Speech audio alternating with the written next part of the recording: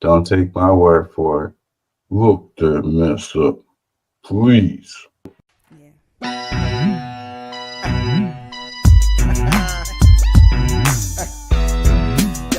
Yeah, you know what I'm saying? KCE, King Chaka. An educated and united public cannot be controlled. Get organized. Learn to be active.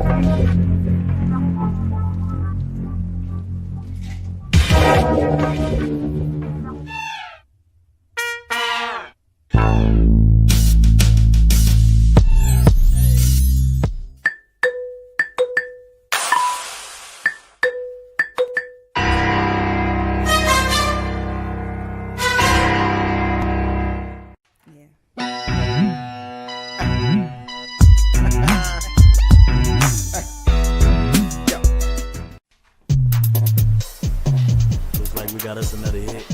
Yep. Hey, how y'all doing out there? How y'all feel? Remember, an educated public cannot be controlled. Learn to be active. The views and events expressed here are totally whack and not necessarily the views of anyone. ¿Cómo estás? Bien, bien, bien. ¿Podemos ayudarnos más? Sí se puede.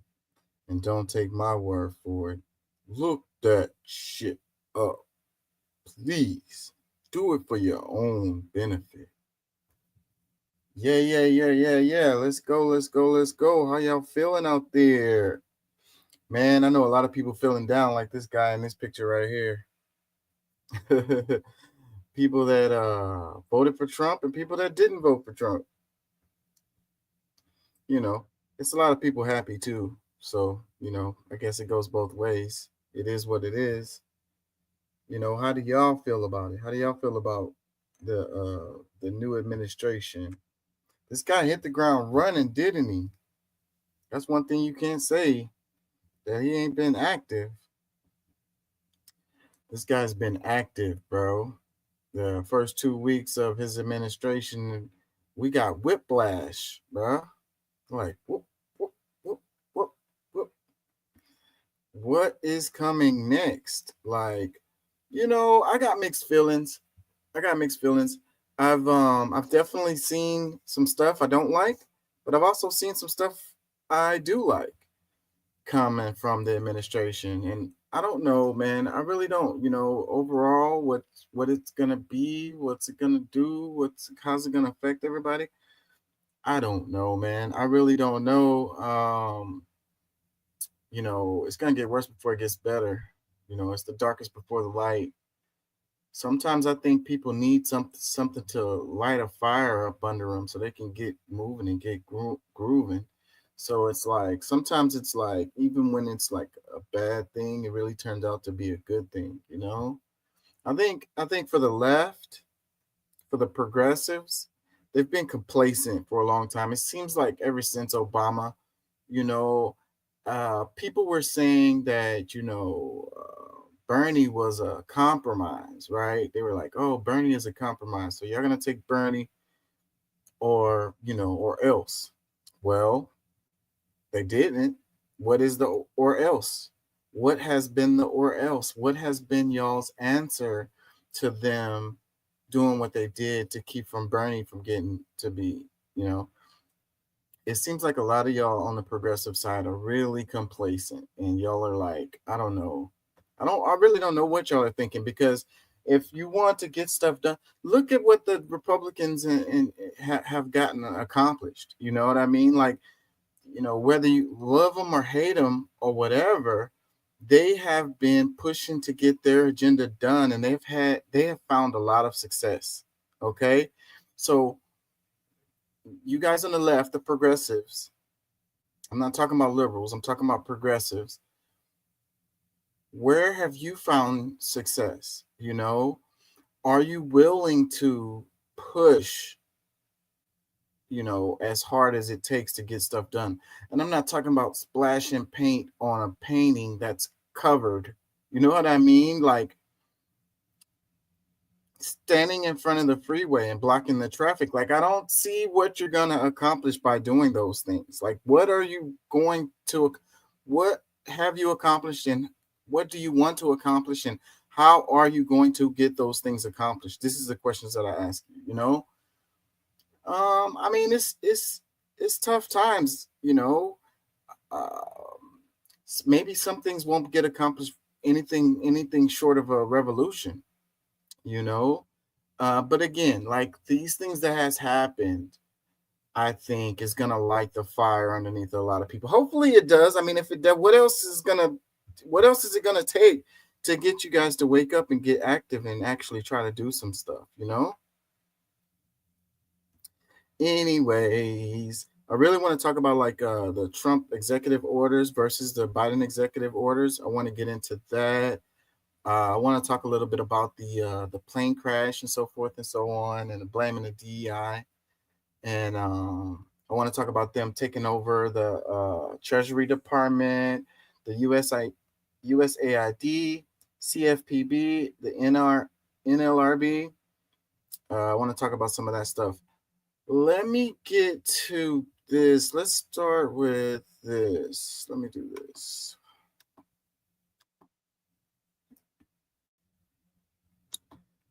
Let's start with, we're going to slowly dig into this. It looks like Zelensky just accidentally or purposely exposed Joe Biden's money laundering scheme in Ukraine after saying that he can't account for at least $100 billion. Now, for those of you who don't know, Trump came out the other day and was actually criticizing the fact that the United States looked crazy giving more than $200 billion to Ukraine, while saying the EU hasn't given their fair share to match those funds. But Zelensky comes out in the middle of an interview and says, I don't know where Trump is getting that figure from. I know that Biden said that they were going to send roughly $200 billion, but we ain't seen it. Now, Zelensky is claiming that they mostly didn't even see that money in cash.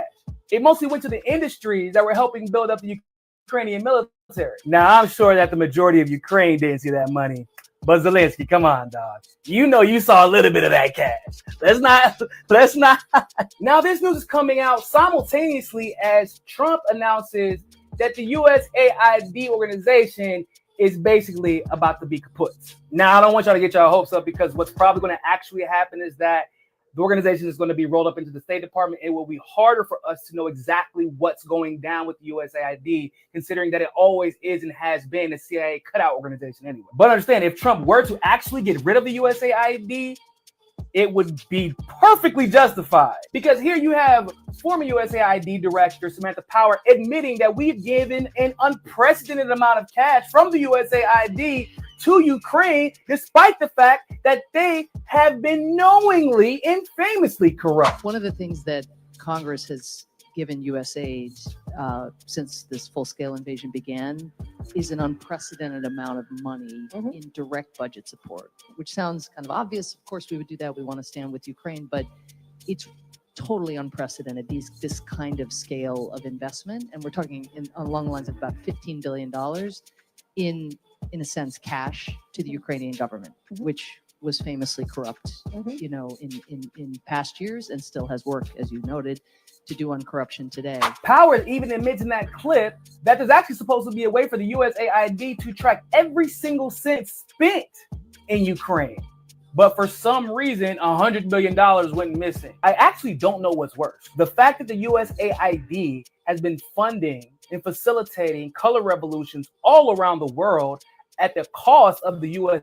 taxpayer, or the fact that they're taking our money, sending it out the country, and they don't even know where it's going. But like I said, whether it's accidentally or on purpose, Zelensky just exposed the fact that the Biden administration has been sending billions of dollars to Ukraine, and it's just disappearing. So do y'all really think this war was about some existential threat being posed by Russia, or was it just another money laundering scheme like what we saw in Afghanistan? Except in Afghanistan, we were funding terrorists. In Ukraine, funding neo-Nazis. God bless America.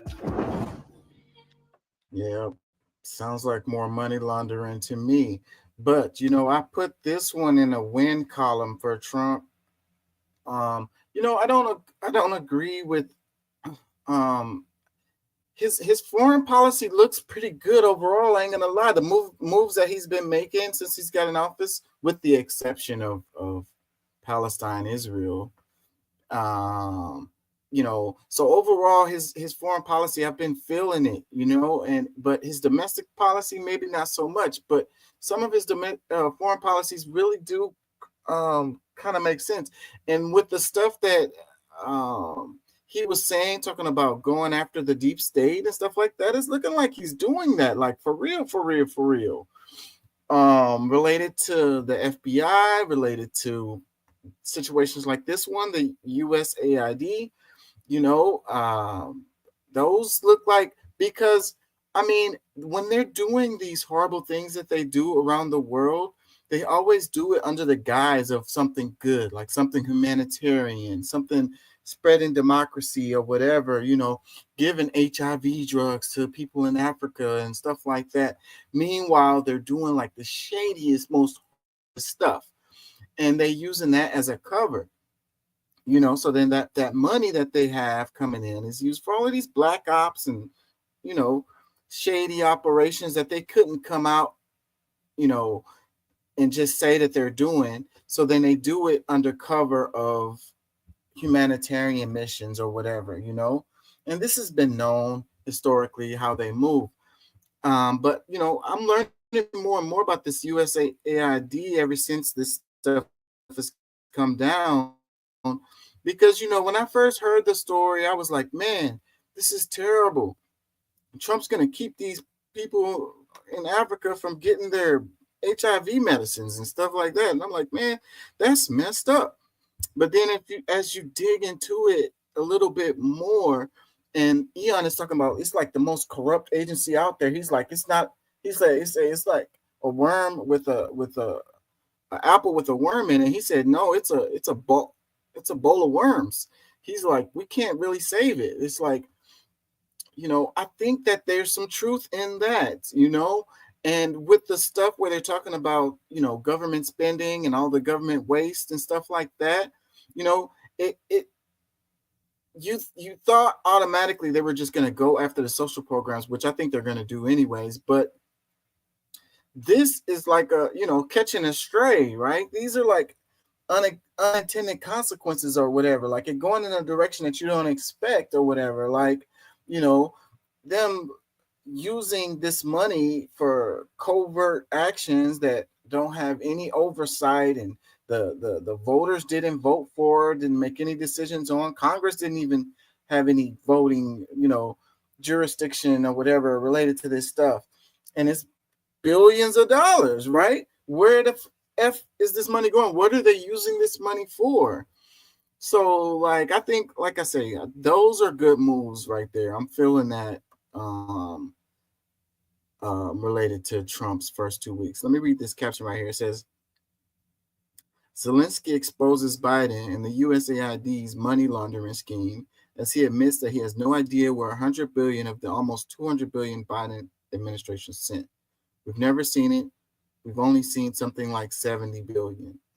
So, and we already knew that a lot of the money was just going to go to like independent contractors, and a lot of these contractors are American companies or whatever. Whenever they do this kind of stuff, it's always like that. Like, it's the money coming out of basically the tax dollars going to private contractors. So it's like a subsidy. What's a good word for it? I can't really explain it. It's like moving the money from the government into private hands, basically, which are a lot of times these are American companies, but still it's like, it's shady in that way, given that they're saying that they're giving this money to Ukraine, when in a lot of cases it's going to these independent contractors. Now, we know this or whatever, like that's not really surprising. But then when you talk about like Zelensky is like, I don't know where any of the money's going. Like, they said they were going to give me some cash, but I haven't seen any cash. And then the lady in the interview was saying, $15 billion of cash money being given to these people, or, going in that direction for the Ukrainian government, cash money. That's a whole nother story, How are you going to track cash money anyways, what they spent it on, how they used it or whatever, where did it end up? Let me read a couple comments. It says, I cannot believe that people are surprised. Another one, why would anyone with a functioning brain be surprised by this? Another one, this is mind boggling. What the F? Let's see. A couple more. You should be ashamed of you misleading false information. Shame on you. Another one. Whatever Zelensky is a crook and a shyster, Zio always has been. Another one. I actually know someone who painted a mural in praise of the Zionist Nazi. Another one. What the F? Anyway, so it's like the Trump's foreign policy. The crying about the tariffs, like, and I get it. I sympathize because but we put ourselves in this position as far as not being to produce anything, not manufacturing anything or whatever. Maybe this kind of pressure will actually put pressure on companies to manufacture stuff in within the country. So that's another thing that I can say that, I mean, it appears to be painful and ugly and hurtful up front, but it may actually be a good move because you look back at the NAFTA, what was the other one called? I can't think of the other one. The Bill Clinton did the North American Free Trade Agreement, but then it was another one that came later that expanded upon that, and it was pretty much the same thing. But the result ended up being that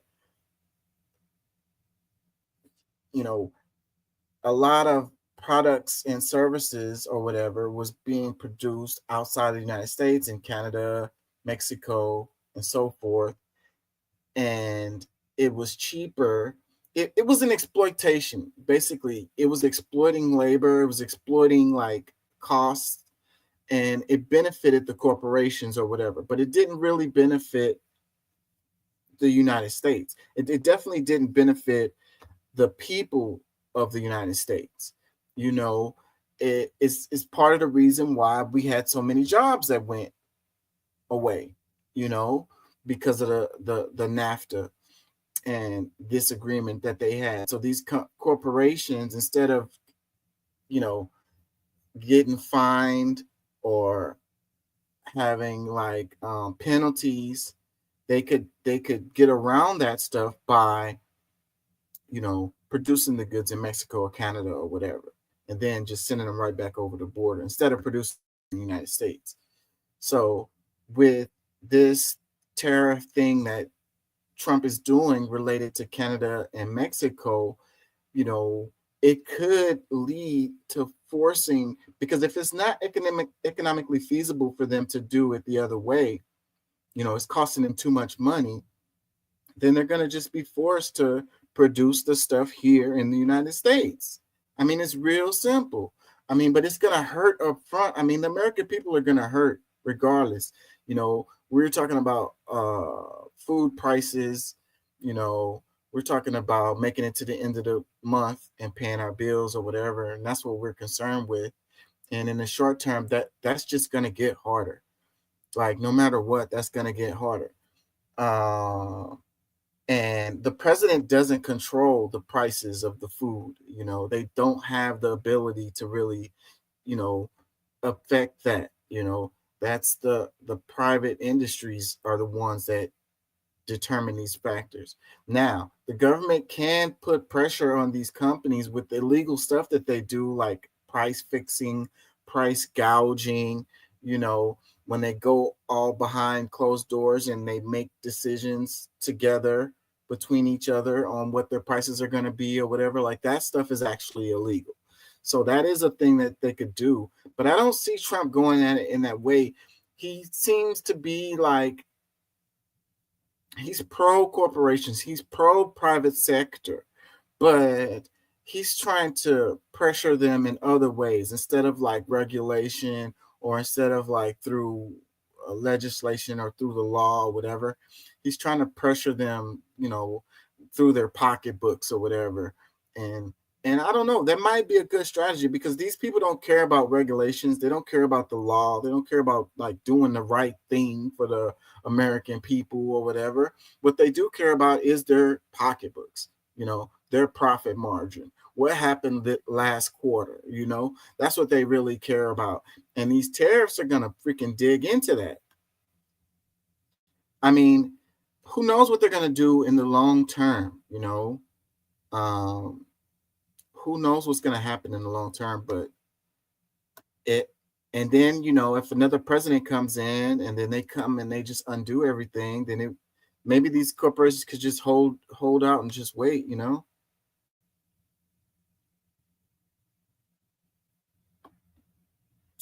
Before I get into the executive orders and dig through that, let's just go through some of these ones here. It's really I should have done like 2 or 3 shows. Like I was prepared for like 2 or 3 shows, so I'm gonna have to try to figure out how to condense it all into this one, or figure out what I'm going to cover and what I'm not going to cover.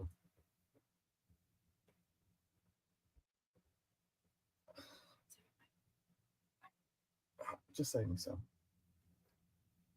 Here, let me play this. Venezuelan Americans denounce the Trump administration and South Florida Republicans. More than betrayed, beyond betrayed.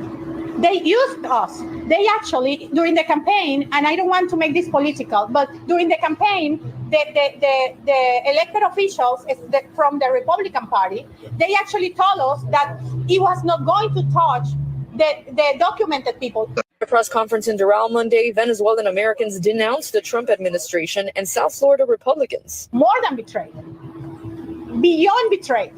They used us. They actually, during the campaign, and I don't want to make this political, but during the campaign, the elected officials from the Republican Party, they actually told us that it was not going to touch the documented people. At a press conference. So, yeah, this is kind of shady. I ain't going to lie. So it says Venezuelan Americans in South Florida react to Trump rescinding TPS for 350,000 Venezuelans. So these people have temporary protections and they have like work visas, that they can legally work in the United States. It has to do with, Venezuela having it's like political asylum or whatever. Like, they're not safe in their country or they're something like that. And so they get to come to the United States and they get to work and they get to be, legal for a temporary amount of time. And they're going to let this stuff lapse. I want to say it's in the summer. By the summer, like September, by the end of the summer, a lot of those temporary visas are going to be no longer valid. And these people, if they stay, they'll be breaking the law and it'll be illegal and they will be able to be deported. And, so you had Trump talking about we're going to go after the criminals and, the worst of the worst, and we're going to get them out of there. And, that's one of the things. That's the reason why I don't support the death penalty, is because I can never trust law enforcement to get that right all the time. So even if there's an actual true intention, which I don't really believe, that they're just going to go after these criminal element of illegal immigrants, you know that there's going to be people that aren't criminals that's going to be swept up in this. I saw stories of people that were like Native Americans, Aboriginal Americans, who were getting swept up in these ICE raids. It's not going to be, they're not going to get it right all the time, and it's going to be a lot of people caught up in it. Like people get caught up in the system all the time who are innocent. So, it's going to be people who aren't illegal and they're going to get caught up in it. They may be a situation where they don't have their papers or whatever. They can't prove it or whatever. Before you know it, they're going to be outside of the country. Probably in a country that they're not from. Let me read this. It says, President Donald Trump, Joanne Reed posted this, by the way. President Donald Trump administration is ending protections that shielded roughly 350,000 Venezuelans from deportation, leaving them with 2 months before they lose their right to work in the U.S. Homeland Secretary Security Secretary Kristi Noem order affects 348,202 Venezuelans living in the U.S. with temporary protected status slated to expire in April. That's about half of the approximately 600,000 who have the protection. The remaining protections are set to expire at the end of September. The termination notice will be published Wednesday and go into effect 60 days later. It's among the latest Trump administration actions targeting the immigration system as officials work to make good on promises of cracking down on people illegally living in the country and to carry out the largest mass deportation effort in U.S. history. News of the decision threw Venezuelans living and working in the U.S. into turmoil. More than betrayed, beyond betrayed, they said. They used us, Adelis Farrell, Venezuelan American Caucus, said during a news conference in South Florida. They actually, during the campaign, and I don't want to make this political, during the campaign, the elected officials from the Republican Party, they told us that it was not going to touch the documented people. Florida Representative Carlos Gimenez said he wrote a letter to Noem saying that he doesn't believe in broad approach and that this should be handled on a case-by-case basis. I didn't think suspension of TPS was warranted at this time, he said. Venezuela certainly is not a safe place today than it was when TPS was issued, so I'm not in favor of everything the Trump administration has done. And, so shouts out to all the Latinos and Latinas, our Hispanic brothers and sisters who supported this idea of, mass deportation, thinking that they wasn't going to get caught up in this. So, bruh, hey, this is what you asked for, bro. You didn't think that there was any chance that you was going to get caught up in this mess. I hope you got your paperwork in the utmost position. Let me read on. It says, Jimenez plans to continue to work with fellow members of Congress to sway the administration to change their strategy and focus on eliminating Nicolas Maduro's regime. I feel like I'm in limbo. I will be undocumented beginning in April, said Henry Carmona, a 48-year-old Venezuelan who described leaving his country after receiving threats on his life. I cannot go back to Venezuela. I can go to jail. I fear for my life.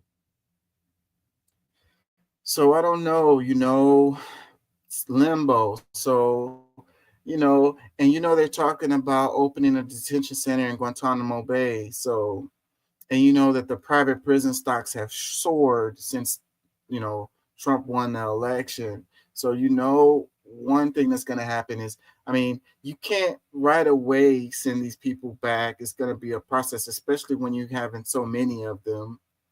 So detention centers, right? Freaking private prisons, the Guantanamo Bay getting filled up. So people like this, these are the people that they're going to feel. Trump said it's going to be the worst of the worst, the most violent ones, we can't do anything with.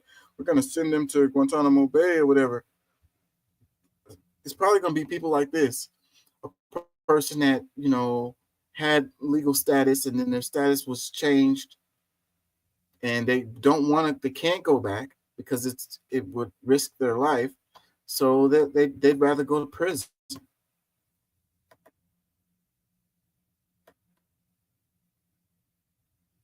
This is where we are. How did I end up on that?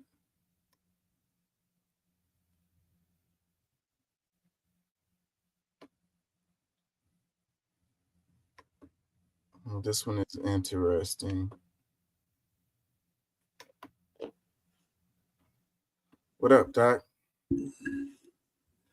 Mic check. Can you hear me? Yeah, man. How does my mic sound? Can you hear me? Yeah, I can hear you. Oh, wow. I can hear you. Oh, you sound good, but I've got about I got about a 4-second delay. Yeah, I don't know what that is. Yeah, I don't know. 6-second delay. It might be a connection. It might be, I don't know what the hell that is.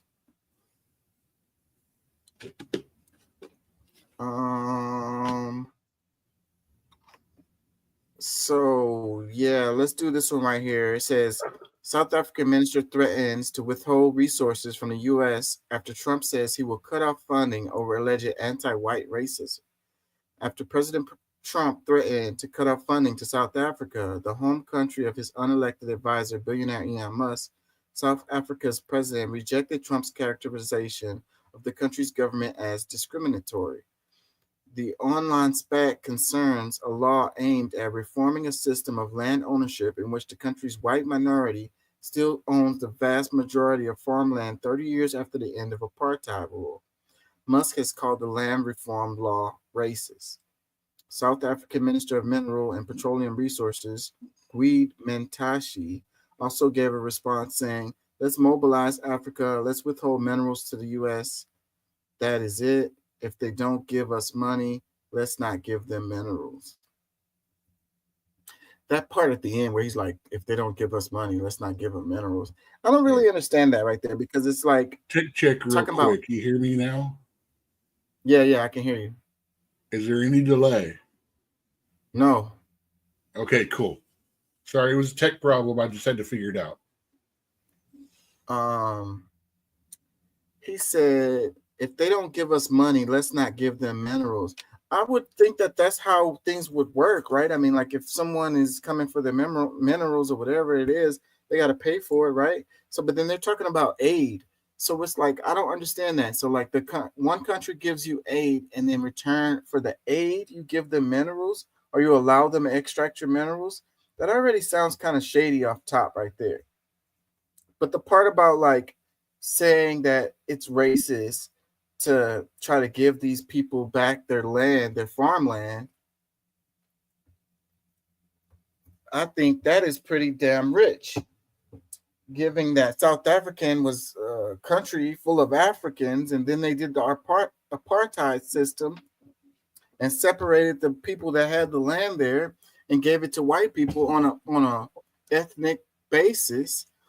And then them trying to fix it on an ethnic basis and then calling that racist is rich.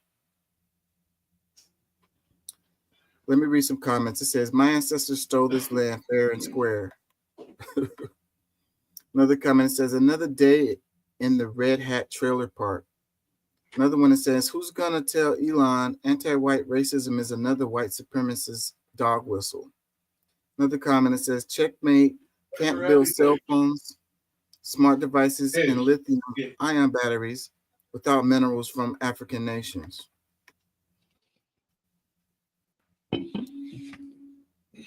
Yeah. That is rich for Elon. Of course, he would look out for his home country. I think one of the things we have to understand about a lot of these people, these oligarchs, these major corporations or whatever, a lot of them, they don't care about like countries. Like they don't look at it like that. They look at it like markets. They sell nationalism to us, and we're the ones that gets caught up in this nationalism or nationalist ideas or whatever.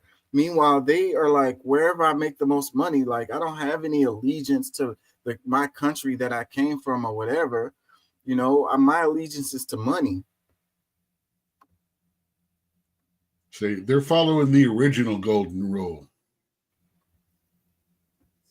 The one that came before the Bibles and all that. He who has the gold makes the rules. Yeah. Let me play this. I watched some people get fired, and I thought it was just them, and it turned out it was 60 senior people for USAID, and like I watched it happen, and that was just absolutely heartbreaking.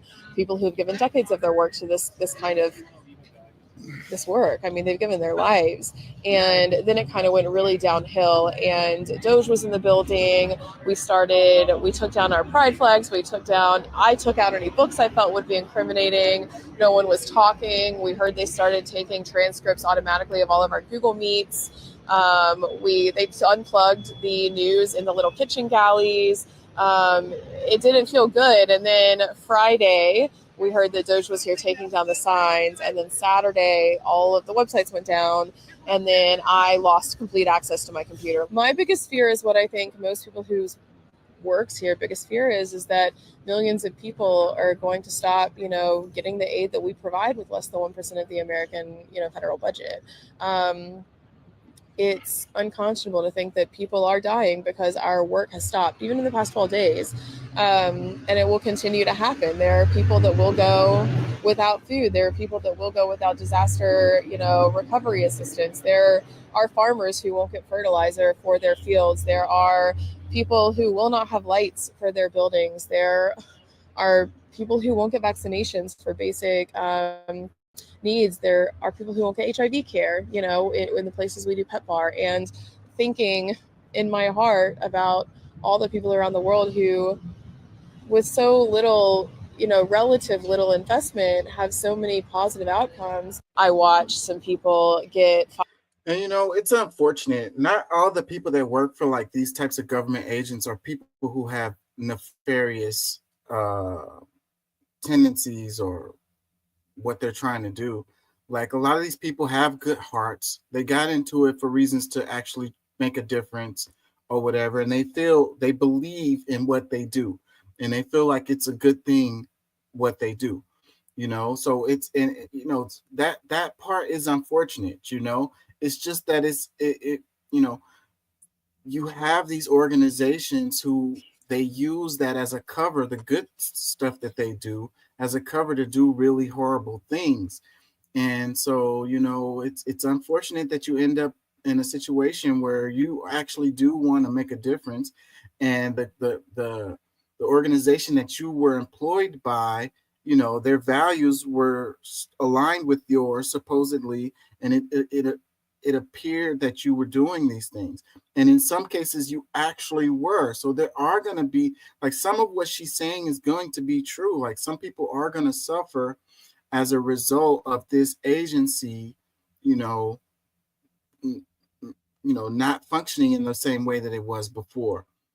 But you gotta, on the other side, it's going to be damage that this corporation, this organization is doing. They're not going to be able to do either. So hopefully those things cancel each other out. This is one of the organizations that got kicked out of Africa and all of that, and is part of the reasons why we're losing ground to Russia and China and places in like you said earlier, in these markets, is because this is one of the ones that, now remember, DEI is not the same definition as a lawyer would say. And it also includes the transgender, all that fun stuff. And this organization was funding things like $1.5 million in Serbia to advance DEI, $2 million for gender affirming care in Guatemala. They backed a LGBTQ plus comic book in Peru, gave them $32,000 to help develop that. I mean, I think the stuff they do is even way more nefarious than that. You got situations where, like, you're doing but again, I'm using specific examples of why people are wanting this kind of shutdown, because we could give more help to countries if we didn't push this kind of ideology on them.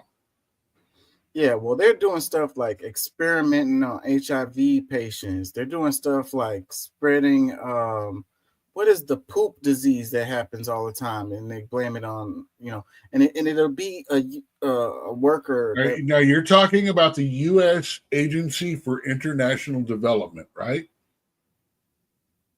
Yes, USAID.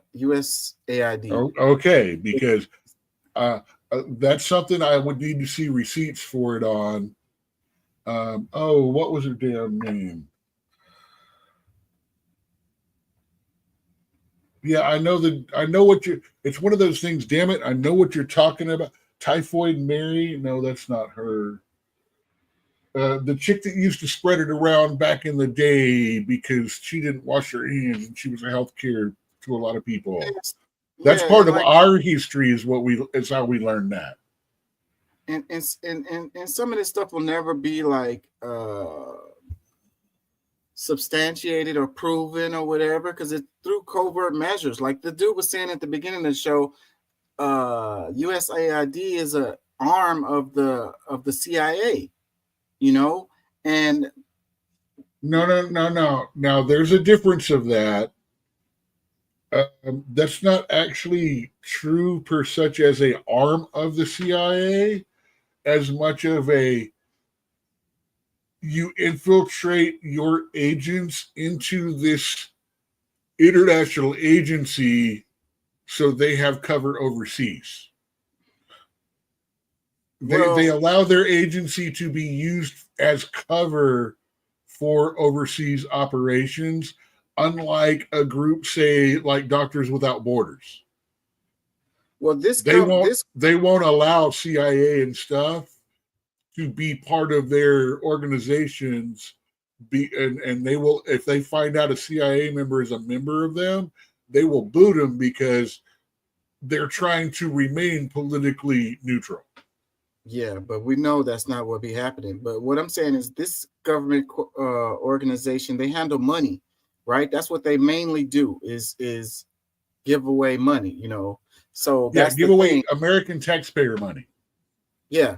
So that's the thing. So whenever you are doing some covert activities, you need funding for those activities. You know what I'm saying? But you can't just go and be like, hey, I need a check so I can do this black op operation over here in Africa. You know what I'm saying? We need $150,000 to find out why the gays are why the bees are turning gay. You know, so they do it under the cover of an organization like this one, and they'll say it's for HIV relief or whatever, you know. But that's not, maybe a portion of the money will go towards that, and then like a big chunk of it goes towards some other operation that they have going on in the same location. Let me read a couple comments. It says, fascism is here and it drives a Tesla while wearing a MAGA hat. This is under CBS News. Hey, I put the direct link to the StreamYard. StreamYard. She's so brave to speak out. You can tell she cares about her work and our country. A true patriot. Say, I put the direct link into the StreamYard so that if anybody out there is listening to us that has me as a friend on Facebook or anything like that, they can jump straight in and be part of the whole thing. Because, man, we need a lot of, come on, man. We want people to talk too. We talk too much shit. Man, anybody's invited, y'all. Go ahead and jump in. I will talk shit to anyone about anything at any time. You know, and I reserve the right to be wrong about everything I say. Absolutely. If you bring some good advice or information, please, we want to learn. We want to know more. That's the idea. We're talking about things, not just that you know of, but we want to bring insights that you don't. And maybe you can bring some. So maybe we can figure some of this crazy ass shit going on, or at least all have a good laugh about it. You know, let me read this. It says, we read the reports and your department will be consolidated. The list of waste is unconscionable. Look it up, people. The grift is over. Another one, boo-hoo. Why did they have a pride flags up? Nah, the grift isn't over. It's just changed bankers.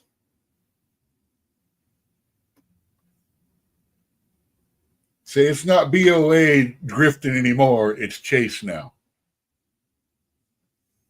As a metaphor.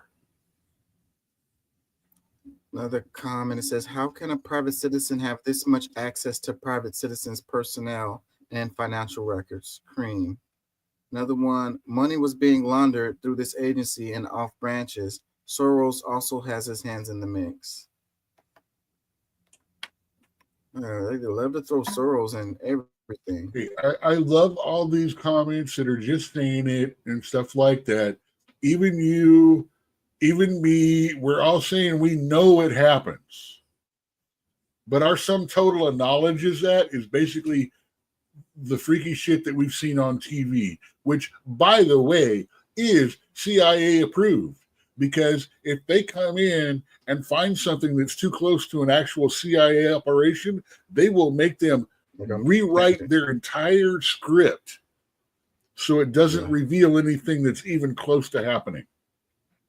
Yeah. Enough to make you go, yeah, enough to make doubt in your government, enough to make you question, but not enough to make you actually know anything.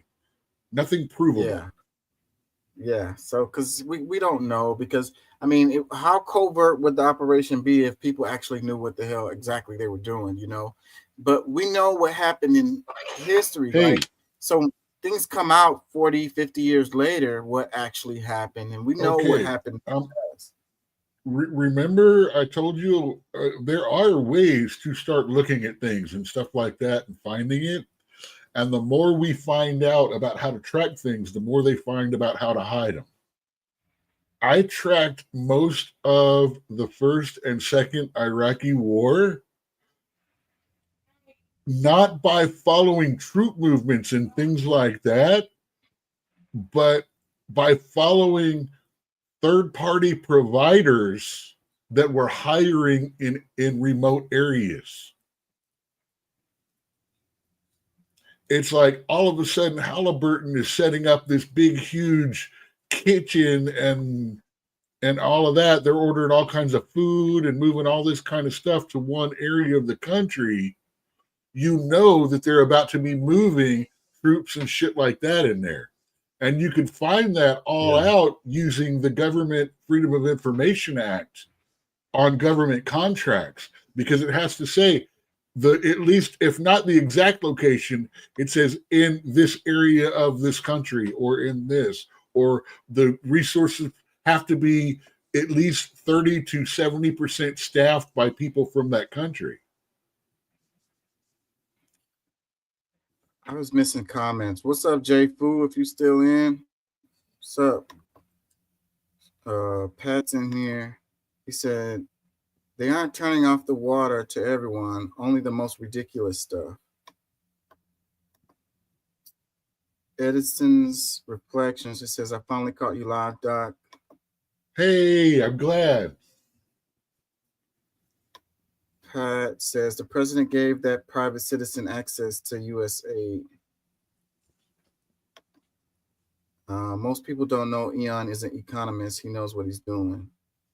Yeah, well, I don't know if Eon is looking out for the American people's interests or he's looking out for his own interests. So there's that. Oh, his own, definitely his own. But if our interests align with his financial, he's going to be on our side. Right now, he's going to make a whole lot of money seeing the intricate ways the government is all one together. And I guarantee you, he's going to be one of the major winners of government contracts for the next 20 years. Specific ones, not like general ones, but specific, like, oh, this particular project which pays more than others. Without a doubt. I saw a story talking about how Tesla's stocks like doubled or whatever whenever Trump won and Elon was named that he was going to be a part of Dodge and all of that. And it's like they were talking about how like Tesla, they don't know why it's valued as high as it is. It shouldn't be valued as high as it is. There's nothing real underneath it for it to have that value. That's not true though. Because it's part of the integrated companies that are Elon Musk. And the integrated companies that are Elon Musk have bought out most of, like, if you look at how SpaceX did in Texas, they didn't just build a facility. They bought the land. They bought the land around it. They have more than just the buildings, the facility, and the company to work with. But SpaceX is not Tesla. You know what I mean? But they are. They're still all integrated. I mean, Any company owned by someone like that, Elon owns these companies. They all rise and fall if you look at it based on his actions and the things he's going to do. All of his companies, he buys the property that the buildings are on because that's one of the best assets of the whole situation. Even if everything goes to crap for him, the property values alone keep him from ever becoming less than ignorantly rich. I think that it's a lot of it is a bubble, and I think that's his motivation for getting involved in this government stuff, is to kind of shore up, his investments. He wants the Mars contract. That's what he wants. He said it. He said it very clearly. I want to go to Mars. Trump is saying, we want to be the first one on Mars. We know where that contract's going. Let me play this. To be clear, in shutting down, which we're in the process of doing, shutting down USAID, the reason for that, as opposed to simply, trying to do some minor house cleaning, is that as we dug into USAID, it became apparent that what we have here is not an apple with a worm in it, but we have actually just a bowl of worms. And so at the point at which you don't merely, like, if you've got an apple and it's got a worm in it, maybe you can take the worm out. But if you've got actually just a bowl of worms, it's hopeless. And USAID is a bowl of worms. Mm-hmm. There is no apple. And when there is no apple, you've just got to basically get rid of the whole thing. That is why it's got to go. It's beyond repair. Really, none of this could be done without the full support of the president. With regard to the USAID stuff, I went over it with him, in detail, and he agreed with that we should shut it down. I mean, that's I want to be clear. That's I actually checked with him a few times. Said, "Are you sure?" I'm like, "Yes." And so we're shutting it down. This is simply common sense, and being responsive to the electorate. That's you just can't have these sort of institutions which are taking lots of taxpayer money, but then are not answerable to elected representatives of the public. Then they're totally disconnected. To be clear, in shutting down, which we're in the process of doing, shutting down US. I think he has a point there. I want to go to real quick with Edenstone. Yeah, Elon was pretty much Trump's Taylor Swift, except he actually worked to get people to vote for him.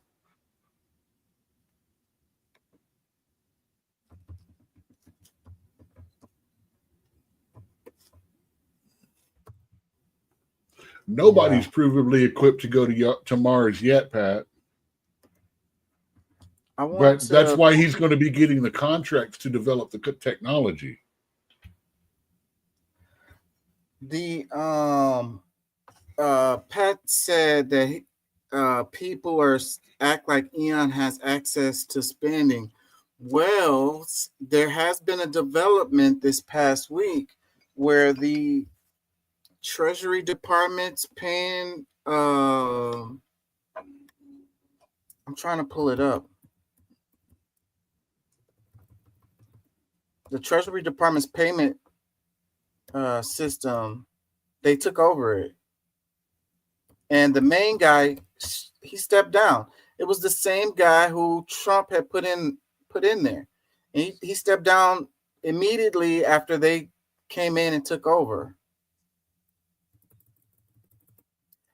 And they do the Social Security payments. They do your taxes, like your tax refunds. I'm trying to pull it up while I'm talking. Yeah, I know Domino. I just was going with the profile you were using. I didn't know if you wanted me to address you directly like that. Plus, they don't know you guys.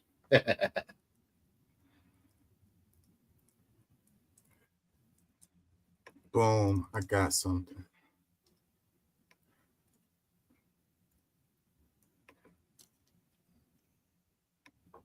One second, y'all. It says loading. The hell is taking so long? Hold on. I hit a blank space.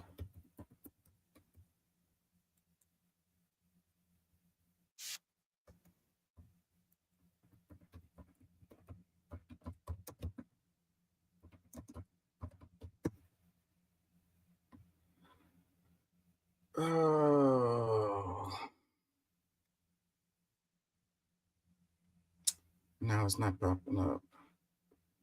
USA Today, Dems push back on Elon Musk for Dodge takeover at Treasury. I really kind of want a video.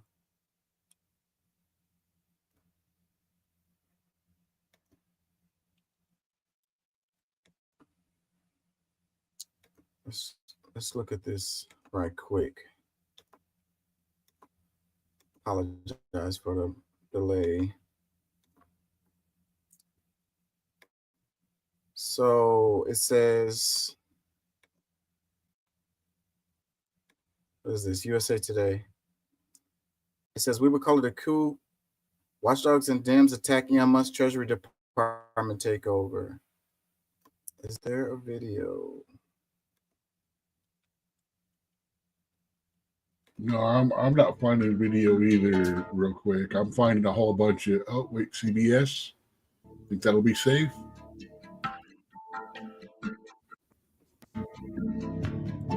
Yeah, CBS is fine. Senate. It says federal workers union sue over Dodge access to Treasury database.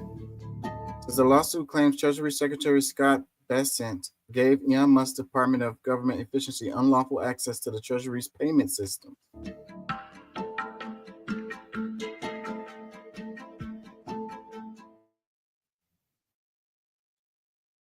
I'm sending it to your Facebook.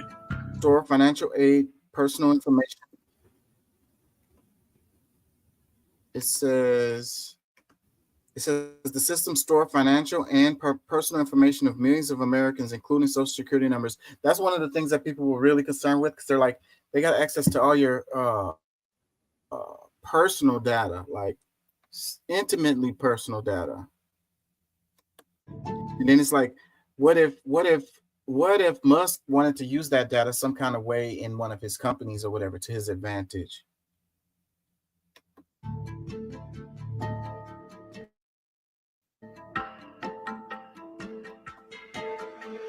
Says Secretary Bessent's action granting Dodge affiliate individuals full, continuous, and ongoing access to that information means that retirees, taxpayers, federal employees, companies, and other individuals from all walks of life have no assurance that their information will receive the protection that federal law affords.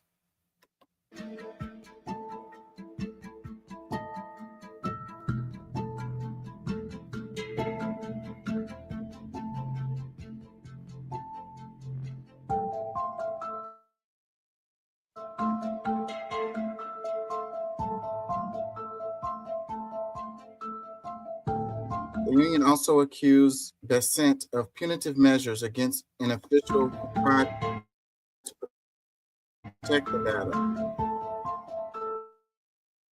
I think that's the guy who quit.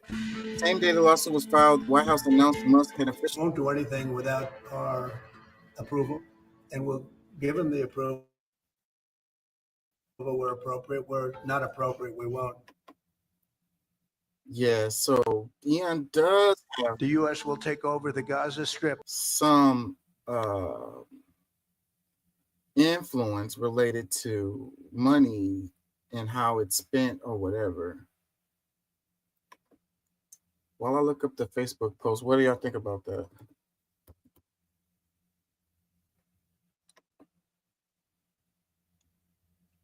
Cool. Here's a good one. Here's a good one from Facebook that's an off channel.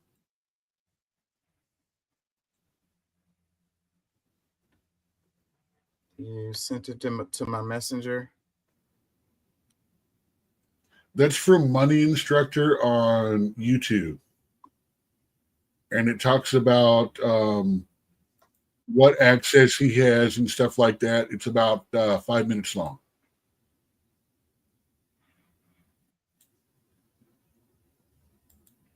This one right here, Elon Musk on Social Security. Does he have access? Can he control payments? That's what you're talking about. Let's share it right quick.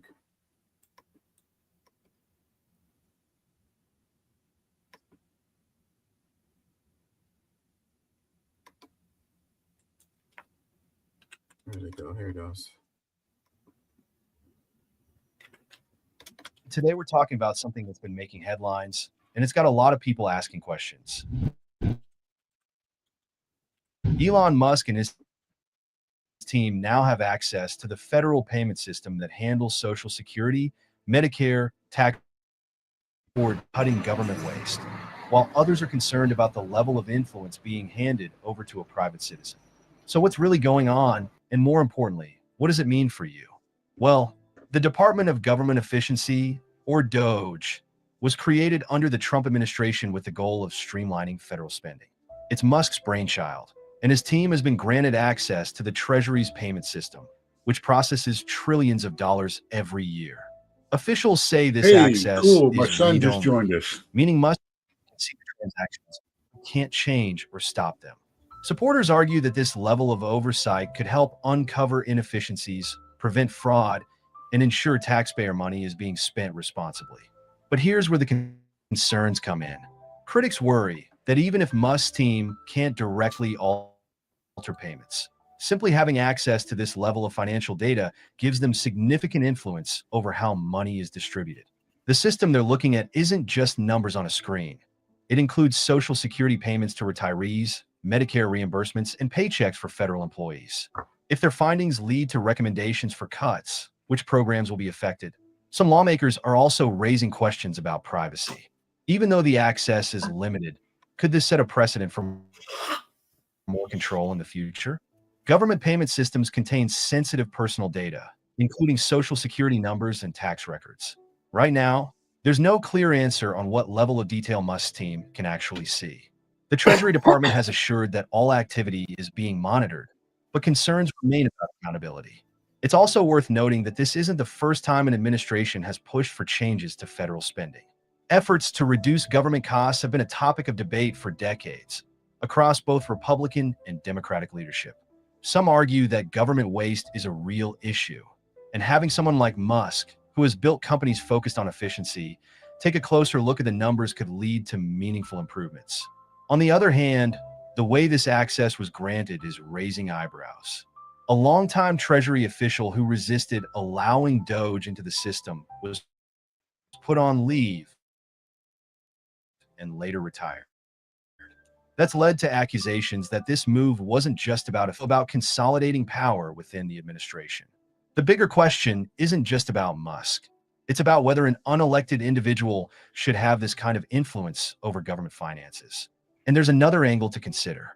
Musk's companies, including Tesla and SpaceX, have received billions in government contracts.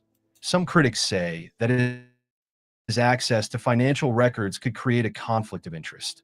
Could this data be used to benefit his own businesses or disadvantage competitors? There's no evidence of that happening, but it's a concern that's been raised by watchdog groups. At the same time, Musk's defenders argue that his team is uncovering real problems.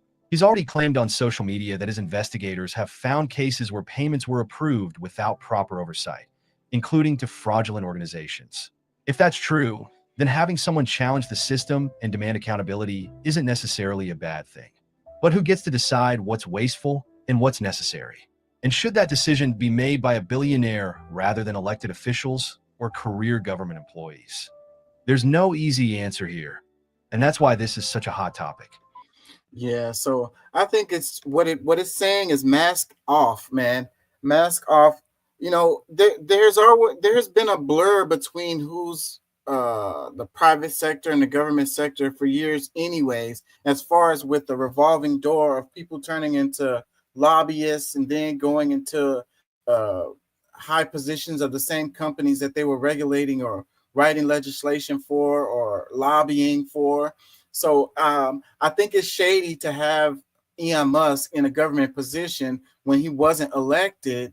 But at the same time, this kind of thing it just hasn't been in your face as it is now. Like I say, mask off.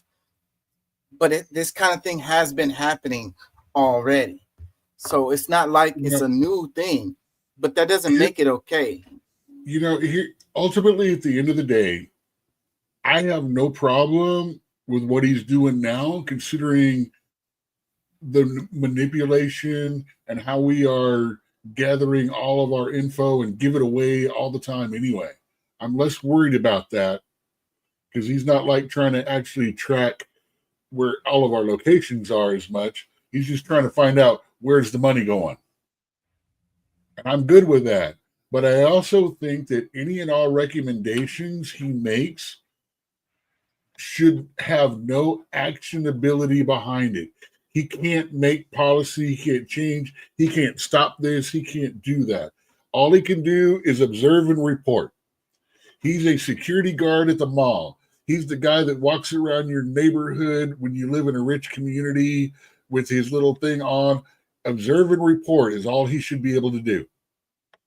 He should report it to Congress, and he should turn around and they should turn around and go. And it should all be transparent too. He should be able to say, I have found all of this. The public, this is what I have found. I am now turning this over to Congress. Get them. Yeah, well, how much faith do you have in that? You know, I don't You have much. You don't, because you literally think the worst about every person on the right. You really do. And you automatically think that every human being is going to do that, yet you promote a world of socialism, which completely fucking baffles me, because the two thoughts are actually completely contradictory. Or you're saying you want a world of socialism, yet you know everyone's going to be going out for them friggin' selves, so how is it ever going to work? You know, so yeah. Pat's comment, he says, someone has had the access, but now the richest man on earth will be the one to misuse our personal information, please. Well, who's to say he's not going to use it to his own personal, benefit? He got all that when he got all that when he bought Twitter anyway. He got more access to us than the government ever had by getting hold of Twitter. I think you might be right on that one. I ain't gonna even argue with that point. Bob says, show legitimately what would Elon Musk gain by misusing our information. He could use it for his private corporations. You know what I mean? The new oil is like data. Microsoft Office 365, which is now a subscription, which allows them to look at all of your information in your computer, like Facebook. They're Apple. They're all mining our data. But see, what people don't understand is how it's being used. It's used by, they know your buying habits. They know your internet habits and stuff like that. It makes it easier for them to sell product to you, because the ad pops up perfectly the moment that you're vulnerable to freaking be susceptible to their pressures. That's how it works. That's how it benefits them. And you know that everything that people have filled out, as far as like, I filled out for a credit card, I did that, all of that stuff is part of that same information, which really, other than actual social security numbers, isn't that much different. Now, see, you were sitting there defending TikTok not too long ago about, well, what does it matter what kind of information they got? And now here you are. Oh, wait, it's the right now trying to get the information, so it's got to be bad for the world. The Terminators are coming. Skynet is real. I don't know. That's what. Oh, wait, that's an AI conversation. We'll get to that later. Yeah, because that kind of jumps the gun a little bit, but I was trying to go in that direction because y'all heard about. How did I see that coming? Y'all heard about the AI that China came out with and used open source and made it free, and it's cheaper and better than Chat GPT, Hey. and it caused the tech. All that means is Terminator was wrong. It didn't start in America in Silicon Valley. It starts in Beijing Valley. Well, the tech and probably them taking over our automated system, since 40% of the chips and everything that are in our systems are actually made in China anyway. The tech stocks dropped dramatically as a result of them releasing it. So see, that's what's really happening when people be talking about China. China, Mussolini was he was a nasty guy. And they're talking about the war with China, but it's really an economic competition that's going on. And China is winning, bro. Like, they're clearly winning. Hi, Hellcat. And same thing with the tariffs and all of that. They're like, man, whatever. We can find other markets. Like, we don't necessarily need the United States market for us to be successful selling our products and services.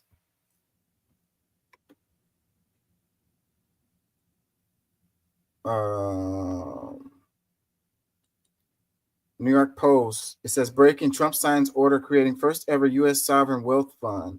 President Trump signs an executive order on Monday creating a sovereign wealth fund, honoring another premise he made in 2024 campaign trail. The Sovereign Wealth Fund, a government-owned and administered investment fund, will be the first ever established in the U.S. This sounds great. Now, this sounds great. Like, and I've said it before on the show. How come, everybody else wants a return on their investment? How come the taxpayers can't get a return on their investment? You know what I mean? Like, it's crazy talk. Like, you're like, oh, that's crazy. Well, theoretically, that's what Social Security is. We give you 6.5%. Our employees give you 6.5%. We trust you to invest that, not take it, not steal it, not fuck us over. And then when we're older, you saved the money that we couldn't because we're poor dumb fuckers that you didn't educate about it in the first place. Yeah, but you're gonna just get back the money that you put into the system. You know what I'm saying? An investment. But if you look at returns versus money put in, with the exclusion of people dying friggin' young and stuff like that, it is about the equivalent of a investment strategy of the same amount. Yeah, but a straight up investment, if you just took like we were paying all these taxes for all this stuff and hardly get anything. It is a straight up investment. We put 6.5 in, government put 6.5 in, and they invested for us. Yeah, well, I think that's what the Social Security General Fund is. It is an investment that is only supposed to be for Social Security, the money we put in, the money to come out of. It's not supposed to be a pool for pet projects and crap like that. And if it hadn't been wrecked the way it has been over the years, and yes, they slow it, pay it back, but they don't pay the interest that would have accrued on it either. And if they had not been messing with it, we would not be at this crisis we were in the Social Security stuff going on right now.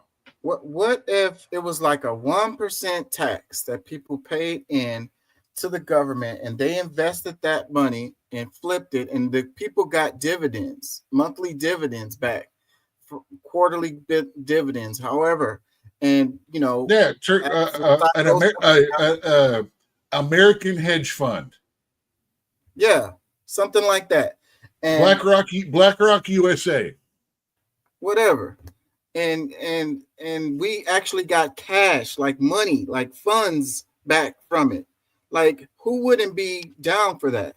Like, Social Security is supposed to be. That's what Social Security is. We put money in, it goes back. We get it as a return on the investments, as if we were to have invested at some time.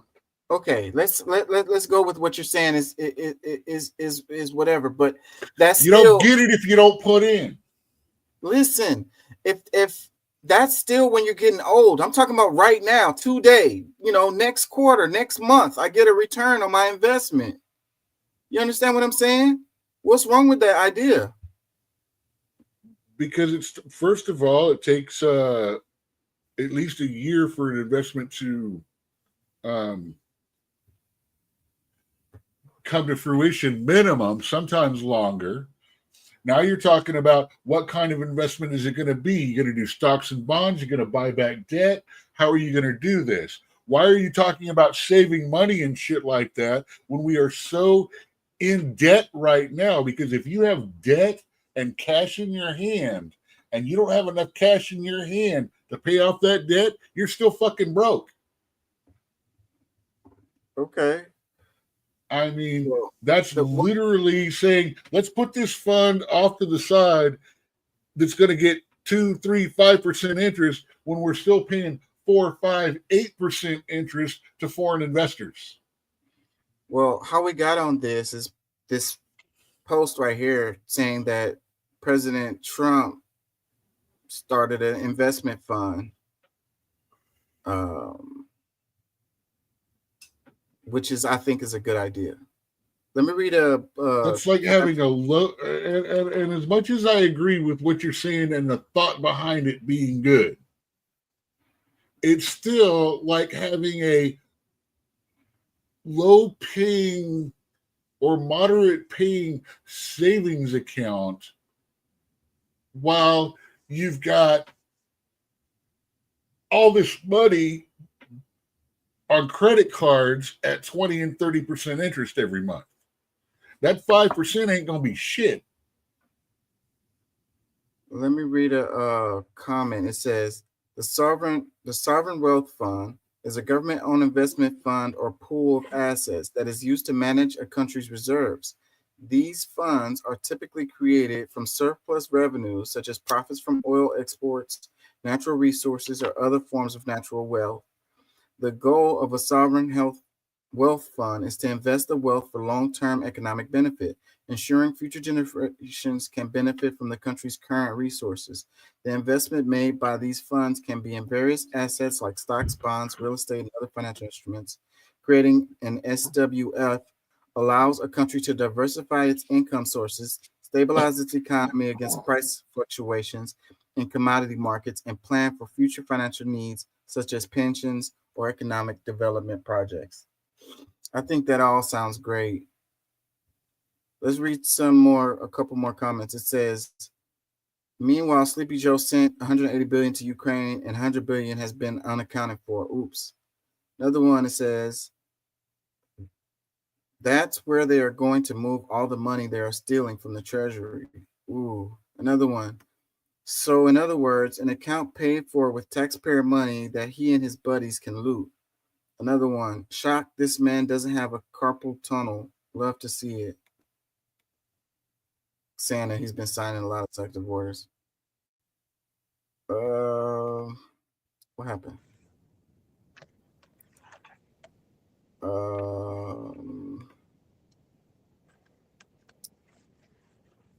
Is this going to say the same thing? Sovereign wealth fund in a state-owned investment fund composed of financial assets such as stocks, bonds, and real estate or other financial instruments. Government established SWP to achieve various economic objectives, including stabilizing the economy, saving for future generations, and funding specific projects. As of February 3rd, 2025, the United States has taken a significant step by establishing its first ever sovereign wealth fund. President Donald Trump signed an executive order directing the Treasury Commission to create this fund within 12 months. The fund aims to monetize U.S. assets. But you notice they haven't been pulling the big one over since I moved it over. Yeah. Hold on, I'm getting that. What's up, family? What's up, man? How you feeling? I'm feeling pretty good, man. I'm losing another day. I'm losing my track. Let's go to this. I want to compare and contrast these. Let's look at the executive orders. Wait, Pat, cool, welcome, hugs, no homo, bro. Good to see you. Good to hear you. I saw a lot of people talking about the executive orders, but I didn't see anybody digging through the weeds in it. So let's go through the weeds in it. Let's do that. Well, look, why before you get started, because I do want to address something that you were just talking about not long ago, and I kind of kicked myself off. But with everybody talking about the private citizen that's running or having access to USAID, like pretty much everybody that's been through there, or majority of people that has been in there, are private citizens. None of them are elected officials, and if they No, were we at wasn't some talking point, about USAID. We was talking about the Treasury. It's the Treasury Department. It's a yes, different. USAID is the spending department of the Treasury. No, the USAID is for foreign stuff overseas, giving money for foreign countries outside of the United States. This other one is for inside the United States. Yes. So there are elected officials, or are they all appointed or hired? No, it is officially the United States Agency for International Development. That is USAID. USAID. Yes, that's what I'm. Yeah. So they're about international and not about anything that happens here. But they're part of the reason we got our butts kicked out of other countries, because they're like trying to force aid. Well, forcing dangling aid over external sexual characteristics are minor things. And some people wonder why people hate America. I would think they would love us. We're fucking hilarious if you put us on a world scale. I mean, we make me laugh all the time. Yeah, well, they definitely use USAID to do shitty stuff, without a doubt. Like, there's no doubt about it. Okay, so because when you're saying that the people was running out, like they quit, like people were quitting so they wouldn't have to answer questions about what was happening there. Like gave up their pension, everything. Like they was giving up their lifelong years, and it's like they said it's been like 22 years since anybody, since they like they denied any payment that was requested by the Senate or by whoever that said, "Oh, send money here," and it's they're rubber stamping. So, there's definitely mishandling of funds in there. So, and another thing I want to add on top of that is that, for decades, for many years, I know I've been hearing people say, we got to do something different with the government. Like we can't keep doing the same thing and expecting different results. And then when we do, people are freaking out that, it's just too much change. Well, some of the stuff he's doing is squeezing folks, like what's happening with the federal employees, like forcing them to resign, making the people come back to work in the office. Yes. The same thing that Joe Biden was trying to do for 2 years is get people to come back to work and work in the office. But he was kind of too soft. Like, look, Trump is like, look, all right, either y'all coming back to work or you don't have a job. Yeah, so but what is the benefit of forcing these people to come back to work? What's the benefit? Because you get more work done in a centralized area. When you have your employees there, y'all can have meetings, y'all can interact, y'all can work together on different things, where there's people that's like kind of lollygagging and doing whatever they want in their fucking pajamas. There's no evidence to support that. Okay, let's go the other way direction. Since you want to talk, there actually is evidence to support that, especially with government contracts. However, let's just ignore that, and I will use the other end of it, the financial end of it. all this property, all these offices that are being rented, all these spaces, the security that still has to be running at full, all the maintenance, all of that still has to be run at full, but only being used at half, 1/3, or less capacity. You either bring the people back in or you scale down the numbers. Now, if you scale down the properties, you have to add in all the expense of moving, relocating, cutting things out, breaking contracts, and all of that. It costs less for them to bring people back in than it costs them to have people out there in this capacity. Well, now I'm gonna skip past a lot of that because I mean the whole thing is to scale down the government. Like we're like trying to bring down the spending for useless. Like there's a lot of people who have useless jobs, like that are there doing a whole lot of nothing. So because of the online thing, there's a lot of extra redundancy. 2 and 3 people double doing a job, checking a job over and over.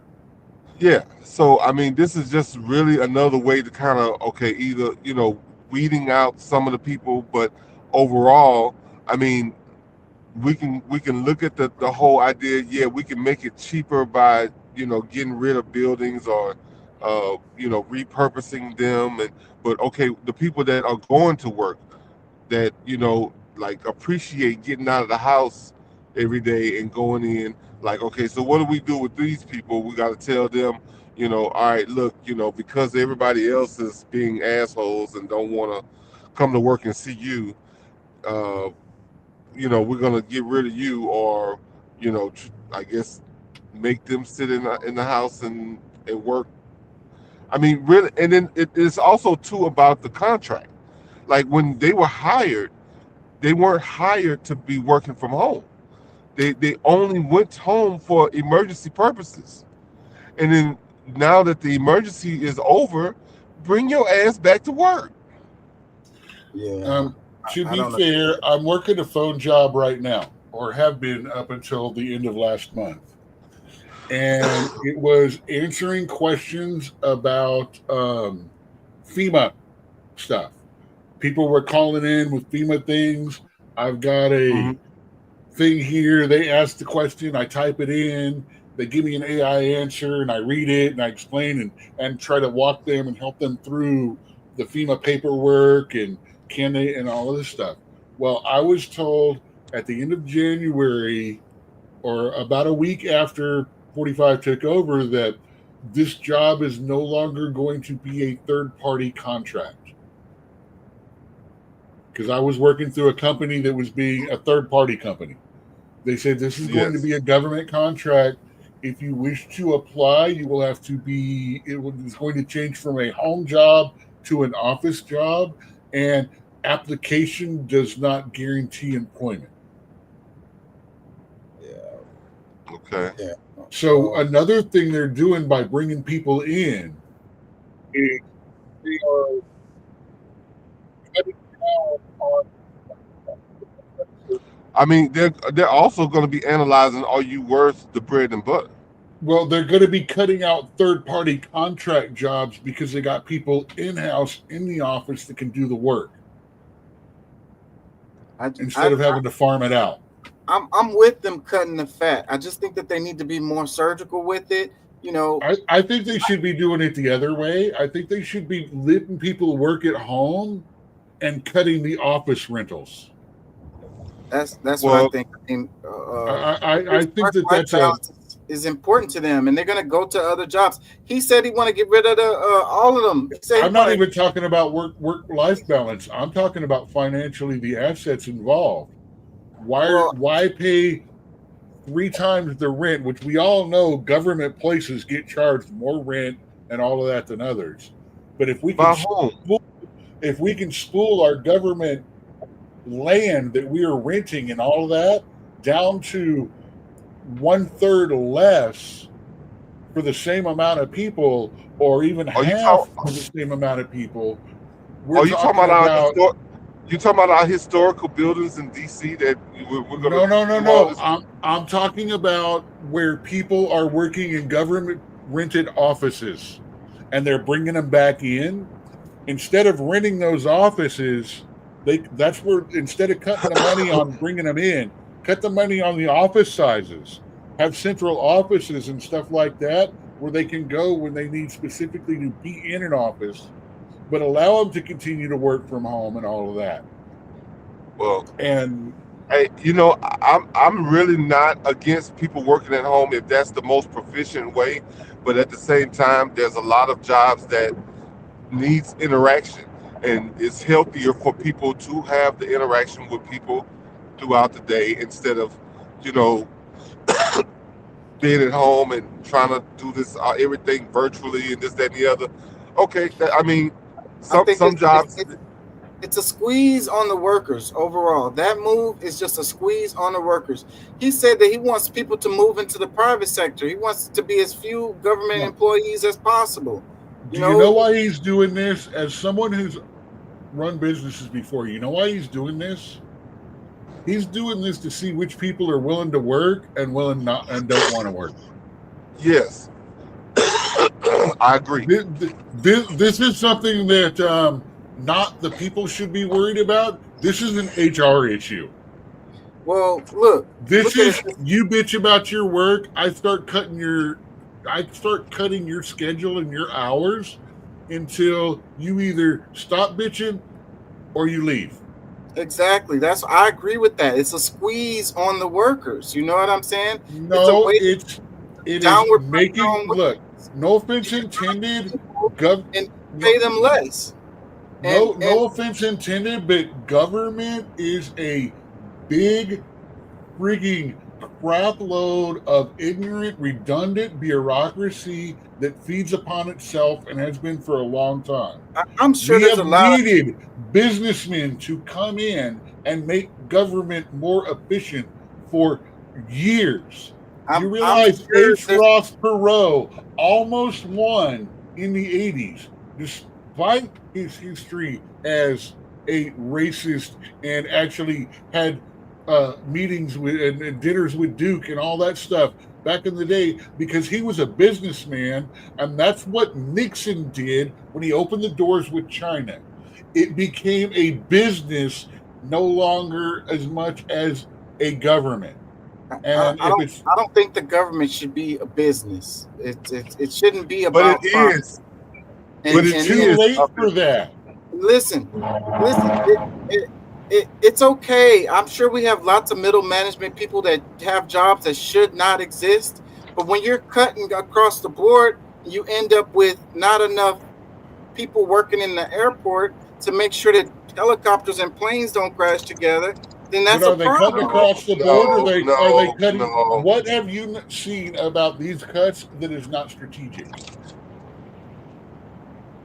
Well, that's what I'm saying. I mean, before even Trump got in office, the problem is related to not regulating these corporations good enough and allowing them free reign to do whatever they want to do. And the FAA is a government institution, not a corporation. I'm sorry. Okay, well, the FAA didn't have enough air traffic controllers working that night, and that's the reason why the damn plane crashed. And there's 1,000 of them they didn't hire for reasons. Well, whatever the reasons were, it wasn't enough people in there. 3,000. So why are they cutting people if they need? Because there's 1,000 people without jobs that are specific. Should I just clear cut and say it? Because of DEI, because of the way that they're taught, they have to hire. They had to overlook people who were actually good at the job and hire people who fit a certain description. That is crazy talk. That is not crazy. Really. No, that is exact talk. That is insane crazy talk, bro. They're not gonna put somebody in that freaking booth that don't know what the hell they're doing. Stop. Okay, let me explain something to you. Let me get this into a bubble for you right now. You got an A, a B, a C, and a D group of students. All of them, by law, are qualified. You hire all of the A students no matter what. You hire all of the B students until you get to a point where you no longer have the highest qualification anymore. You now have something else. So now half of the B students don't qualify because they don't check that box. So they get moved to the side, and now we go to the C students, still qualified, but now they can check that box. Do we have enough? No. Now we go to the D students. We got all the boxes checked? Fine. That is what people are talking about. No one is underqualified. No one is less than qualified. Some people, you got your A students, you got your D students. We don't want a D student in an A student job or a B student job just because he checks other fucking boxes. That's all it is. Let's read. Well, I mean, there's no way to convince Chaka on how that works, because he believes what he believes, and no matter what. But okay, all right. That's so because he has not been affected by it in a negative way. Let me read this comment. It says he's never been affected by it. Period. Actually, he got help. He got help with his classes, I believe. With his what? Let me read this comment. It says, Hellcat, she says, economic blow instead of creating jobs. They're eliminating the jobs that are reasonably necessary, some specialized. Scale down has economic impact, domino effect. So, yes. That's what it is. So another thing they're doing is they're getting out all of the people that are in management positions that are making the highest. They're doing it like they did the military during the 80s when we weren't at war, when everybody actually liked America. We didn't have military spendings and stuff like that, so they fired all of the upper level officers and stuff like that and started a recruiting drive to replace those numbers. So all of the people at the top of the pyramid were no longer had the 50 years, 40, 30 years of experience. They had 20, 30, stuff like that. And then all of the newer people were like, you know, they were looking for daddy and ended up with Big Brother. Let's look at these, the first week of Trump's executive orders and dig through them a bit. So check it out. This first one, it says, it's called Unleashing American Energy. It says, this order encourages energy exploration and production of federal lands and waters, including offshore, promoting critical minerals as well as fossil fuels. It lays out a policy to promote true consumer choice by removing regulations that favor electric vehicles, as well as safeguarding the freedom to choose among household appliances, where President Trump has long criticized efficiency requirements.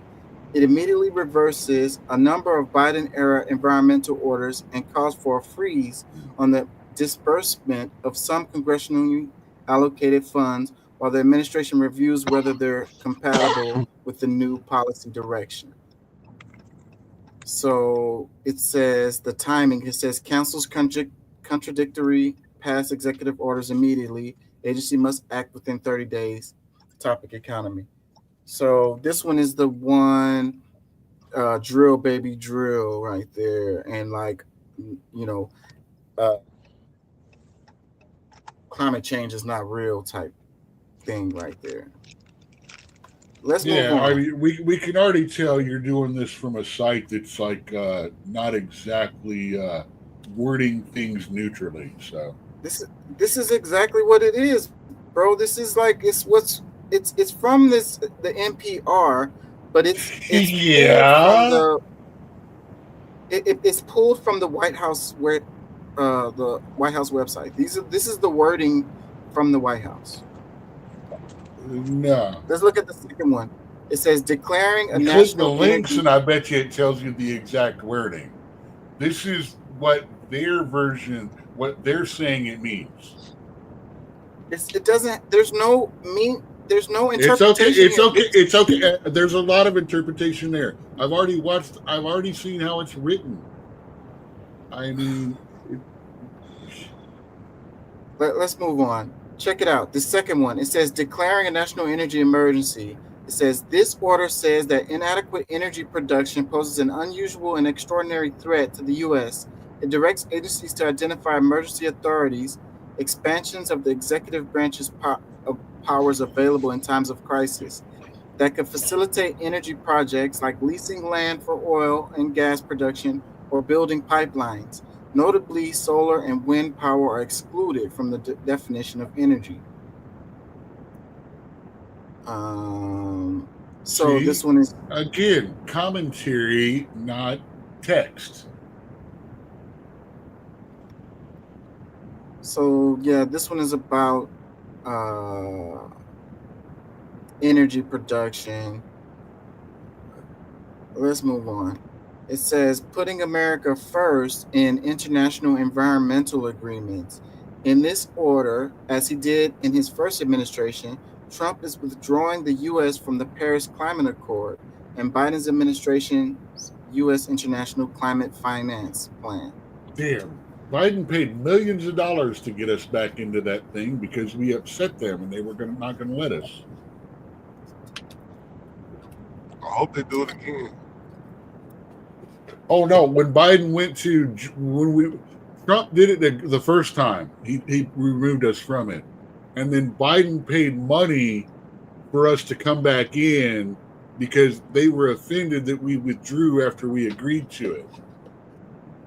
It's as a country, it's like we're bipolar, you know. So the rest of the countries have to be looking at it like, man, we don't know what these from one freaking president to the next. We don't know what they're gonna do. They don't care what our attitude is as long as we throw money at it. Well, the biggest problem is like our governmental structure is way different from everybody else's. So, like, half the people want or think that we need that, and the other part of the country like doesn't believe that it's bullshit. So, like, how do you solve that in a representative country? You know what I'm saying? When the people that have the power says, okay, it's done. Like, I mean, how do you solve for that? You just don't get into it to begin with. Let me read this next one. It says, unleashing Alaska's extraordinary resource potential. In line with Trump's pledge to drill, baby, drill, this order establishes that it is U.S. policy for the country to fully avail itself of Alaska's vast lands and resources, and specifically to prioritize developing the state's natural gas reserves for potential export as liquefied natural gas. It aims to roll back restrictions on drilling, mining, and road building that were implemented during the Biden administration. This one is, I saw on a video where they were talking about, how like we already have like a lot of reserves of this stuff. And it's like, what is it going to do to the prices if we, have so much of this stuff? You know what I mean? Like we drill. Do we have reserve? We do. Okay. Lots. Do you know, actually, we have about 30% less than we did on the day Biden came in because he sold off a whole bunch of it. We do have one of the largest petroleum reserves in the world. Matter of fact, you should know that because you live within 30 miles of where it is, or within 50 miles of where it is, down in Texas City and all of that. What do you think all those big tanks and all that stuff is? We hold about 70 to 80% of the world of the United States oil reserves here in Houston. That's why I'm not worried about a nuclear bomb going off here. We're too valuable to take one way or another than to blow us up. Unless you're just looking for chaos, apocalypse, Walking Dead, Day of the Zombies, end of all kind of crap. In which case, we're the first place you bomb. Well, third, but that's another story. But yeah, here's the funny thing.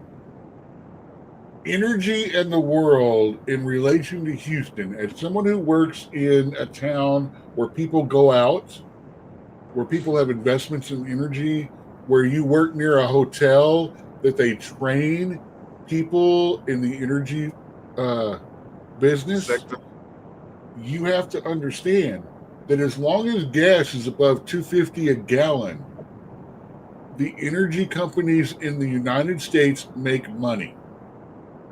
They hire, they train, they expand, they build. When it starts getting below that, like you remember when gas was cheap? We weren't making as much serving dinners. They weren't going out. The trainees weren't here spending on their expense accounts and stuff like that. I mean, Houston is a town that runs on oil. Yeah, well, how many of those middle management unnecessary jobs are in the oil sector? Well, that's between the company and its own fucking people. Because I'll tell you, from the ones I talked to, about half of them seem very unnecessary. Let me read a couple more. I want to try to get through as many of these as I can. So this one, but the difference is, well, let me just say the difference is those are private companies. Yeah, that's why it's not my business. I'll talk shit about them, but I can't do shit about it. Let me read this. It says, ending the weaponization of the federal government. It says, this order seeks to hold the previous administration accountable for alleged weaponization of the federal government. President Trump directs agency heads to review previous criminal enforcement, civil enforcement, and intelligence conduct that appears politically motivated, and to provide recommendations for holding actors accountable. Man, this dude wasn't playing with that. They already are going at all of the people, anybody that was involved in those cases that they put Trump on. All of them are getting like fired. They're all quitting. They're all getting, forced to submit their resignation. You got federal employees that was there before Trump came, who's been there for years, they have to go. Because even the lower level people, if they worked on the case at all, they got to go. Because they were like, we don't know if you're going to support Trump's agenda, whatever. So I can't find the right words, but y'all know what I'm saying. You just transitioned from cleaning house to people that may have had something to do with shitty cases to they're cleaning house for anyone that doesn't like Trump. I watched that transition come over to you in one. Well, that's not what he's cool. doing. He's that's what you think he's doing, Mr. Psychic Master of all knowledge. Anybody who had anything to do with any of those cases gotta go, basically. He's a narrative builder. Like people that took oaths to uphold the law and things like that and then violated them. They were just doing their job. Uh-huh. I wonder who else was doing their job. Let me read another one. It says, you did not see that one coming. It says, holding former government officials accountable for election interference and proper disclosure of sensitive government information. President Trump revoked the security clearances of dozens of intelligence officials who signed a 2020 letter discrediting and disparaging report about Hunter Biden. This order also revoked security clearance for John Bolton, Trump's former national security advisor, who published a memoir in 2020 about his time in the White House. So people that had to do with the Hunter Biden stuff, and even his former national security advisor, gotta go out of there. Adios. Yeah. Let me read another one. It says reforming the federal hiring process and restoring merit to government service. So Here we people go. with NDAs about not supposed to talk that talk are, like I say, this center column that you're reading from is very, very slanted a little bit. Well, no, I'm not going to say it's kind of slanted. And then the spin you're putting on it is even more slanted because you don't like the guy. We're just going through these. Let him be. I mean, because the people are here.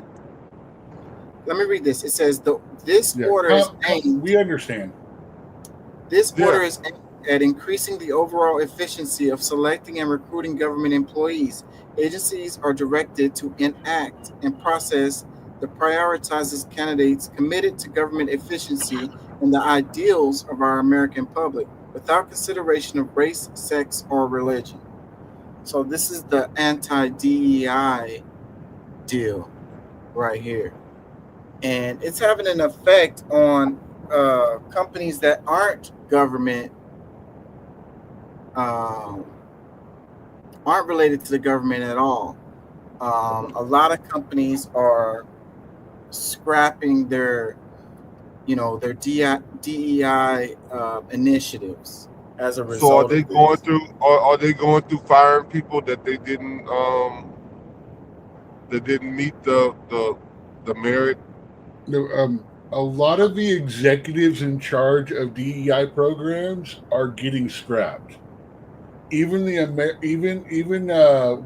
military changed the DEI, whatever she was, to a different description on the I want to say it's the Army page.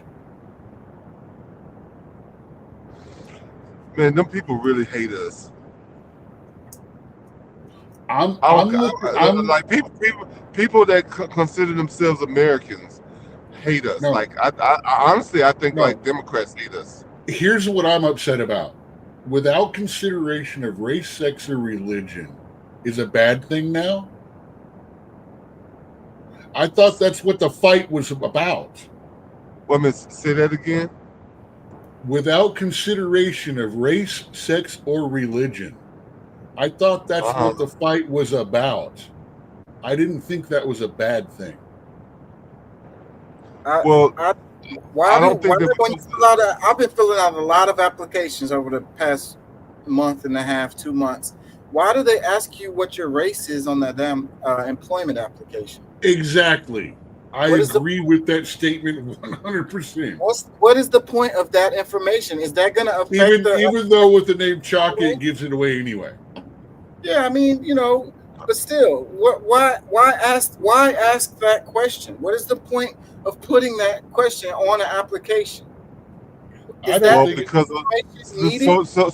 you can be discriminated against. No, dude, this is a holdout from the 40s, 50s. This is a holdout from forever. This is going back to affirmative action. When we were kicking ass back in the 80s and the 90s and making things fucking better, this is one of the things that we should have concentrated on the most. And what it ended up being is separating it into 5 or 6 different categories of like white, black, Hispanic, non-white, Eastern European, and Asian Island Pacificer or something like that. It's like you just made it more fucking complicated, not more inclusive. You actually gave us more boxes to separate us by. And then after we that, want less boxes. I'm happy with one big box that says American, whether we get along or not. Or look, are you a citizen or a resident?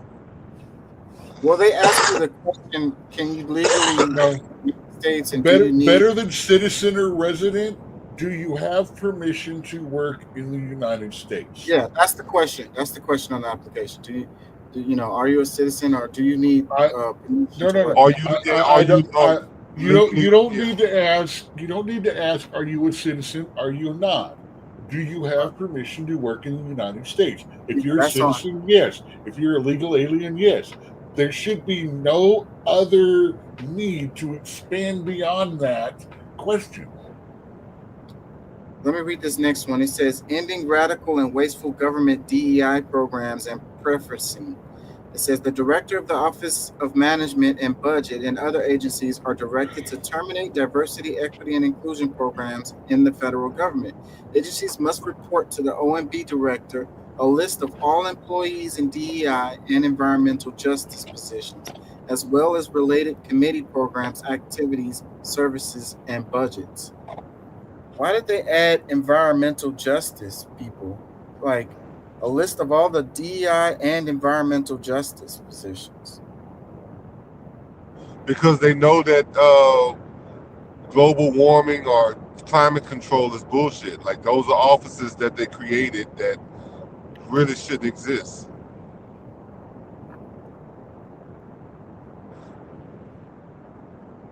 I don't understand the position of the climate change. Like when the weatherman tells you that it's gonna rain, or if it's gonna snow, or it's gonna be cold or whatever, then we more or less we believe them, right?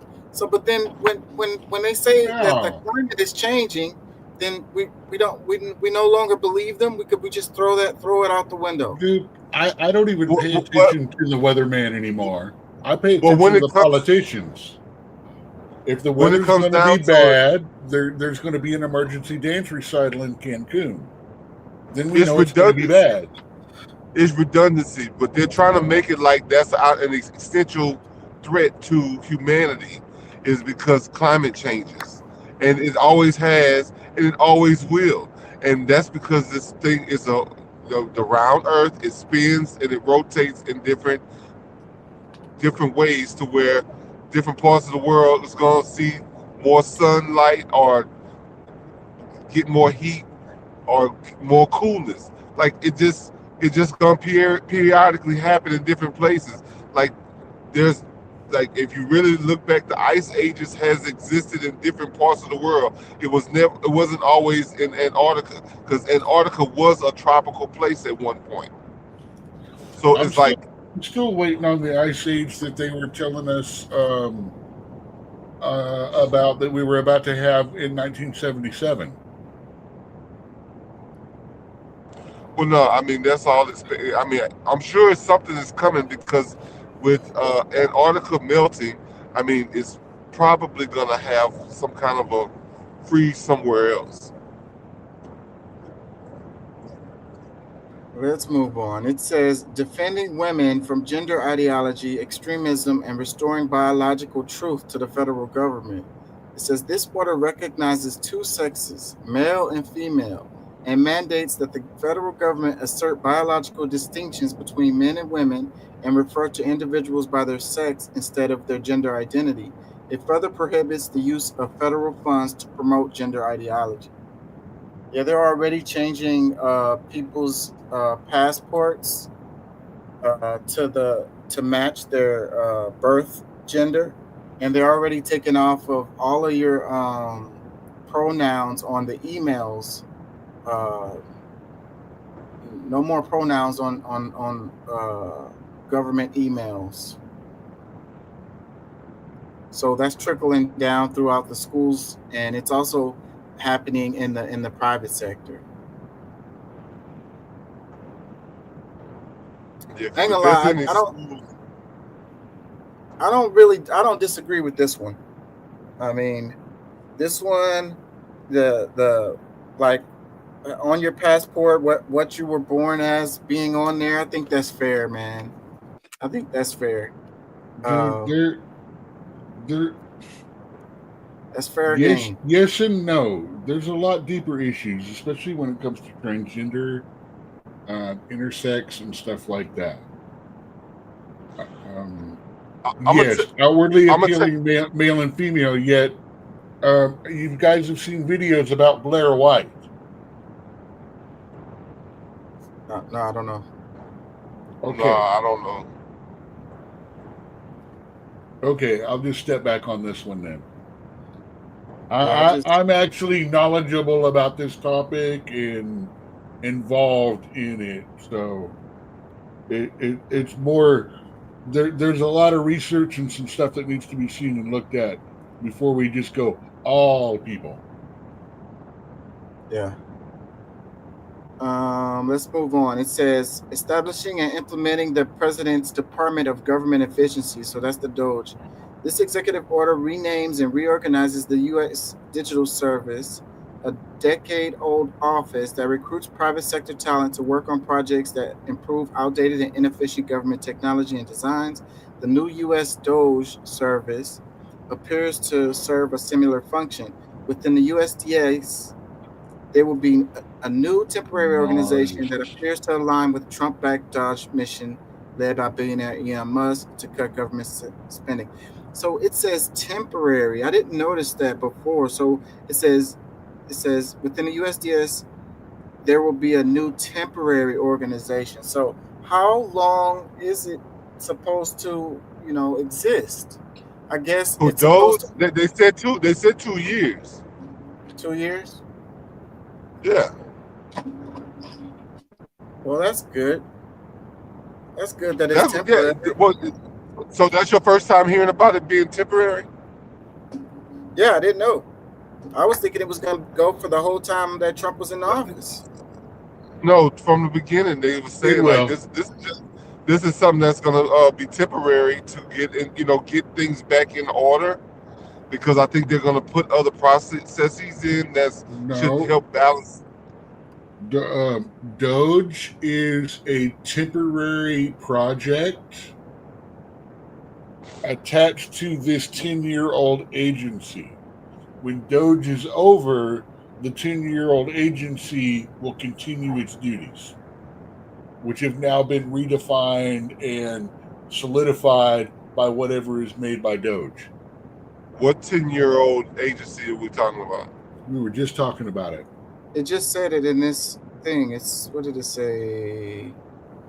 Executive order renames and reorganizes the U.S. Digital Service. That's what it is. U.S. Digital Service, a decade-old office that recruits private sector talent to work on projects that improve outdated and inefficient government technology and designs. They're behind as hell on a lot of stuff, on the applications and stuff that ask you for your home number. Like, that's old as hell. A lot of them forms got questions on them that should have been outdated in the 90s. They way behind. So we've had an agency that was supposed to be doing what they're doing, but it just hadn't done it. Yes. And the stuff count back 10 years. Who had the first chair then? I'm not even gonna say his name. But like stuff like when they be asking you to fax over data or whatever, like a lot of times that stuff can just be done through an email and it will be instant. Like, people don't have fax machines in their house. That's another thing that's just completely outdated. Wait a minute, I'm the only one? You have a fax machine? Yeah. You probably are the only one. I'm a real businessman. Let me read on. It says, restoring names that honor American greatness. It says, this order directs the Secretary of the Interior in the next 30 days to rename the Gulf of Mexico to the Gulf of America and Alaska's Denali Mountain, Mount McKinley. After former President William McKinley, it also orders the appointment of members of the U.S. Board on Geographic Names who will be sympathetic to Trump's policies. So, an appointment of members to the U.S. Board of Geographic Names who will be sympathetic to Trump's policies. Man, I tell you what, this dude is making people kiss the ring. I tell you what, that's what's happening. And those who don't get it. Let me read this one. It says restoring freedom of speech and ending federal censorship. In this order, President Trump asserts the federal government commitment to the First Amendment's right to freedom of speech and bars federal employees from interfering with that right. The order also directs the Attorney General to investigate and seek remedial actions for the federal government's activities in the last 4 years that were inconsistent with this order's promise.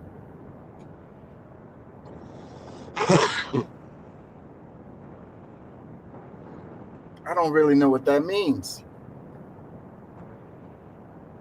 The interfering with freedom of speech. Yes. Ending Well, federal all right, listen. Do you know what was going on with Zuckerberg and what they were doing at Twitter? The reason why there was a big conflict when Elon got a hold of Twitter, like people were getting, they were getting censored. Like some certain things you wouldn't be able to see. It would take you out of the algorithm. It would do different things so that your voice, different things that you might say, you might present would not be seen, wide and far. You know what I'm saying? So we were being censored and we just didn't really know. Oh, we was being shadow banned. Like they had all these different terms for it, but the nuts and bolts of it was you were being censored.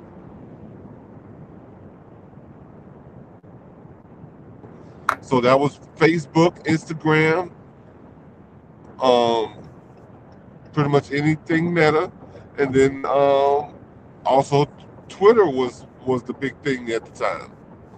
So that is something that was they were using, like the president was ordering that or requesting that from the private owners of the company, and they were adhering to it because he was the president. Hillcat says, idea, Habitat for Humanity combined low occupancy office buildings into apartments. I don't know the details, maybe solve a few problems homeless. Yeah, we talked about that in depth in one of the shows. Better than freaking making everybody go back to the office just because you freaking want to fill your office spaces. Well, I think they're trying to get things back to normal.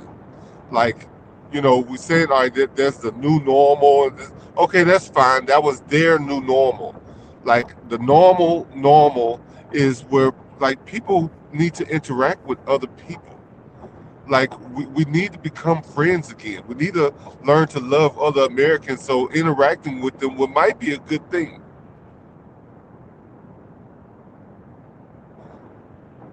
Like the individualism is not helping us. I want to go to some of the rescissions, the stuff that they undid that Biden did. So this article is initial rescissions of harmful executive orders and actions. Look, and I'm gonna tell you, it's ironic. It's really like, did we do all of this when Biden was rescinding all the stuff that Trump did? It was just like, oh, that was supposed to happen. Like, and then he was like ends up being the worst president ever. Like, you can already mark him as the worst president ever right now because of the things that he's done, the way he failed our country. But nobody put him under any kind of no real scrutiny until the end.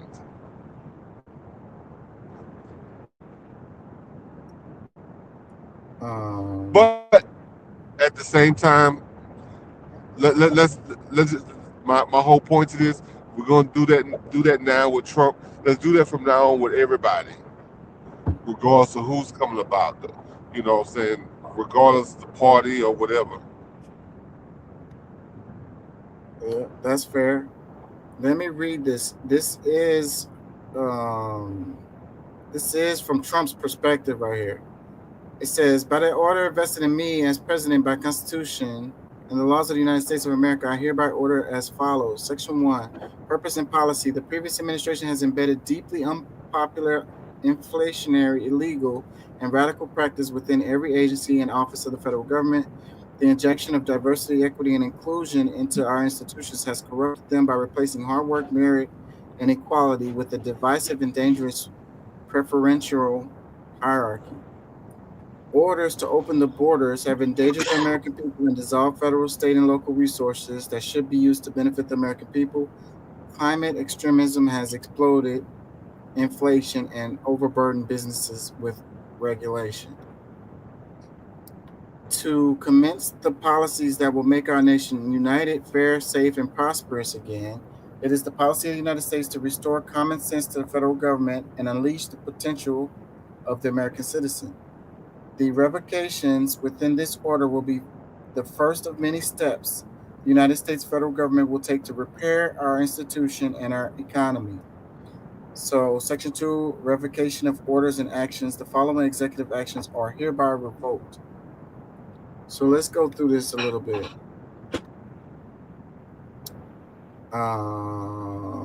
Advancing racial equity and support for underserved communities through the federal government.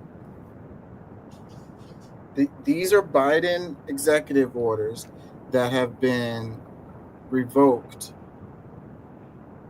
right away by Trump when he came in.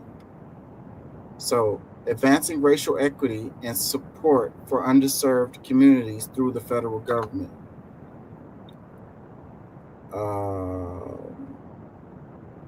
Ensuring lawful and accurate enumeration and apportionment pursuant to the decennial census.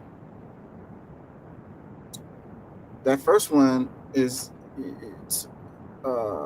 racial equity. It sounds like something that we shouldn't get rid of, but at the same time, like they name a bunch of our laws by something that it doesn't actually do.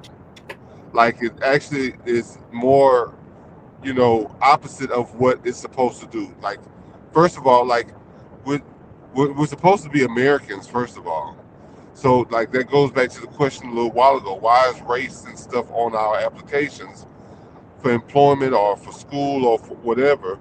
Like, why is it there if it's supposed to be, if we're all equally citizens under the law? Like, why is it necessary to have that? Yep, I agree with that. And they do name stuff in ways that are deceiving all the time. So yeah, you should keep that in mind for both sides. And why don't Trump do something about, asking what your race is on your freaking applications? Can't they pass some kind of legislation to say, we don't, you can't ask people what they're. It does say on there, I wish not to answer or whatever. That's usually one of the answers, but why is it there at all?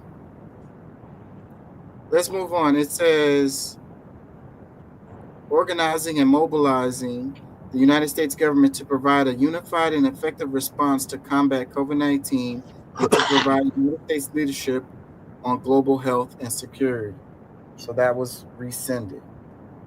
Another one, preventing and combating discrimination on the basis of gender identity or sexual orientation.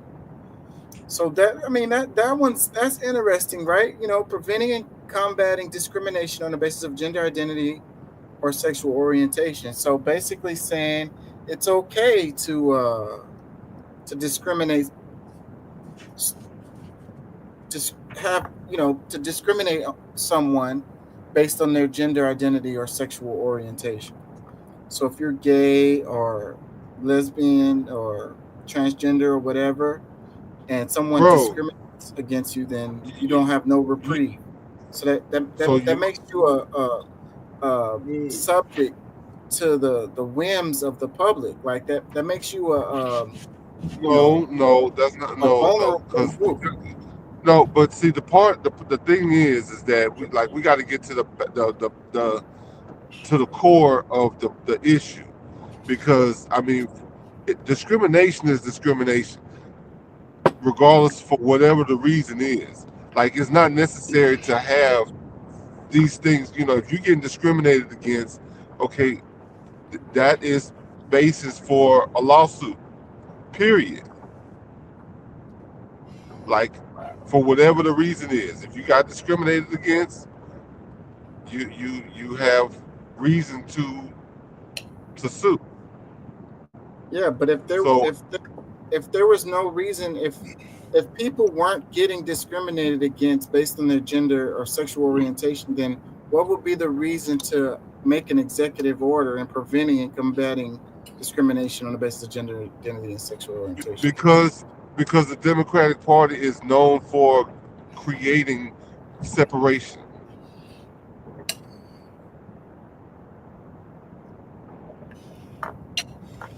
Okay, let's move on. This one says ethics commitments by executive branch personnel. Now that's really interesting. So what's that? The people who had to give ethics commitments, that's rescinded. So they don't have to have ethics commitments anymore. They're executive branch personnel. So then, you do something, you're not held accountable for doing something that's not ethical, basically. What problem would you have with someone having an ethics commitment? Because I was just following orders. I don't see how that fits. But you actually used that argument earlier. I don't see how that fits what we're talking about.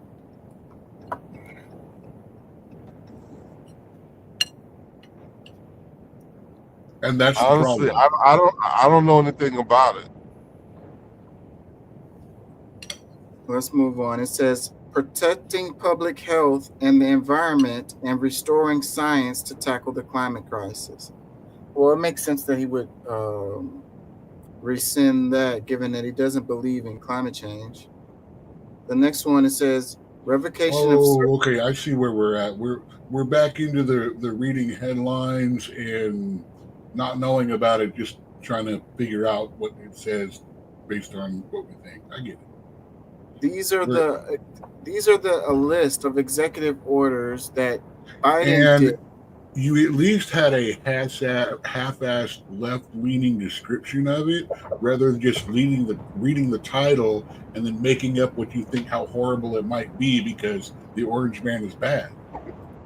Well, this article doesn't have an explanation of what the executive order is. I'm just reading Then why are you providing the commentary saying how bad it is or this or that? This is what it's thinking when there's no context. That's what I'm saying. You have no context to say, oh, well, this is such horrible because of this and this, when you don't really know what it says or not. We're going by the title of it. That's it. So the next one, it says revocation of certain executive orders concerning federal regulation. Revocation of certain executive orders concerning federal regulation. Yeah, I don't know what that could really. Revocation of certain executive orders concerning federal regulation. Yeah, I don't know. The next one, it says revision of civil immigration enforcement policies and priorities. Revision of civil immigration enforcement policies and priorities. Well, that makes sense because Trump is coming in and wants to deport everybody. So that makes sense. The next one, it says ensuring an equitable pandemic response and recovery. Is he coming around you up? No. Oh, okay. I'm just saying. I mean, he said he's going to deport everybody. You might have a little spank. You might be one of them people. Yeah, well, I could see it happening. A person being at the wrong place at the wrong time, getting swept up in these raids. Someone that's not illegal or not a criminal, haven't committed any crimes. I don't think. But come on, man. It has already happened, and it actually happened to an undercover officer. So yeah, it is happening. It is going to happen, Yeah, but he refused proper identification. If he was undercover and he was amongst those people. And he didn't give proper. Well, the law enforcement agency was not aware of the proper passcodes, so it had to get figured out later. But yes, it is happening, and it does happen. No matter what side you're on, that is a rare circumstance. We can discuss rarity, just like unloaded guns firing around being a rarity. You know, we can compare apples and this and things like that. But no, I'm being real.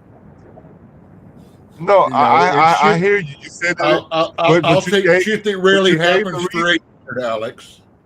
You gave the reason why it happened because, he was an undercover agent. Who else does that happen to? Well, someone could just not have their paperwork. Dude, someone could be there hanging out for a party and them not have their ID on them, dude. Yeah. Okay, but once they identify themselves, what happens? They could end up in another country. That's what happens. They get taken like everybody else down to detainment until it's figured out. Man, okay, all right, that's fine. Look, y'all, I don't believe none of that, but okay. Hey, you know what? You don't because think first of all, you got to. Everybody's not getting just sitting back to one place. You got to be figured out where. If you're from some other country, what country is it that you're from? Dude, are we talking about beating the ride, or are we talking about beating the charge? They sending people to. We're not talking about them beating the charge. We're not talking about them beating the charge of being extradited to another country. Okay, that's what I'm saying. But they can't beat that ride of going down with the rest. But the word was being deported. No, he said the terminology was being deported.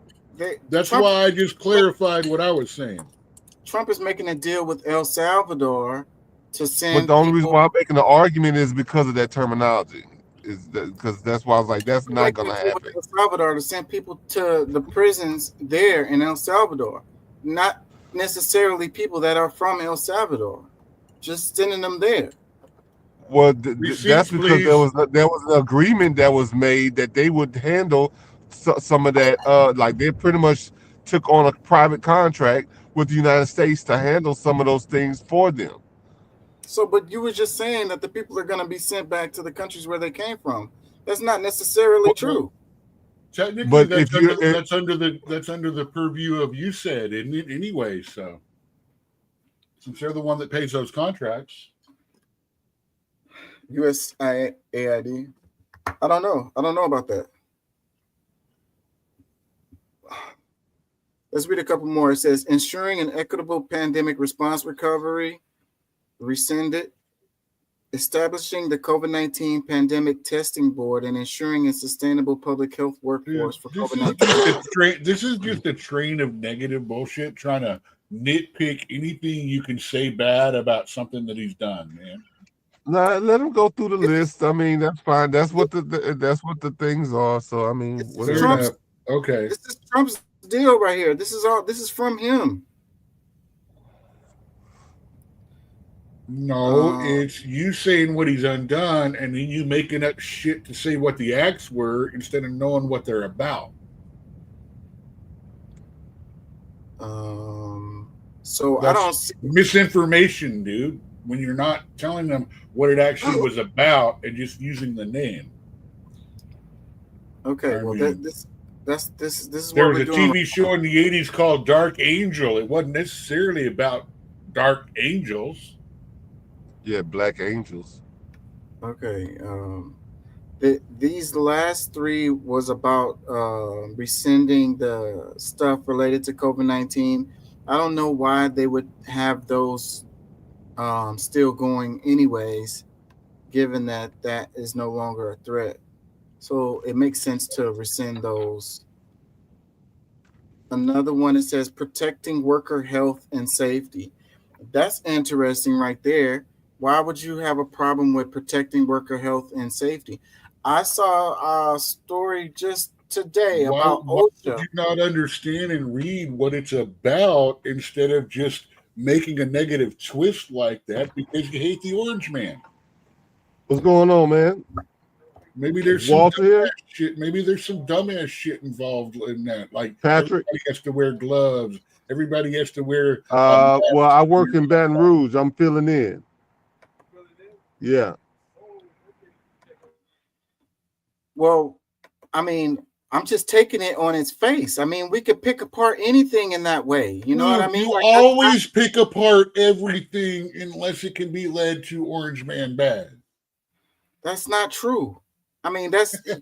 I've been listening to you all night pick shit apart and use this left-leaning description in the middle with nothing. And now you don't know anything about this, and you're saying, well, it could mean this, it could mean that, and the other.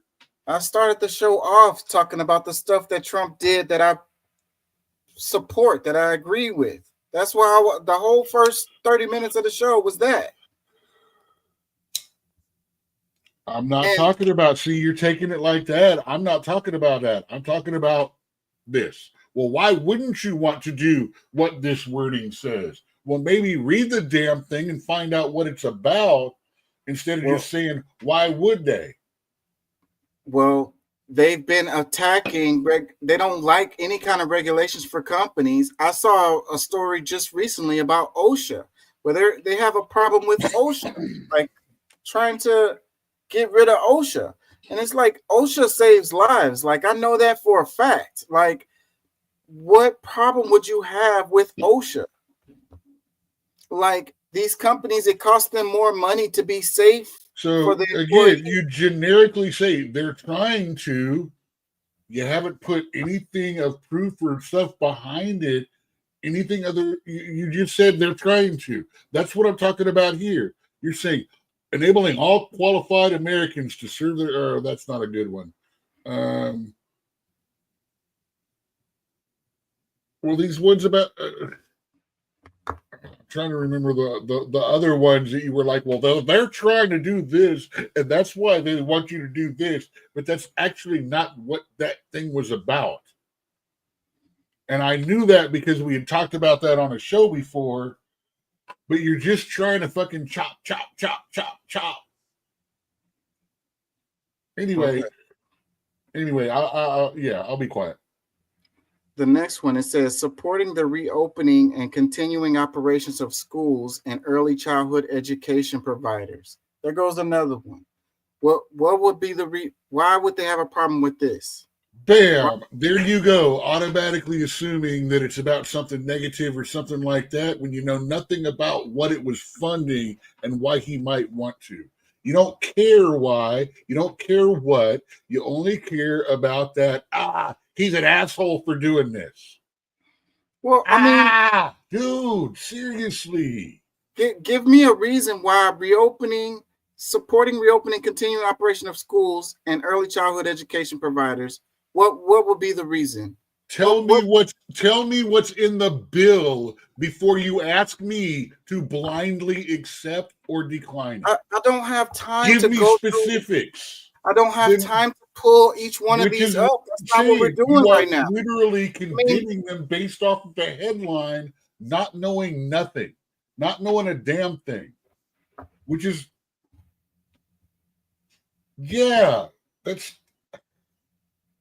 it's okay. You don't understand why I feel that's a problem, and that's okay. I can't possibly think of a reason why you would have a problem with early childhood education providers. Like what problem would you have with that? The money that is being spent. Well, the money that is being spent is going to a good thing. Again, you're looking at a fucking title to throw blind money at, which is generally your recommendation on every. Oh, that sounds good. Let's throw fucking money. You don't know what's in that bill. You don't know what it's about. Therefore, yeah, it sounds great in theory. So does great lunch, or so does free lunch for everyone. that goes to public schools, despite the fact that that bill includes that the food provided to the kids in the school is worse than prison food, literally. So maybe they might want to change that. Maybe there's another department that covers that. Maybe it's already been attended for in a budget somewhere else.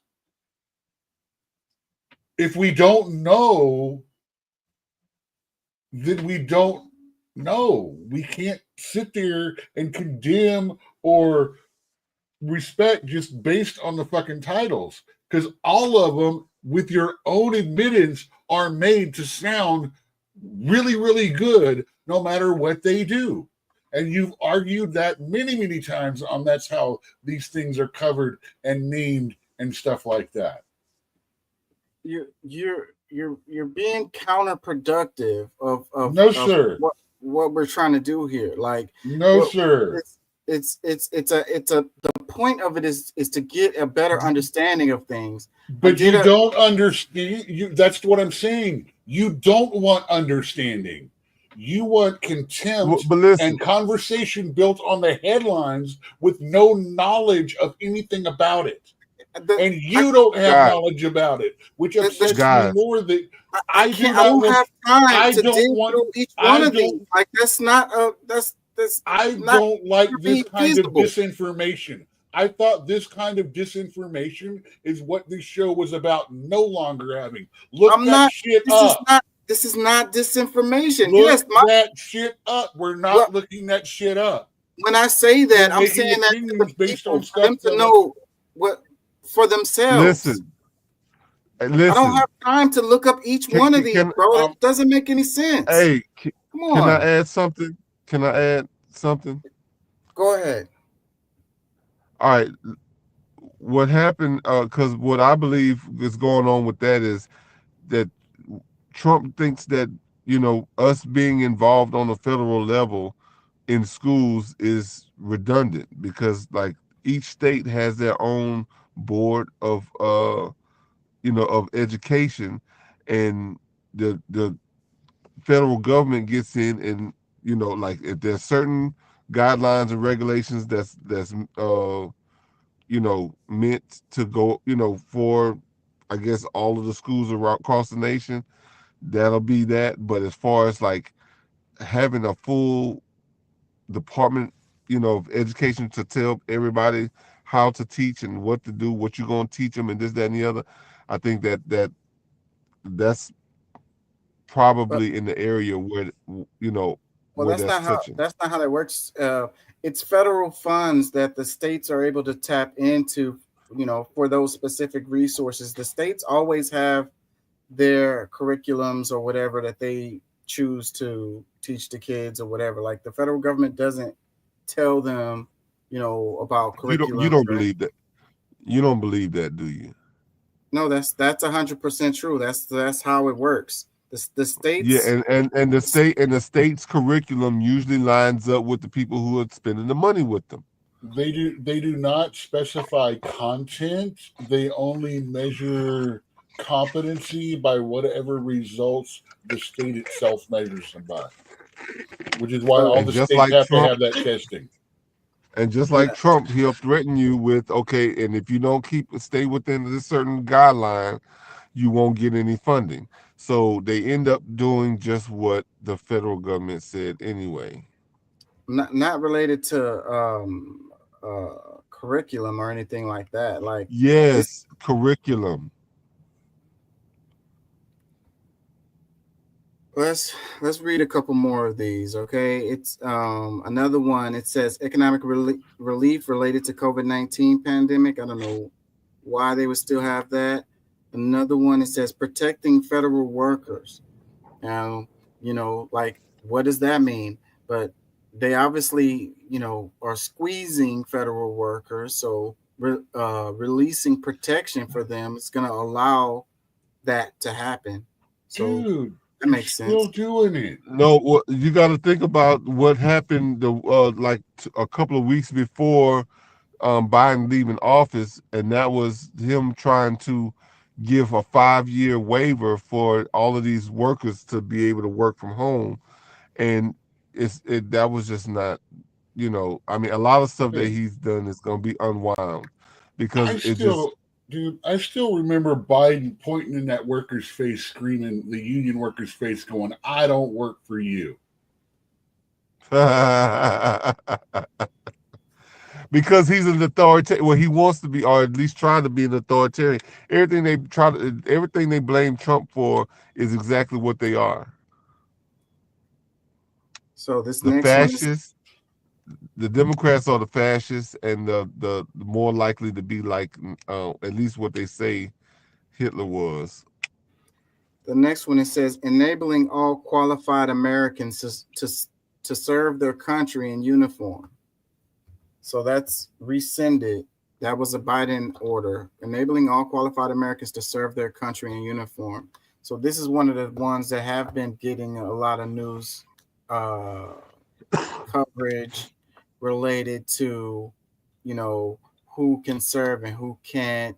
And they were talking about it on the Senate confirmation hearings with the guy who was going to be the one who was in charge of the what was his position? Secretary of Armed Forces, or what is that position? Anyways, he was talking about how, Secretary of Defense. Dude, again, here we get to the point where it drives me the fuck nuts, because this is one of the ones I know about. This rescinded the order where men can wear women's uniforms and women can wear men's uniforms in dress shit. This is one of the transgender issue things going on, and openly transgender people and things like that. That's why I keep saying we shouldn't be making opinions on this just based upon the titles of them. Because if we don't know what's in it, or what it's really about, then we're doing a disservice to people. We're not being honest. Hey guys, I'm about to go into work, so I'm gonna have to get with you guys later. I definitely enjoyed my time here, and maybe I'll be able to catch you guys again soon. All right, bro. Be safe. Yeah, man. Y'all take it easy. All right, man. I'm glad to hear you. I'm glad to hear you, man. It's been a long time since you've been on. It's great having you very much. Yeah, well, I appreciate y'all having me anytime, every time, but it's going to become more common again. Yes. But I'm gonna holler at you guys. Dude, I need someone to be further right than me. Well, laugh. That was worth it. It was a good one.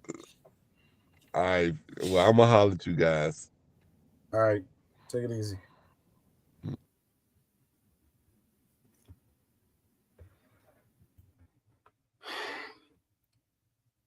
With Doc, with your argument, there's no point in doing anything on this show, bro. Like, that is not a fair argument. That just shoots down. What's the point of doing the show at all? Don't, dude. There's a big difference between what you're doing right now and some of the other things on the show. You are literally taking a title or a headline and implying meaning to it. That is different in very, very many ways from just being wrong or what we're normally doing or stuff like that. But it's okay if you don't you don't get it. I can't explain it properly at this point in time, and so it's cool. I get it. I mean, I it's not worth engaging on right now. That's what I'm saying. I mean, the first one No. It is very worth it. The first one, I was going over what the Trump's executive orders were, and the second one is the Biden executive orders. And that you were- had a breakdown and an explanation of what each one meant, even though it was a little left leaning. You had the name of it, like these are, and then you had something saying about what it was. Well, this was the And article. this that I was, found. and then we made opinions based upon the little text about what it was. This, you're just reading the title of it and making up whatever the fuck it is you believe or think about it. And that is This came fine. from the If Biden this was a administration. if this was a comedy segment, I would be all into this and making fun of some serious shit. But This came You from know? the Biden administration. Of course, they're not going to put what it was in their rescission. The title of it, it says initial rescissions of harmful executive orders and actions. That's the Again. title. again, that's not what I'm talking about. We had more information on the other ones, the ability to make a little bit of an opinion, no matter how little informed there was. There is no information other than the headline to make a decision or idea about. So we don't know what we're talking about at all. The time that it would take for me to look up each one of these would make this show like 10 hours long. No, it would make your prep time completely friggin' a pain in the ass. Or use the Wayback Machine and go back to executive orders signed by and have a list of it just right there on one page.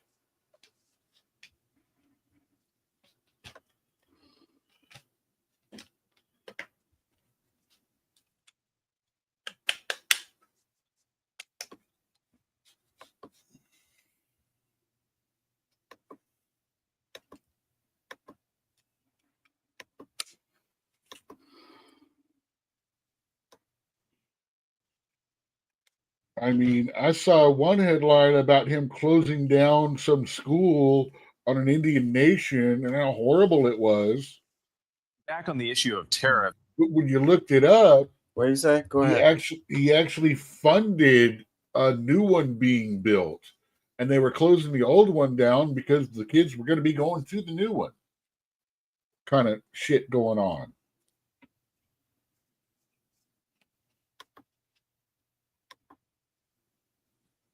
Tariffs, shoppers and businesses are bracing to pay higher prices now. Americans could feel the first impact at the grocery stores and at the gas pumps. And tonight, the warning from the auto industry. Here's ABC's Elizabeth Schulze.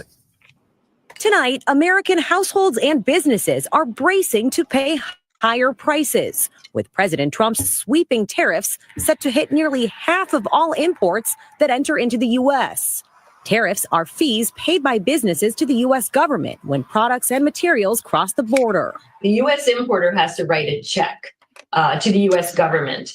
And what we saw in the 2018-2019 trade war is that that burden was shifted directly onto American buyers and their customers. So it is Americans who have been shown over and over again to pay the burden of these tariffs, not foreigners. Economists say the tariffs could cost American households on average up to $1,500 extra per year as businesses pass down higher costs. The first place consumers would feel the hit in the grocery aisle. 47% of all imported vegetables come from Mexico and Canada, plus 91% of avocados and 87% of tomatoes. You can't stockpile fresh tomatoes, fresh avocados. So I imagine that in this particular segment of goods, we're going to see those cost increases being pushed forward in a matter of weeks. Liquor like tequila also set to get more expensive. Small business owners like Amar Harag in San Diego say margins are already tight. It seems like at every turn we have to look at additional costs to run our business, which then results into that $1-2 increase. The auto sector also highly exposed. New car prices could go up $3,000 on average if the tariffs stay in effect. And with 60% of imported crude oil coming from Canada, drivers could feel pain at the pump too. Gas Buddy says prices could rise 20 cents in regions like the Midwest and Northeast. And Elizabeth Schulze joining me now in studio. Good to see you. Elizabeth, we know that some retailers already preparing for these tariffs, stocking up on shipments. Exactly what we have seen an uptick in shipping volumes, and some businesses have tried to front load their shipments ahead of these tariffs taking effect. But that is a lot harder to do for retailers who sell perishables or seasonal products. Something to watch in the days ahead. Elizabeth Schulze, thank you for coming in tonight. Back on. Yeah, at the restaurant that I work at, they're already raising the prices just in anticipation of this hitting them. Yeah, it sounds like So sounds ABS like World you have was- definitely sounds like you definitely have some Republicans at the head of that. You're in an area that can afford it though, too. Yeah, they won't even notice it because it's just gonna be like it's not like a lot. It's like 50 cents here, $1 there, whatever. Yeah, if they raise prices at my absolutely not restaurant, it would affect me. Because I would say probably 60-70% of our people that come in are older people on fixed incomes. They either did really well or not so well, but you got to get your Italian in once in a while anyway. Yeah, people are gonna always go out to restaurants because it's like their treat. Even a person that don't make a lot of money or whatever, they're gonna if they have to budget for it, they'll budget for it because it's one of the few things that they get to do or whatever, So, but it overall, I could see it impacting. It's going to impact everything, and it's going to, people are going to, if what I think is going to happen. I was talking to my daughter about it, and I was like, it might end up turn out to be cheaper to eat out, like at a McDonald's or whatever. Like you eat burgers instead of groceries. Because typically groceries are going to be cheaper than going out to a restaurant, even a fast food restaurant. It was in the early 90s with all the dollar menu shit and stuff like that. You could fill yourself up with $3, $4, and it cost the same thing, except you had to cook it yourself if you went home. Well, I think that's going to happen again because a corporation like McDonald's, they got that buying power. So they're going to get good prices off top, and they're going to be able to, and they're not going to want to raise their prices because it's going to really affect them when they McDonald's is already stepped out their fucking lane, dude. $18 for meals, $12, $10, $12 for meals here in Houston. I mean, the reason McDonald's model worked was not because they're the fucking best burger and great. They were delicious for the price because you could afford them. Now, rather than spend 10 minutes going there, 15 minutes in line, and another whatever sitting in my car trying to friggin' eat, I'd rather go to like a Waffle House or a Denny's, pay $10 or $12 for the burger, have a way better burger, sit down, have time to enjoy it, not in my car and shit like that. And then even after I tip the guy $3 or $4 on top of that, I'm still landing $2-3 more at most for a meal that is way better. And if I really want to be conscious, can cut in half. If you're going to a good burger place, you can cut in half and eat on the way home at dinner. Yeah, well, that's what I'm saying. I think that some of this, it might end up being more economical to eat out the way these grocery prices are inflating. Dude, I'd love to open a spot that was $5 double burger. No change, no this, no that. You can add cheese, 2 patties, piece of cheese, lettuce, tomato, onion. Get the fuck out of my window. Here's some fries with that, yeah. It says U.S. businesses are bracing to take a hit from tariffs President Trump imposed on imports from Canada, Mexico, and China. Americans could feel the first impact at the grocery store and at the gas pump. Comments, it says, yet Amazon and Walmart will have record-shattering profits increases next year. Nothing new. I would not be surprised.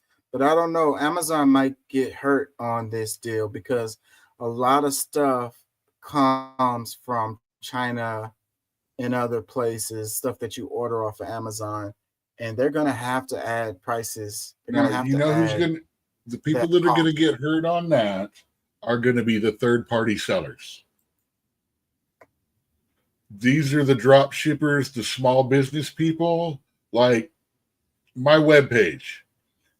You're going to be able to buy my computer setup, my dice, my things, and stuff like that. Anything that I use, anything that you see on that I'm producing with, you'll be able to buy it through my stuff, books, things like that. But it'll depend if they're shipping them straight directly to, the drop sellers like me. I'm going to have to suck that tariff down now and raise my prices. Yeah, well, The it'll big probably the make big it- spenders can buy in the bulk amount to where I buy one book that sells for $20. I end up having to pay 24, or I pay $10. Now I pay 12. So do I make it 22? Do Well, I those make small it 24? Do I eat They probably the go out of cost? business because if the people don't want to pay those prices, then they're not going to be making money. No, they're going to go back onto Amazon and find someone that buys it in bulk and buys it cheaper, because people don't give a shit anymore about local small-owned businesses. They only give a shit about keeping everything as cheap as they possibly can for themselves, which is the whole idea of why everybody hates fucking tariffs. Yeah, well, the answer to everything is to buy local, and have local communities and local economies. That is And actually that's what is tariffs the are all about. Back when tariffs were first done and paid for everything, we were an 80% manufacturing, 20% service nation. Our GDP was drawn from those sectors at those percentages. Now we're literally at the exact reverse. We're an 80% services, 20% production for the world rate, because we farmed all of our production and everything out to companies. And for all these people that talk about, oh, well, this, that, cheaper and shit like that, it's like, do you realize what you're doing is saying, I would rather save 5 cents on this product than it being made in America. I would rather have some 14-hour-a-day, 16-year-old that gets paid half of our minimum wage, if they're lucky, to make that for you. And all these people talking about how, well, farming out, it's horrible, it's bad. Shut up wearing your Nike and your Reebok and your Adidas and all of these things where they farm the labor outside to another country. And that is what tariffs are about, is to getting that manufacturing, getting that production back into the United States. Yeah. To where you can get paid for it, and thereby we can tax you on it too. Yeah, I agree with you 100% on that. And that's what I was saying at the beginning of the show. It's like when they came out with the NAFTA stuff, and then they sold it to us that it was a good idea, but it wasn't. And manufacturing left, and we started getting our avocados from across the border and all of that. So, dude, we're sitting in a situation where we have billionaires that own the majority of the farming land. Do you think they're making money by producing crops that the people need? No, they're making money by producing crops on the U.S. government subsidy list. The ones that go, well, if you grow these crops, we'll pay you money since you're not going to make money on it. And then they take that shit and they dump it. They don't even let charity companies buy it en masse to try to spread around or anything like that, because it's going to lower the global fucking cost if people are getting, steamer, tanker trucks or tanker boats full of it for free, or millionaires paying for it. That's why Elon won't put money into world hunger, is because they won't let you solve it. Let me look at this one. It says Canadian liquor distributors pulling U.S. products over Trump's tariffs. So it says several Canadian provinces, including Ontario, Quebec, and British Columbia, announced Sunday they will be removing U.S. liquor from store shelves and not restocking those products after President Trump's tariff announcement. Most Canadian provinces control liquor sales through a government-owned distributor, the sole distributors of alcohol to restaurant, bars, and groceries, convenience stores in their provinces. Comment. So the only place you can get liquor is through the government. There are several states like that here in too. The liquor sales are only done through a specific government agency or specific business approved by that agency. Yeah. Yeah, Texas, we have the TABC, right? Everybody has to have those stickers. That's the laws and stuff like that. I'm talking about, there are certain states where you can only buy from, like the liquor stores. When you walk into a liquor store, it's a state-owned business. You can't buy the bars and stuff like that have to buy liquor from one specified allowed business that operates either in an area of the state or the entire state. Let me read some comments. It says the find out phase has begun. Another one, it says, is America great yet? Another one, these tariffs will benefit Canada more than hurt them. Another one, it says Canadians flood Costco in Bellingham to purchase milk because of pricing in Canada. I truly wonder how this will go. This is all going to shake out. Wild times. Another one, we can't let the temper throwing oversized Tyler destroy our democracy and our relationship with our foreign allies. People, we don't have to accept anything he does. Yeah, this is all already moot anyway.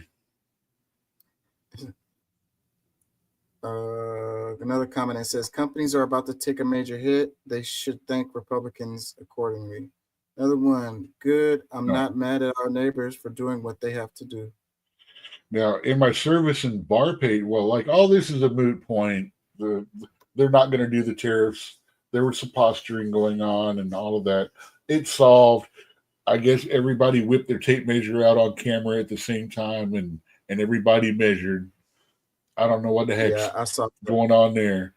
But the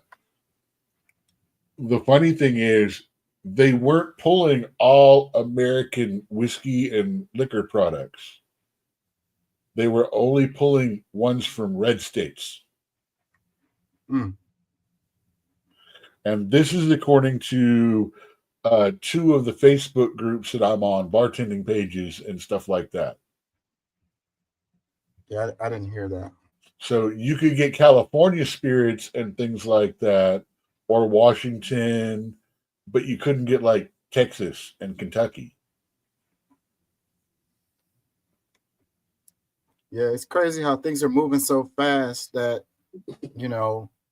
one day to the next, it's like a completely different deal. Let me play this. Hermanas mexicanas, mexicanos en Estados Unidos. So our brothers and sisters in the U.S., I want you to know that your president is here. Quiero decirles que aquí está su presidenta y un pueblo entero. And an entire town to protect you if you wish to come home. We will embrace you. Para defenderlos. Si desean regresar a México, aquí los abrazamos. Mexico is very brave and has a lot of dignity. El pueblo de México es valiente y tiene mucha dignidad. Es el pueblo más. That was powerful. Clella Sheinbaum just dropped an 8-minute video on her social media accounts addressing the tariffs, addressing the Mexicans living in the U.S., addressing the fentanyl crisis. She laid everything out to Trump. En mis redes sociales el día de ayer. Like I said on my social media yesterday, Ahí explico quién that is where I explained who in reality has a relationship with organized crime. son los que verdaderamente tienen vínculos con estos grupos delictivos. La razón de las muertes por sobredosis The cause of death due to overdoses of Americans. de los estadounidenses. Y también digo que si And I also said if they actually wanted to take action, they should focus on Mexico. Instead, they should look into their own country. ellos quieren actuar, no deberían fijar su mira en México, sino en su propio país, donde no Where they have done absolutely nothing to stop the sales of this drug, among others. han hecho nada para parar la venta ilegal de esta y de otras drogas. She reiterated a lot of the things that she said on her X post yesterday.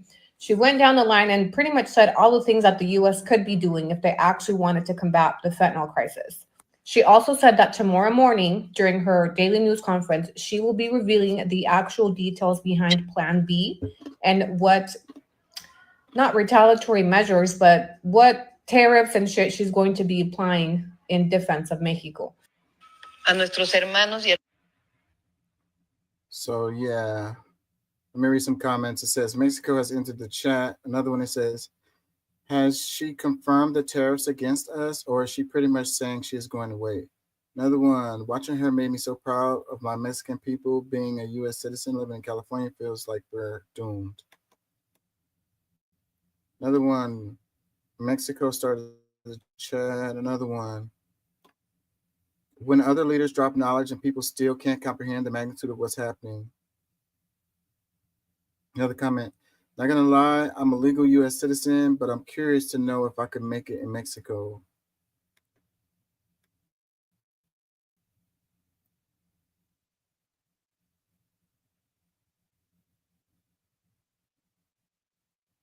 Another comment, it says, let's also not forget the U.S. is the #1 consumer of child trafficking, with supply coming from Mexico. Let's also talk about why U.S. doesn't talk or do anything about that. We have a lot of issues to fix here in the U.S. True that.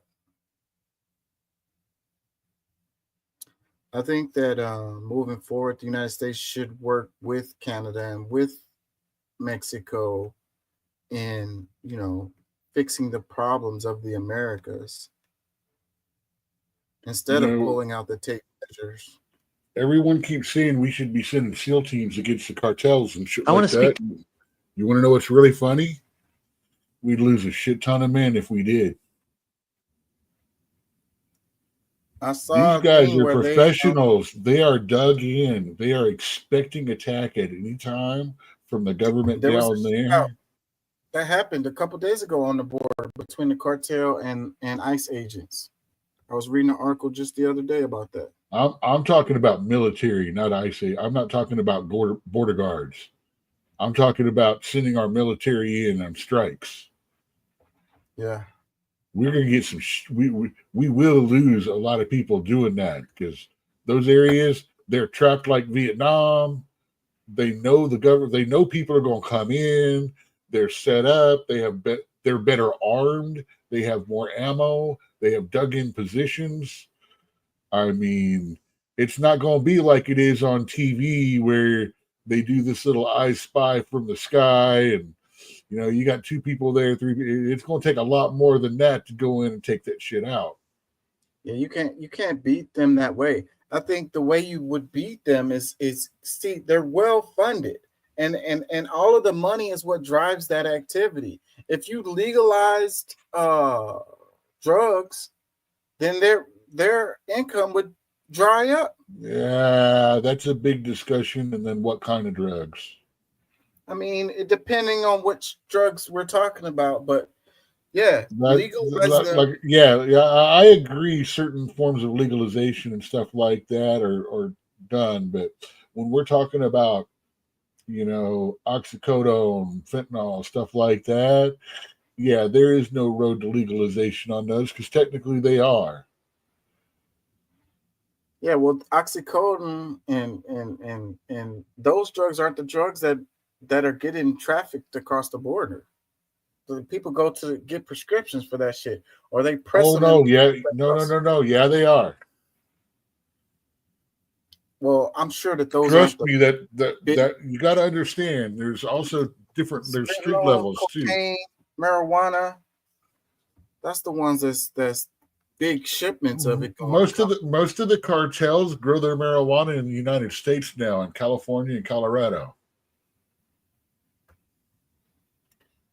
Yeah, well, like I say, It's cheaper. It's cheaper and easier. That's how you fight that. Is you take their income away from them. Like, that's how you do that. Hell, dude, if I ever get big stupid money, I want to buy one of those old missile silos that has the stuff dug out and things like that. I'll turn that whole motherfucker into a big ass grow.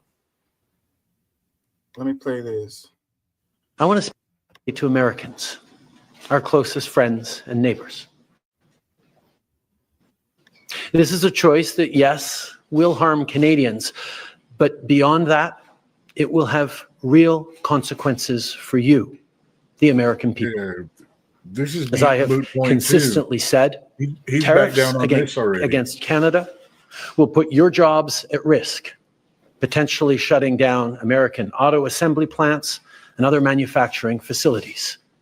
They will raise costs for you, including food at the grocery stores and gas at the pump.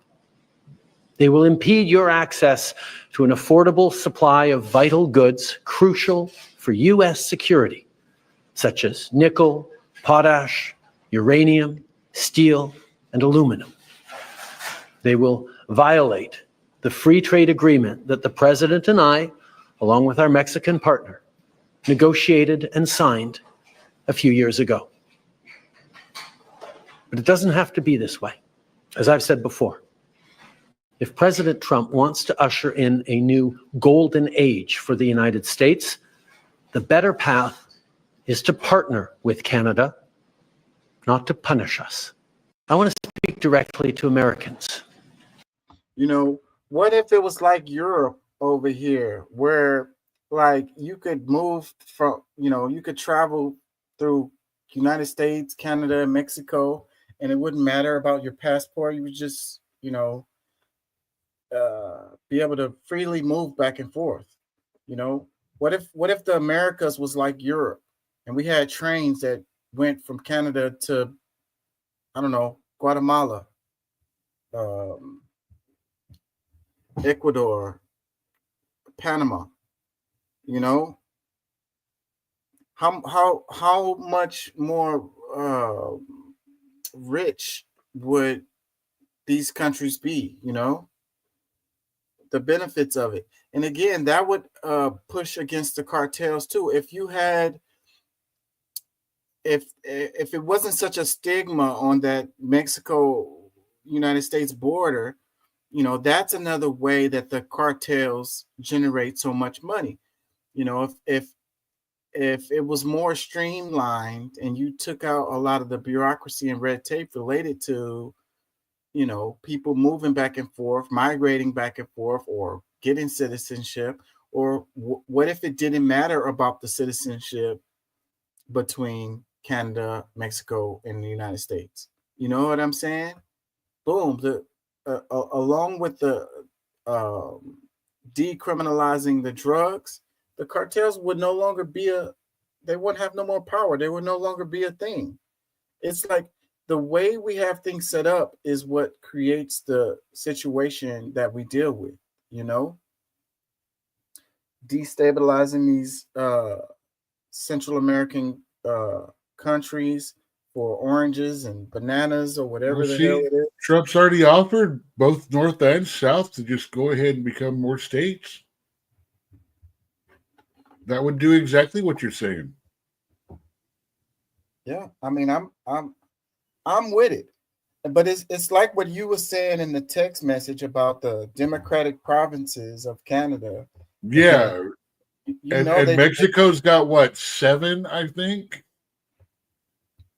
And so then you would have. And then if you go further, so that's 17. Say 17. I think there's 7, maybe 9. I'll go with 7 because I don't know better for now. But that's 17 more states added.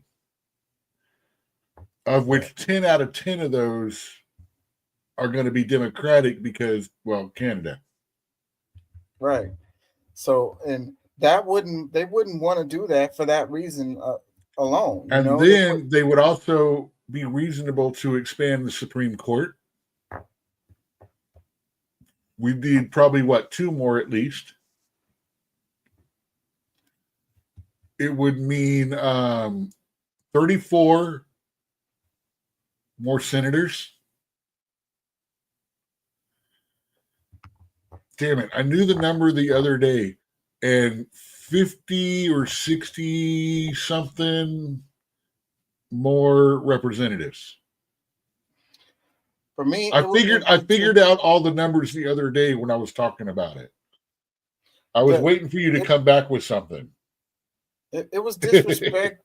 I think it's disrespectful to Puerto Rico and to the Philippines because, you know, if the next 2 states should be them, right? If they choose, if they have had many, many chances and they keep voting not to yet. And that's okay. Guam is also one. Guam, another one. That should be a state and have 2 senators and 1 electoral vote or representative or whatever. I mean, yeah. I mean, let's stop being colonial or let's be representative to all the people that live under our laws in a manner that's better for all of us. Let's include everybody. But again, like I said, it's their choice not to be recognized as a state on many, many occasions. I think the last one was in the 2010 somewhere for Puerto Rico and Virgin Islands. Because Puerto Rico, Virgin Islands, Guam, American Samoa, and I want to think there's another one somewhere. I think there's 5 that all are protectorates or under whatever we call it. They're part of the U.S., but not really, but they are.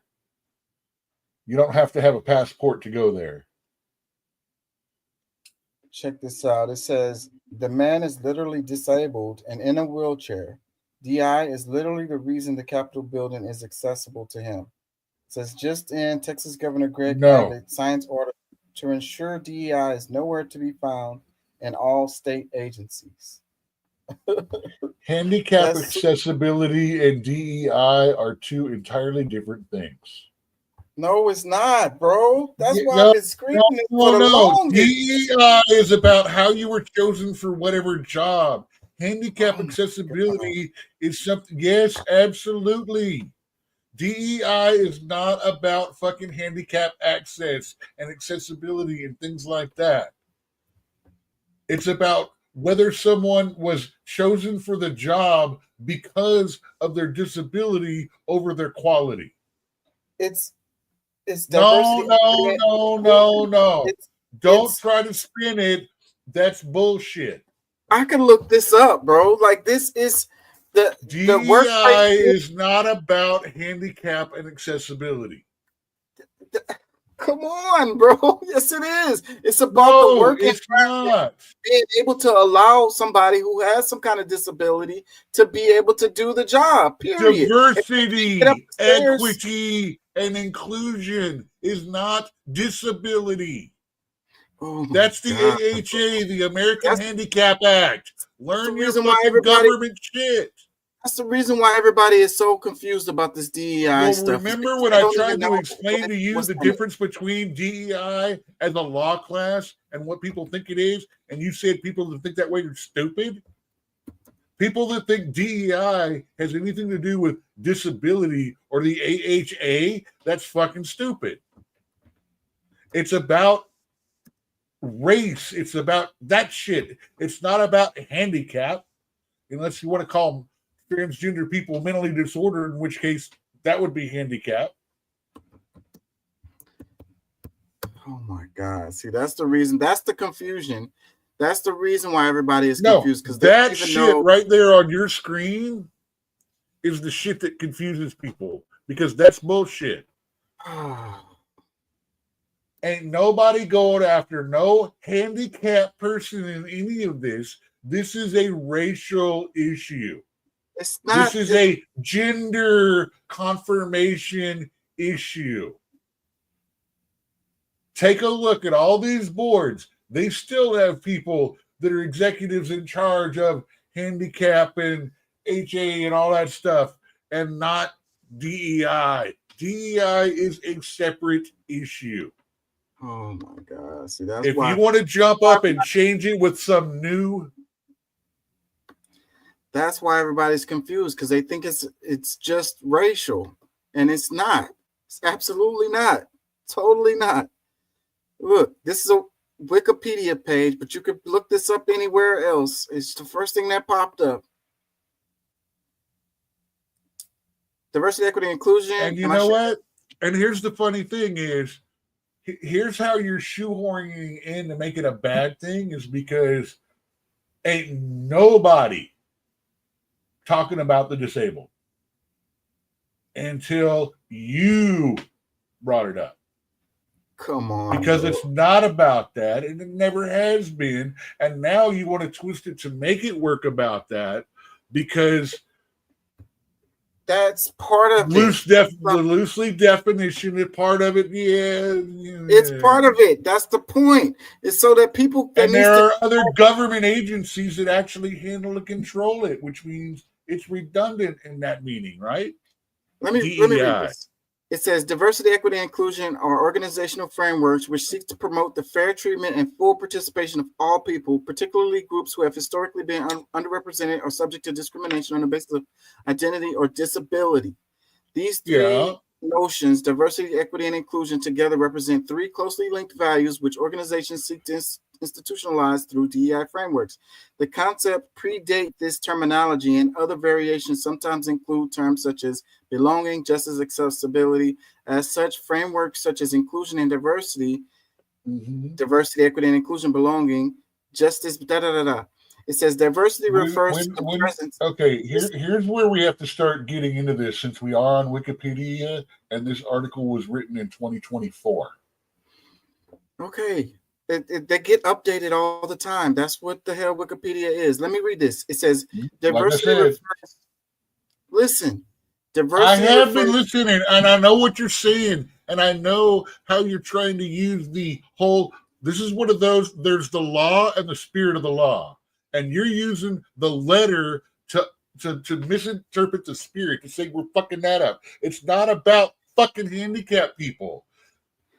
It says it hasn't been, and no one has mentioned that until just recently, so they can use that as the new fucking wedge to make people look fucking. Oh, you're horrible because. Oh, what about the wheelchair guy? Yeah, what about the fucking dude? What about the chick with her penis fucking hanging out of her mini skirt? It's two different subjects when we discuss this, and you know that line is there. You know that line is there. Because don't know what they're talking about. Because you're trying to bust that line because they're not talking about it like that. Listen, it says diversity refers to the presence of variety within the organization workforce, such as in identity and identity politics. Okay, it includes gender, ethnicity, sexual orientation, disability, age, culture, class, religion, or opinion. Equity refers to the concepts of fairness and justice, such as fair compensation and substantive equality. More specifically, equality usually also includes the focus on societal disparities and allocating resources and decision-making authority to groups that have historically been disadvantaged, and taking into consideration a person's unique circumstances, adjusting treatment accordingly so that the end result is equal. Finally, inclusion refers to creating an organizational culture that creates an experience where all employees feel their voices will be heard and a sense of belonging and integration. So, gender, ethnicity, sexual orientation, disability, age, culture, class, religion. All included. Dude, show me one fucking place where anyone's talking about disability other than that fucking specific worded definition which you're using. And I'm not saying I agree with this, okay? I understand what the Equal Rights Amendment is about. I understand what AHA standards are about. This is an article created amongst the conflict of all of this. Okay, and no one is talking. Yes, absolutely. You're talking about people being stupid because they're not using a legal definition of something, but at the same time, you're not trying to understand what people are talking about, and you're railing into it because, well, they're wrong because of this particular little bit of word here, which means it doesn't mean anything like that. So if you're not trying to rid of understand diversity, equity, and inclusion programs, you're going to be getting rid of things that make work accessible to people like people who have disabilities. Okay, show me. So the job won't have to. The job won't have to be accommodating to a person that has a disability, or a person that's old, or to a woman, or whatever. I understand the argument. I've been on both sides. I've been on both sides of this. So show me where people are talking and losing their rights as handicapped people. Well, I mean, they just no. Not how it's going to be. Not how it's going to be. Not how I think it's going to be. Not about their intentions. Not about your psychic ability to see the future or anything like that. Fucking show me before you tell me the sky is falling. It's only been like a week. It's only been like 2 weeks. The stories will come out. I guarantee you. Guaranteed. Without a doubt. There's no doubt. They'll come. It'll happen. Give it a little bit of time.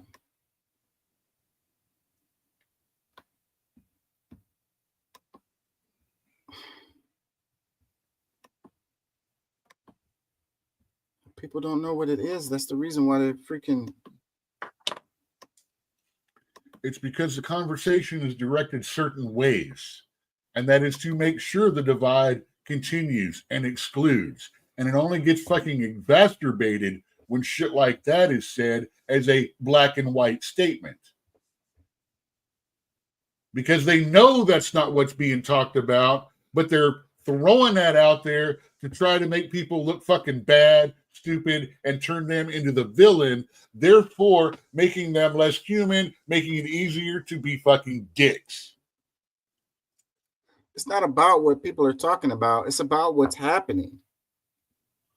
The people are going to talk about how people are talking about it and how it's all being framed. They're talking about the racial issue because that's the divisive issue that the freaking media loves to have. That's the argument that they love to have. It gets clicks, but it's leaving out a huge part of it. It's not about the why, it's not about the what, and it's not about the what's really being done. Women have been the biggest beneficiary to diversity, equity, and inclusion over anybody else. I wouldn't say that for the last few years. It seems like fucking 40 years of fighting for women's rights, and they lost half of them. I'm not even going into the abortion issue. We're not even talking about abortion, but the DEI initiatives is another initiative that helped women with women's rights or whatever, however you want to frame that. Yeah, we call that the Equal Rights Amendment, not DEI initiatives. That's a different. That's what they became. That is what they became. That is the new definition. You are trying to talk to people who have not read what the fuck's going on in the last 4 years now that everything has been redefined and recategorized. DEI is company initiatives to be more accommodating. I'm not arguing this with you. I'm just telling you that like I said, I've already said what I'm going to tell you. What I told you about it. In my class, You don't get it. You don't want to find out what people think or understand. You just want to shit on them for the way they think or how stupid they are. Now that you're so fucking smart. I took a class and they were talking about. I'm off camera for about 60 seconds. I took a class. They were talking about how there wasn't women's restrooms in these damn buildings, these corporate buildings, these office buildings, and the women would have to go to a number of floors up or a number of floors down to go to a restroom because they didn't put women's restrooms on all of the floors in these buildings. Now, like, that's effed up. And it, historically, it wouldn't have been a problem if you just didn't have so many women in the building. But as more women became employed in the corporate world, it became a problem. And so there is a diversity, equity, and inclusion incentive is to put incentives on these corporations to put restrooms on every floor, a female restroom on every floor, so the women don't have to hold their pee till they get up to 5 floors away. That's called the AHA. That's HR. That's a different department.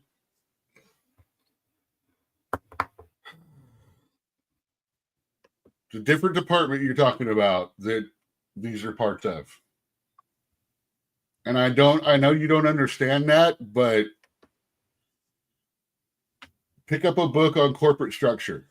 Just if you got any friends in college, or if you know anyone that lives next to a used bookstore, you can get all kinds of good scores and knowledge and textbooks and stuff out of stuff like that. And it ain't great knowledge, but a 10-year-old textbook that discovers, that you can read the first year or two basics of it definitely will help.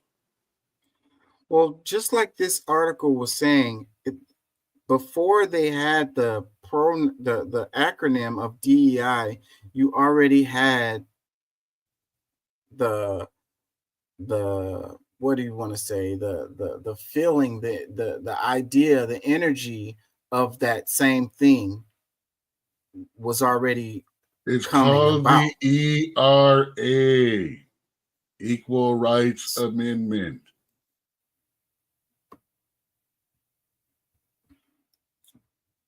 Let me play this. I did my Googles, and I came across the actual case. So Harvard is, of course, we know is a private institution, and UNC is a public institution. So this case was attacking both of their admission processes. And we're going to learn later that this was led by a white man named Edward Blum, and he's been at this for decades. Not only has he been at this for decades, he's failed multiple times trying to eliminate affirmative action on a educational level. So recently, as of 2023, he said, I'm not going to try this approach with white people. I'm going to try this approach with Asian people. So in that case, I'm not going to look as racist. I'm going to use another marginalized group to try and dismantle this law. So what he used was the 14th Amendment. Is anyone familiar with the 14th Amendment? Because we could dance with that too. I got a slide for that here. So the 14th Amendment is basically a law that was created shortly after, help me out, Civil War. Around the time, exactly. So with that, we got the 13th, 14th, and 15th. Those are the big three, right? Specifically with the 14th Amendment, that gave us equal opportunity. And that said no citizen shall be deprived of any life, liberty, or property without due justice, right? So this was specifically created for Black folk in that context. So Edward Blum said, I'm gonna use this amendment, and I'm gonna try and keep it a level playing field to justify for white people so they could get their own. Y'all following that? All right. So basically, what he did is he used this to level the playing field. He said, "Now we're not going to use affirmative action anymore because the 14th Amendment specifically says you cannot give special privileges or deprive anybody of any opportunity based off their race." That's not crazy. I think that's out of this world. So what I did my Googles. So it says a breakdown of how and why the Supreme Court banned affirmative action. Last summer, Black Folks Rock held a conversation about recent changes in affirmative action and DEI, discussing their potential implications for the future. Today, those issues are in full effect as more companies and universities have moved away from affirmative action, and civil laws designed to protect the rights of marginalized communities are being disregarded. I didn't watch this beforehand, so I didn't know what the hell was in it, but let's read some comments. It says, all this seemed too late to me. Where was these conversations and meetings before election? Another one, I never understood why we beg to be accepted and treated equally by others as opposed to working for ourselves and educating our own. This is what the Honorable Elijah Muhammad fought for, but it frequently fell on deaf ears. Another one, dear Black people, please create your own business, buy land, or do it online. It's legal now. Let's move on. The Black young people today is using that awesome thing in their head that God blessed them with, their brain. Fight and make sure you keep it tight. Stay woke.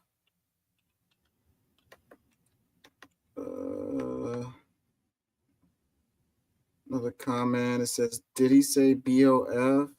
He's making their point with his vocabulary. Would you find it and surprising? The way he is talking down to everyone. It makes us would you find it surprising that I actually agree a lot with some of the things I agree with a fair amount of the things that Elijah Muhammad said?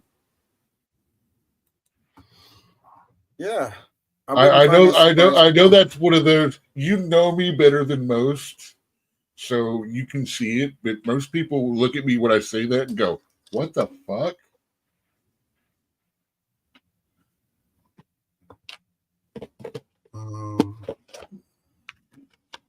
Another comment, it says, a recent ruling on affirmative action was clear. It was intended for freedmen and their descendants. Please don't believe me and go look it up. However, it benefits white women, people of color, and immigrants the most. Thank God it was dismantled. Same with DEI. Freedmen and other descendants are only hired based on qualifications. Not once have we ever gotten a job based on our color. Any promotion, raise, opportunity, etc., that I've received was due to experience, work ethic, and my brain. I'm in a white male-dominated field here in Texas, corporate commercial property tax. So yeah, I mean the whole issue is complex. Like it's a lot going on with this whole thing. So and like trying to minimize it. I would hire someone like him if I had a big corporation and all that stuff. You know why? As a Black man working in that industry and stuff like that, he's going to work twice as hard to make sure my shit's right. At least I feel like he would, and that may be racist of me to think that, but posting like that, I'd be like, well, he's going to be trying to prove himself the best that he can possibly fucking be if he's making that kind of a boast post. I'd be happy for him to take care of it. To say that, I mean, when something is just true, then it's not racist. Racist is when you put groups, prejudge groups, Well, let's say I like his swagger. His swagger convinces me he's going to work harder. But yeah, his color too, because like he said, I'm a Black guy in a predominantly white field. That makes me think by saying that on your own, that makes me feel like you want to work to prove that you're better than the white people in your field. Why wouldn't I want you to work for me? I'd rather have the white guy that wants to prove himself, or the black guy that wants to prove himself better than the white guy, than the white guy that knows he's the best and is overconfident. Yeah. But that's just, I have weird logic. No, that makes 100% sense. Let me do this one right quick. It says DEI is the reason we don't have high-speed rail and an excellent rail network. Donald Trump needs to own the libs and fix this by building the best high-speed rail system in the world. Yeah. I'm sure you caught it, but it's sarcasm, but it's really cute. Like, this is funny to me because I feel like, you know, it would be a good way to get things done, because if you cater to his what is the word I'm looking for? Like his dogma or whatever, like the way everything, the way the media and the way that The dumb ones, the dumb MAGAs. Yeah, I guess. You can there's different levels of these guys. And there's some that actually recognize and get it, and others that are just they're just as bad to me as Orange Man bad. They're the Orange Man said it, it's gotta be right. People lazily think. I don't call them dumb. I think it's just like I say, The ones that do the AI art of him walking with Jesus's hand on his shoulder and shit. Again, it's still the same. Stop. It's so dogmatic. It's so like my team versus your team. It's like, you know, and worse, right, the people that wrong, the people that left, have actually come to their conclusion because they thought about it, whether you agree with their thoughts or not, but came to it through their own way and their own conclusion, as normal human beings in the middle normally do, completely get lumped in with these wacko doodle motherfucking crazy bitches. But the media, the way and the algorithm is feeding this, you know, the media likes clicks. The algorithm it loves confrontation, and it just leads to, you know, this, you know, one side against the other, and not really looking at the issues, like how the other side could be right about this thing and wrong about this thing, and my side could be right about this thing and wrong about this thing. But no, let's just simplify everything and say my side is right all the time and your side is wrong all the time. You know what I mean? Like, let's just keep this real super simple. I spend 3 hours a day doing research and looking into stuff and writing, and two of my 3 hours a day is on sources I don't agree with. Yeah. I want to be convinced. I want to try to figure out why, what they're thinking, where the disconnect is, things like that. It's just, I think if you pay attention more and listen to things that you don't agree with and try to figure that out, you do better than listening to one side or the other either way. Yeah, but you have to actively do that because your algorithm's not gonna feed you that. Oh, I've got three. I got 3 accounts. I've got a right account, I got a left account, and then I got my account. Let me read this. It's this guy's comment right here. He says, "I'm confused as to what DEI has to do with having a well-connected public transit system." This guy is not getting this post. Like, he's not understanding the sarcasm or whatever. Like, the point is DEI absolutely has nothing to do with a well-connected public transit system whatsoever at all. So that's the reason why they're making this post, is to be like, you know, it's a joke, really. It's like, okay, own the libs. Let's get a, you know, an excellent rail system, you know, because it's, you know, it's DEI is the reason why we don't have a rail system. So let's own the libs and make the rail system. I would be happy if we tucked some money in and we spent that on upgrading our current slow rail system.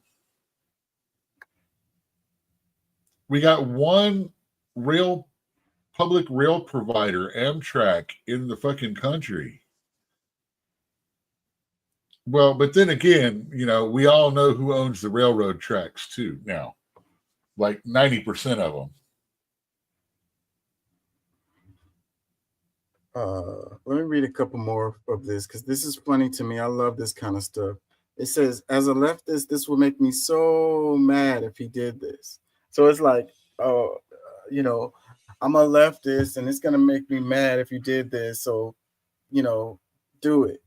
You know, another comment says, help get all the liberals in their slow ass Priuses and electrics off the glorious patriotic interstate by voting for high-speed rail and letting them go on that instead. It'll really show them who's boss. Anyways, this is really funny to me. I love this kind of stuff.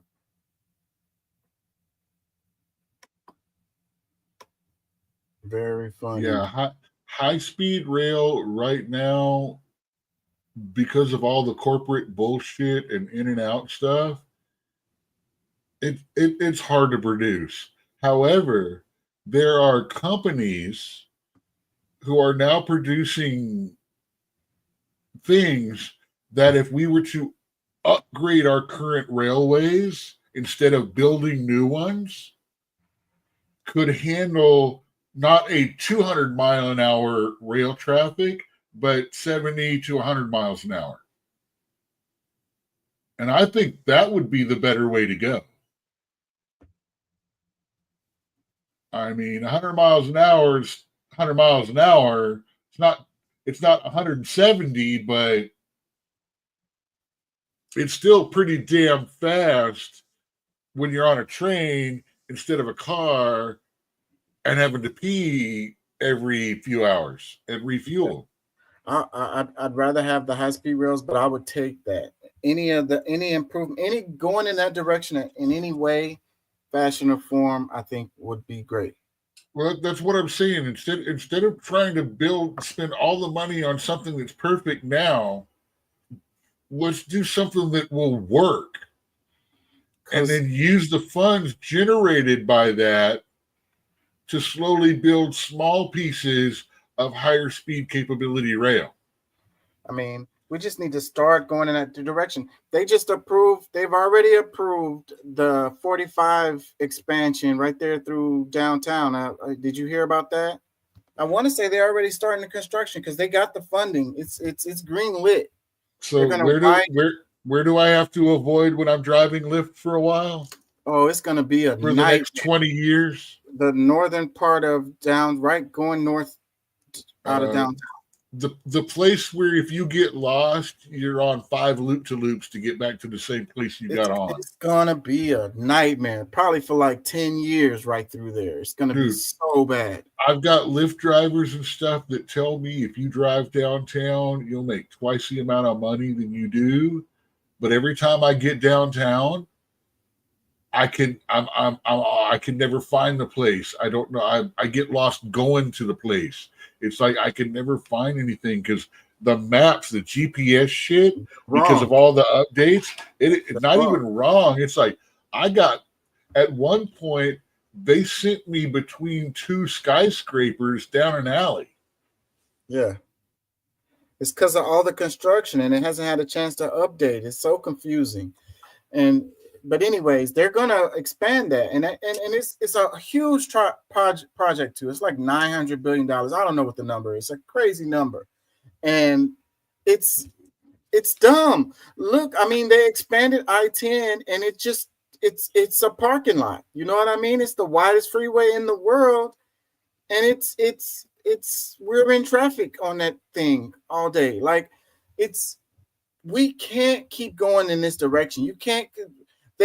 When do we get to the point where we realize that wider freeway? Remember, I-10 was originally scheduled and budgeted to have a high-speed rail line down the middle of it. It still has the space for it. No, it really doesn't. You know what the space is used for? The HOV lane. Three lanes of fucking and the toll road. Put the train because it was the built toll road. The toll road was supposed to be the railway and run right down the middle of that. They could still put the train right there. They could do it. It's space for it. Yeah. I drive that part all the time. There's not that much space right there. There's space.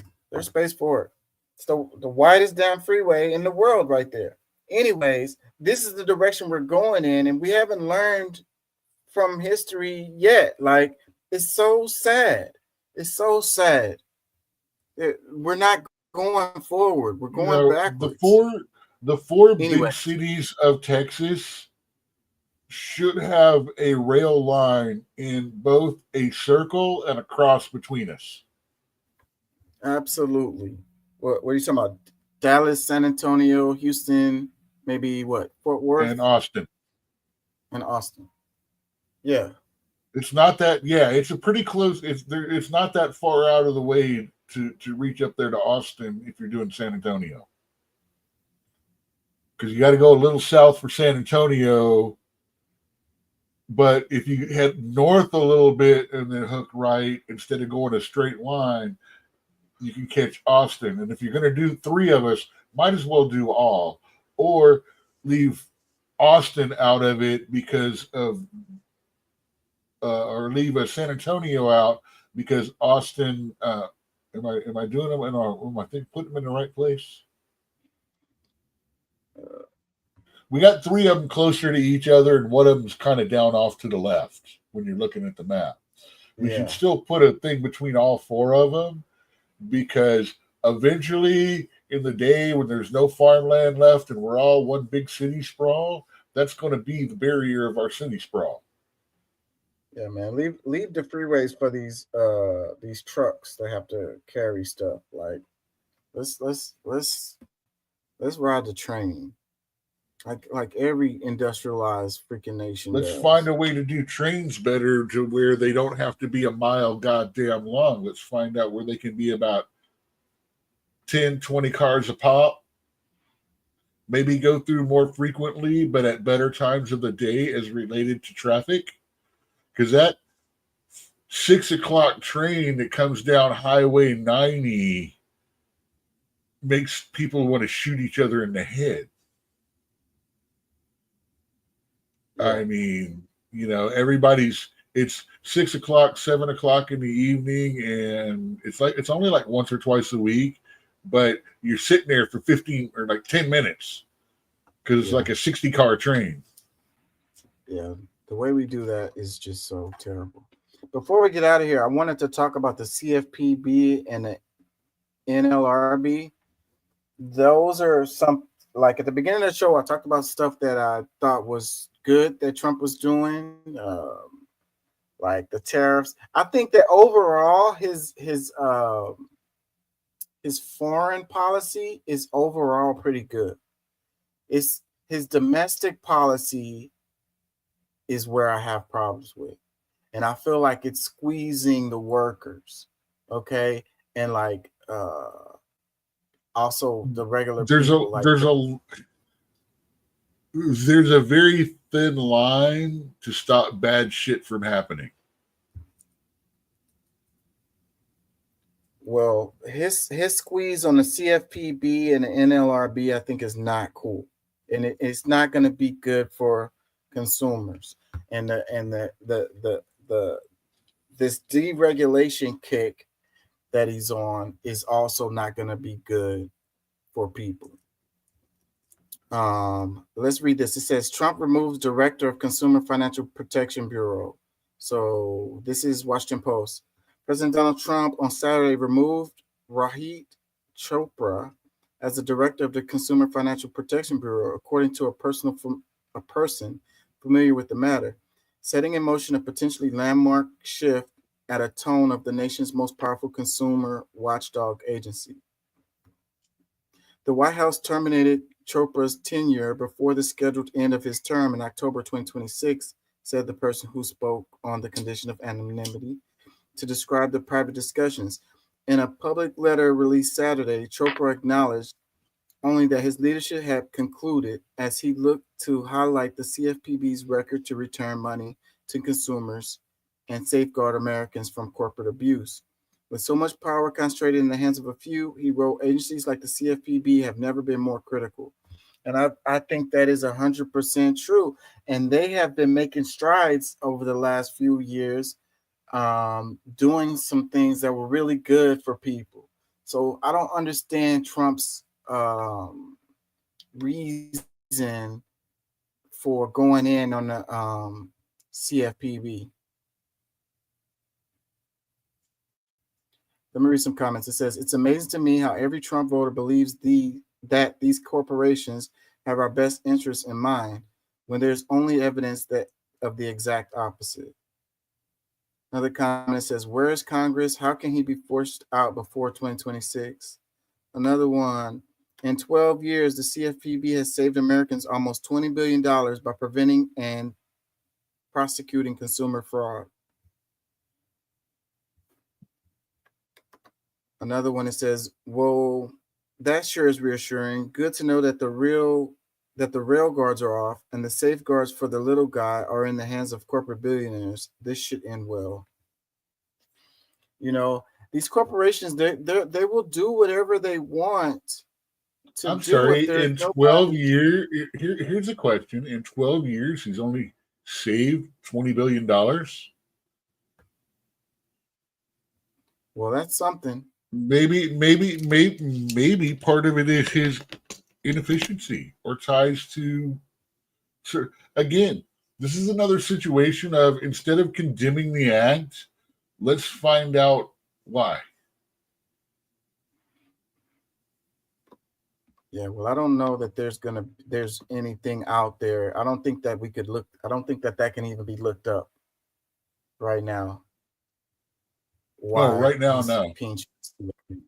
That's going to take at least 2 or 3 applications of the Freedom of Information Act.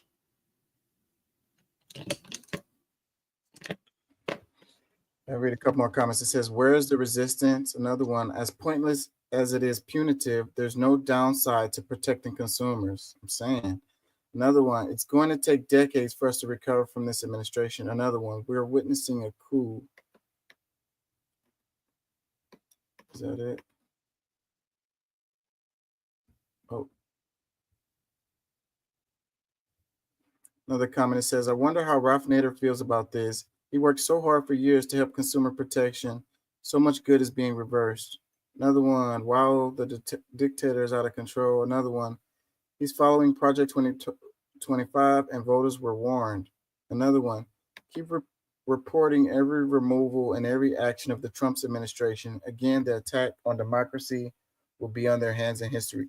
I'm going to want to do a show. What's so democratic about firing someone that wasn't voted in the fucking first place? I'm so sick of this attack on democracy. The end of democracy as we know it. Yeah, I think that people just be they don't, that's lazy thinking again.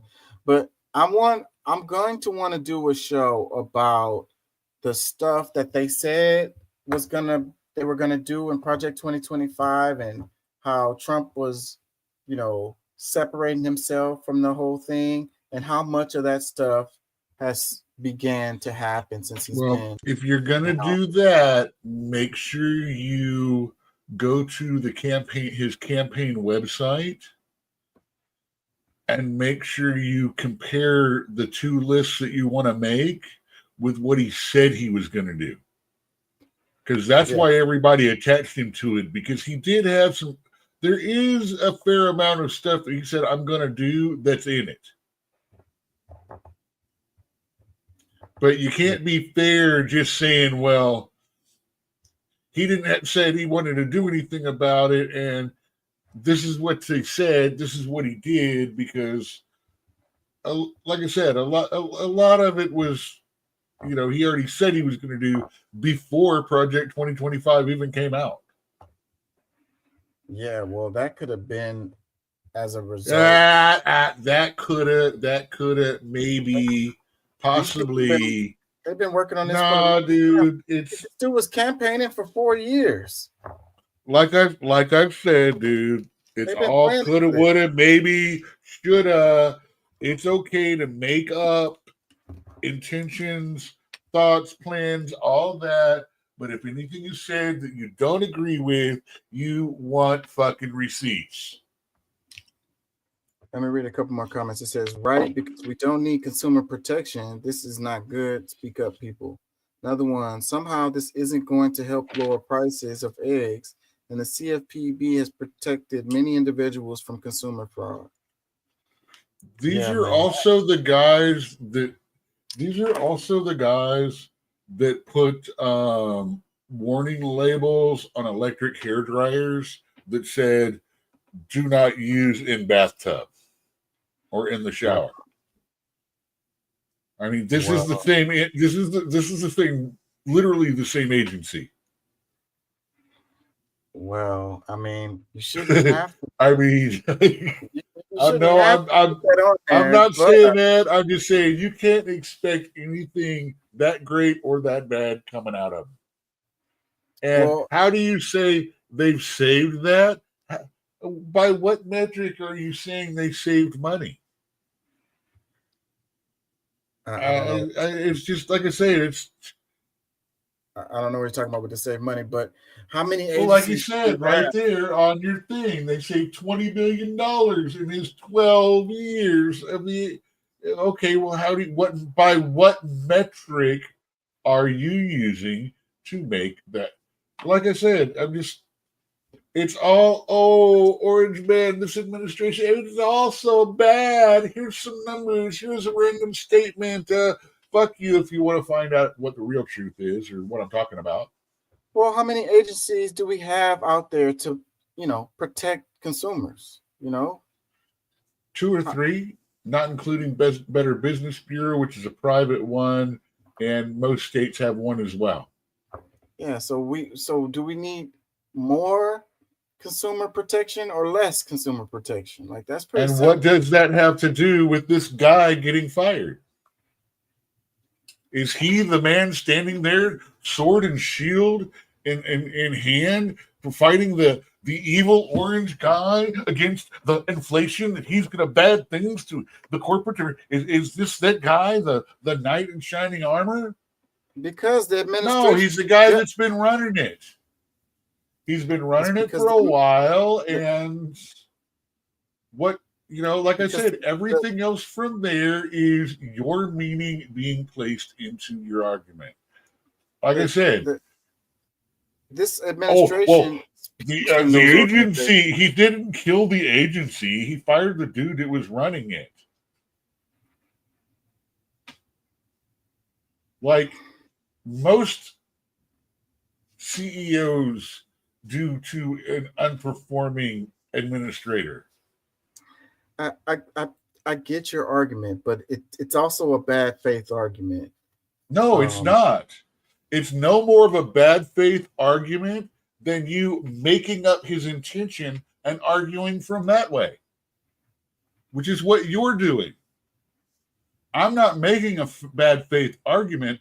I'm simply stating until we know the methods, till we've researched it, till we found out, then we can't make that kind of a statement either way.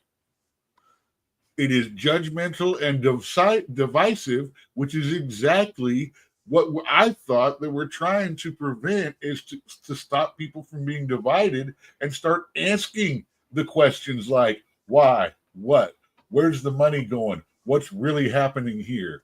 What is on paper written versus what we're hearing in the news kind of stuff.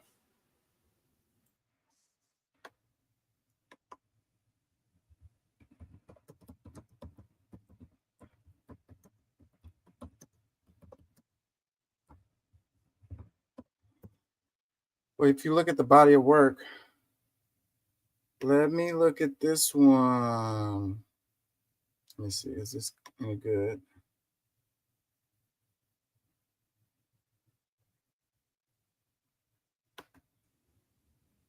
I don't know if this is any good. The hardest first one that popped up. The hardest thing that I have to sit there and say to most Kamala voters when they talk about how horrible Trump is doing on economics is going, you're really sitting there telling me that you trust the entire American economy with someone who raised $1.4 million and still ended up $20 million in debt out of her own pocket?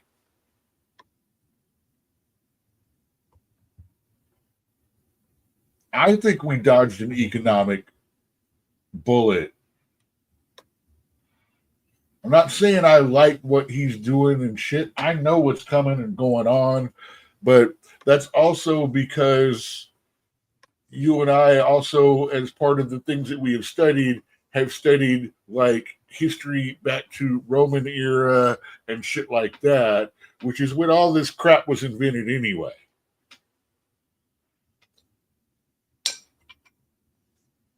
It's just got more refined and polished over the years.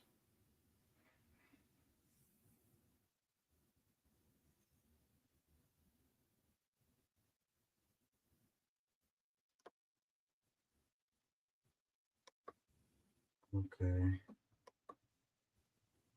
Let me share this.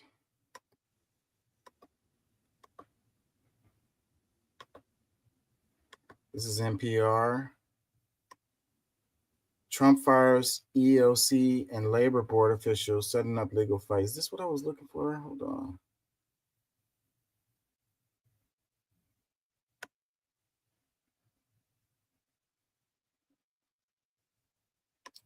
Let's just read a little bit of it. It's NPR. It says, it wasn't a surprise when President Trump fired National Labor Relations Board General Counsel Jennifer Abruzzo late Monday. She was a Biden appointee who had used the agency to expand workers' rights. But Trump went further, also firing Democratic board member Gwen Wilcox in an unprecedented move that she was vowed to fight in court. Due to existing vacancies, Wilcox's ouster leaves the board with just 2 members, short of the quorum it needs to adjudicate even routine cases. The board, when fully staffed, has 5 members. With this move, Trump has effectively shut down the NLRB's operations, leaving the workers it defends on their own.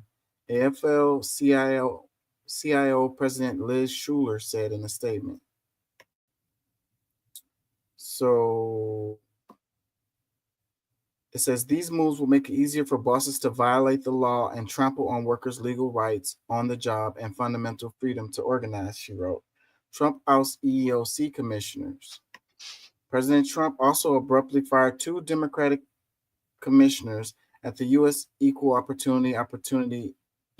Employment Opportunity Commission late Monday.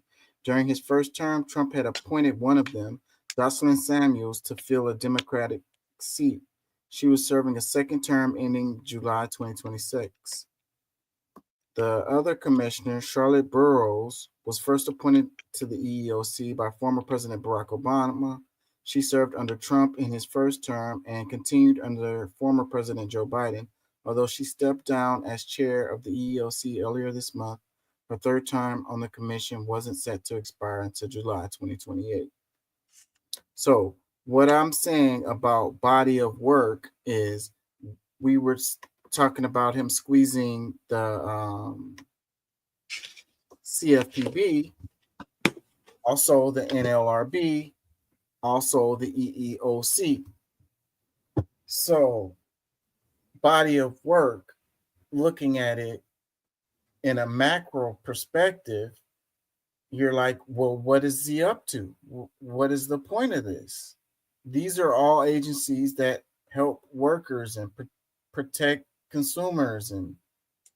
And were they part of the whole, what was their positions, places on the whole trans agenda, men, boys, all things, stuff like that?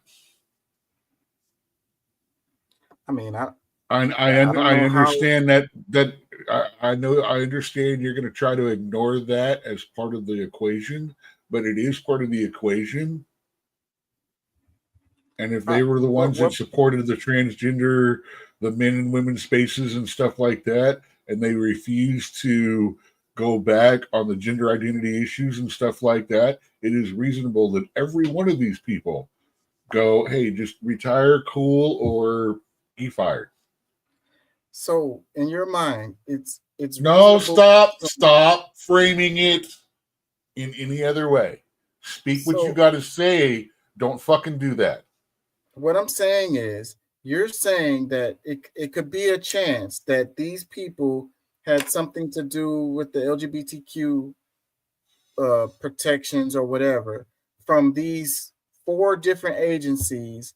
The heads of those 4 agencies all had some kind of, I don't know, agenda related to No, LGBTQ. you're actually saying that. Those are the words you're putting in my mouth.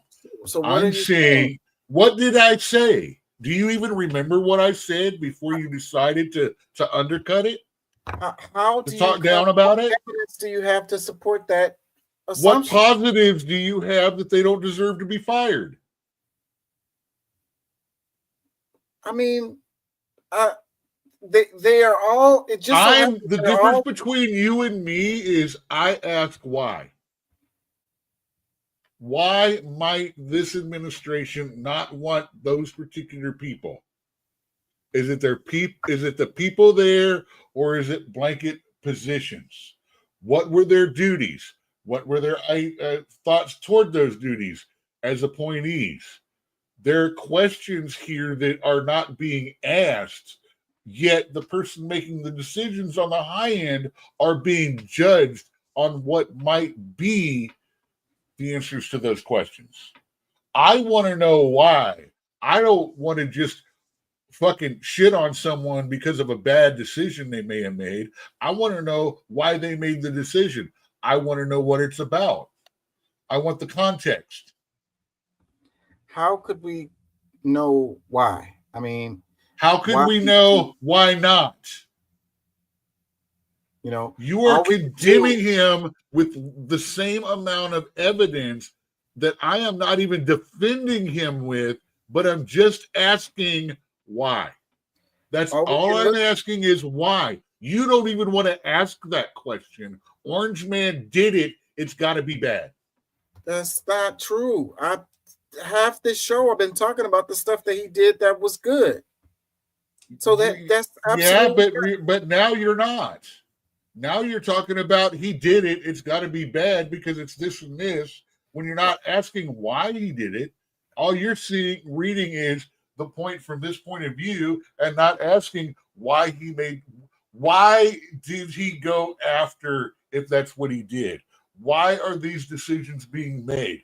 What is the question here between the administration and the person that makes them not need to be there? all we can look at is the body of work. All we can look at is his actions together and try to come to a conclusion. There's not going to be what is it going to say? Where are we going to find the answer to his? Stop. I am not going to engage in this kind of blaming bullshit. This is not a discussion. This is a how do we blame him for everything conversation. And I don't want to participate in it because I want to know why the decisions are made before I make any kind of a judgment one way or another. You just want to fucking judge based on whatever you have. You're defending him based on in lack of the fact that there's no proof of God, there is no God. That is your argument. You're defending him. You can't prove. No, I'm not. I'm not judging him. I'm saying you are judging him, and I am not. I want to know what's going on. No, I don't like a lot of shit he does. I may not like this. I might agree with it based upon why it was done. If I don't know why it was done, then I can't make that kind of judgment. I can't make that kind of opinion. And it's unfair of me to do that because that presumes that I have some sort of knowledge that I don't have. Let me read some of this. It says, signaling an end to an era at worker-focused agencies. Since their appointments in 2021, Wilcox and Abruzzo had taken broad views of the protection labor law offers workers. I'm tired, so it's hard for me to read, but bear with me. Wilcox, and former union lawyer, wrote that as the first Black woman to serve on the labor board, I brought a unique perspective that I believe will be lost. As the agency's prosecutor, Abruzzo, worked to remove barriers to organizing, most recently winning a board ruling outlawing captive audience meetings or mandatory meetings at which employers try to dissuade workers from unionizing. Her approach toward protecting workers' rights and holding employers accountable has raised the ire of many of the corporate world. The NLRB faces more than 24 lawsuits brought by companies including SpaceX, Amazon, who say the agency's structure gives it unchecked power to shape and enforce labor law. SpaceX was founded by Trump advisor and billionaire Elon Musk. In the first term, Trump's general counsel at the labor agency was Peter Robb, a management site labor attorney who served as lead counsel for President Ronald Reagan during the air traffic controller strike in 1981. Last week, Trump named Marvin Kaplan, the sole Republican board member on the NLRB, as chair. It's unclear when or even if Trump will fill the 3 vacant seats. Sir Wilcox and Abruzzo came just hours after workers at a Whole Foods market in Philadelphia voted 130 to 100 to join the United Food and Commercial Workers Union. The grocery chain is owned by Amazon, which is already mired in legal fights over efforts to unionize workers at its warehouses. In a statement, Abruzzo highlighted work the NLRB accomplished under Biden, empowering workers to seek better wages, benefits, and working conditions. There's no putting the genie back in the bottle, Abruzzo wrote. So if the agency does not fully effectuate its congressional mandate in the future, as we did during my tenure, I expect that workers, with assistance from their advocates, will take matters in their own hands in order to get well-deserved dignity and respect in the workplace. So, like, the way I feel about this, it's creating marginalized communities who are susceptible to exploitation. Okay? So, looking at this from the macro, looking at the body of work, that is the result of these actions. So, it gives employers more power and employees less leverage. When you're looking at the CFPB, the NLRB, the EEOC, and Trump's actions for his first 2 weeks in office. And then his buddy with Elon Musk, and it just so happened is benefiting SpaceX, which is Elon Musk's buddy's company. Oh no! As soon as I saw him up on the stage, I'm like, "Yep, he's gonna be the one. He's gonna be the one that takes us to Mars."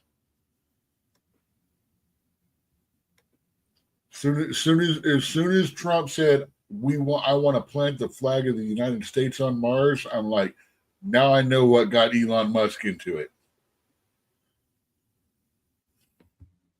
Yep. SpaceX is a real good investment. A whole bunch of money. Yeah, and Elon was talking about saving those astronauts that's been stuck on the space station for like, I don't know how long ass time. Yeah, there was a launch date in February, but something else happened, and he can't launch till early March. A couple more weeks. It's really sad, the deterioration of our space program, and it's been like, I don't know. Thank you, Mr. Obama. All the gutting of the freaking the funding and shit. So it's like they want to privatize everything, you know? I don't think everything should be privatized. And it's like space exploration or whatever. It can't just be about making money, you know? No, I have no problem with privatized assistance and extra coverage and double coverage and stuff like that in almost every level. But like I agree with you about things like electricity and phone and internet. Utilities. Basic living utilities should be available to everyone. At this time, in the reality of this world, there's no reason why everybody walking around can't have a piece of crap cell phone And with internet basic internet lookup, even if it can't do anything other than Google Map, get me to a location, something like that. And then if you did that, then you wouldn't have to rely on like these, you know how like everything that's formal from the government or whatever, it has to come through the mail and stuff like that. And like earlier, I was talking about the faxes and stuff like that. I'm just talking about a basic system like everybody in the United States You gets could this. send alerts to everybody's phone. You could send emails to everybody. And If you want better, if you want, high speed internet, you want, multiple data, stuff like that, and shit like that, and not being a Wi-Fi to watch a movie, you spend it and get it from a private company, which is also required to have the basic coverage as part of that program. Yeah, I'm not against a lot of socialization that a lot of people would think are socialist ideas and things like that. But you got to understand and you have to address them. We have human rights and we have social rights. And we didn't get to the And moon. internet, food, all that stuff, electricity, those are social rights. And I don't mind everybody getting them. We didn't get to the moon from trying to make a profit. You know what I mean? From a private endeavor. No, dude, we used aluminum foil and duct tape and sent the craziest motherfuckers that ever existed on this planet, being Army and Air Force test pilots, up there. And by God, I believe they did it. They came back because I met some of them when my dad was in the Air Force, like before some of them became astronauts and things, and they were absolutely batshit, fly a crop dusting biplane upside down and strike a match off the roof of a car, crazy kind of. Yeah. So duct tape and aluminum foil. Let's do that shit. Yeah, they're crazy. But something should be done for the greater good of humanity. You know what I mean? It without a profit incentive. So, dude, the profit is the continuance of mankind beyond this sphere, beyond this solar system. Because when that sun blows up, it's done. Are we like a single life, a flash in the pan? Or does our knowledge and stuff go out beyond? And that includes what we can become and what we do become. You can't judge it like what we're doing now. Just like you can't judge now by what we did 100 years ago or 200 years ago. Because each different level becomes more and it integrates the best of the past, or is supposed to, and moves forward. So we are moving forward. And like industry did 100 years ago, socially, we are moving forward at a faster pace than at any time through history. That's not going to give a return on investment to the investors. You know what I mean? Next quarter, it's not gonna affect their portfolio. You know, it's not gonna bring. No, but the beginning of the plans to work a permanent Mars station that will allow the mining of the Kuiper Belt, which has asteroids out there that literally have more value in minerals than the entire history of the world's consumption to date. Yeah, I know that's true. Literally. So it's like the first person that gets out there and is able to mine a asteroid is going to be the richest person ever. He's the guy with the most toys wins in that case. I'm going to get out of here. It's 3:30. I wanted to do some more. Let me play this one. This is an update on the ICE raids from the perspective of a general contractor.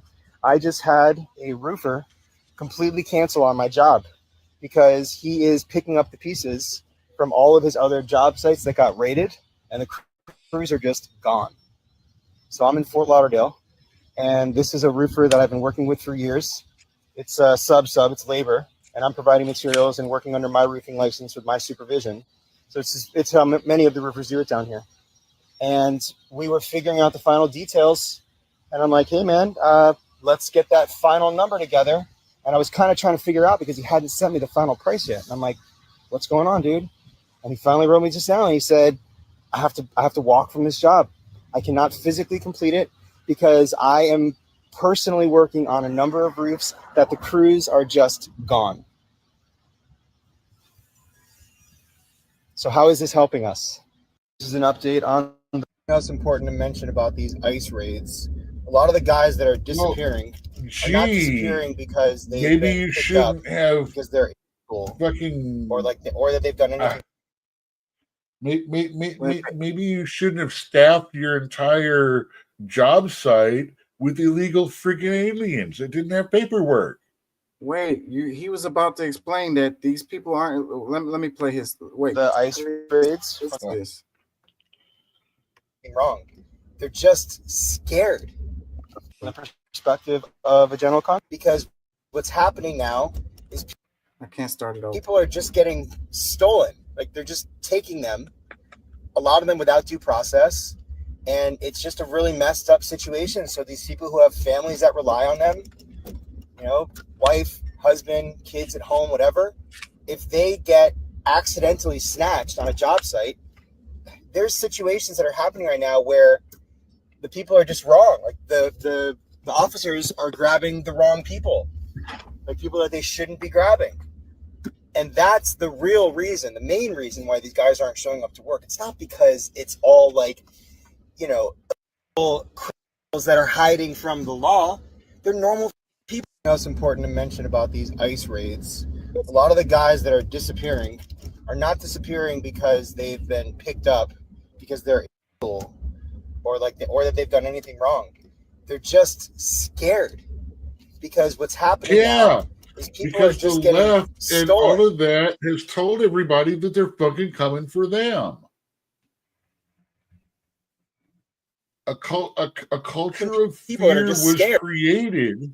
A culture of fear was created around this whole thing, and they were told, we're coming for you. They're coming for you. And Florida's really, really bad too, because Florida is the home of some of the last of the diehard fucking white supremacists and all of that. And they actually will go into the communities and go, we're coming for you. We're coming for you. And stuff like that. But they're not. But everybody knows the story of somebody that knows that it happened to them. Well, I don't know someone, but I know someone who knows somebody. And yeah, and I agree with him. They're scared off because of that. But that's part of it. That's part of trying to undermine the whole process of what's going on. If you make them afraid, it's going to stop the working in production, which is going to make it all more horrible. And I'm getting fucking tired of this because I'm sorry, when you're sitting there undermining the captain of the captain that's flying the fucking plane, what the fuck is on your mind? Why do you want to crash? I don't want to crash.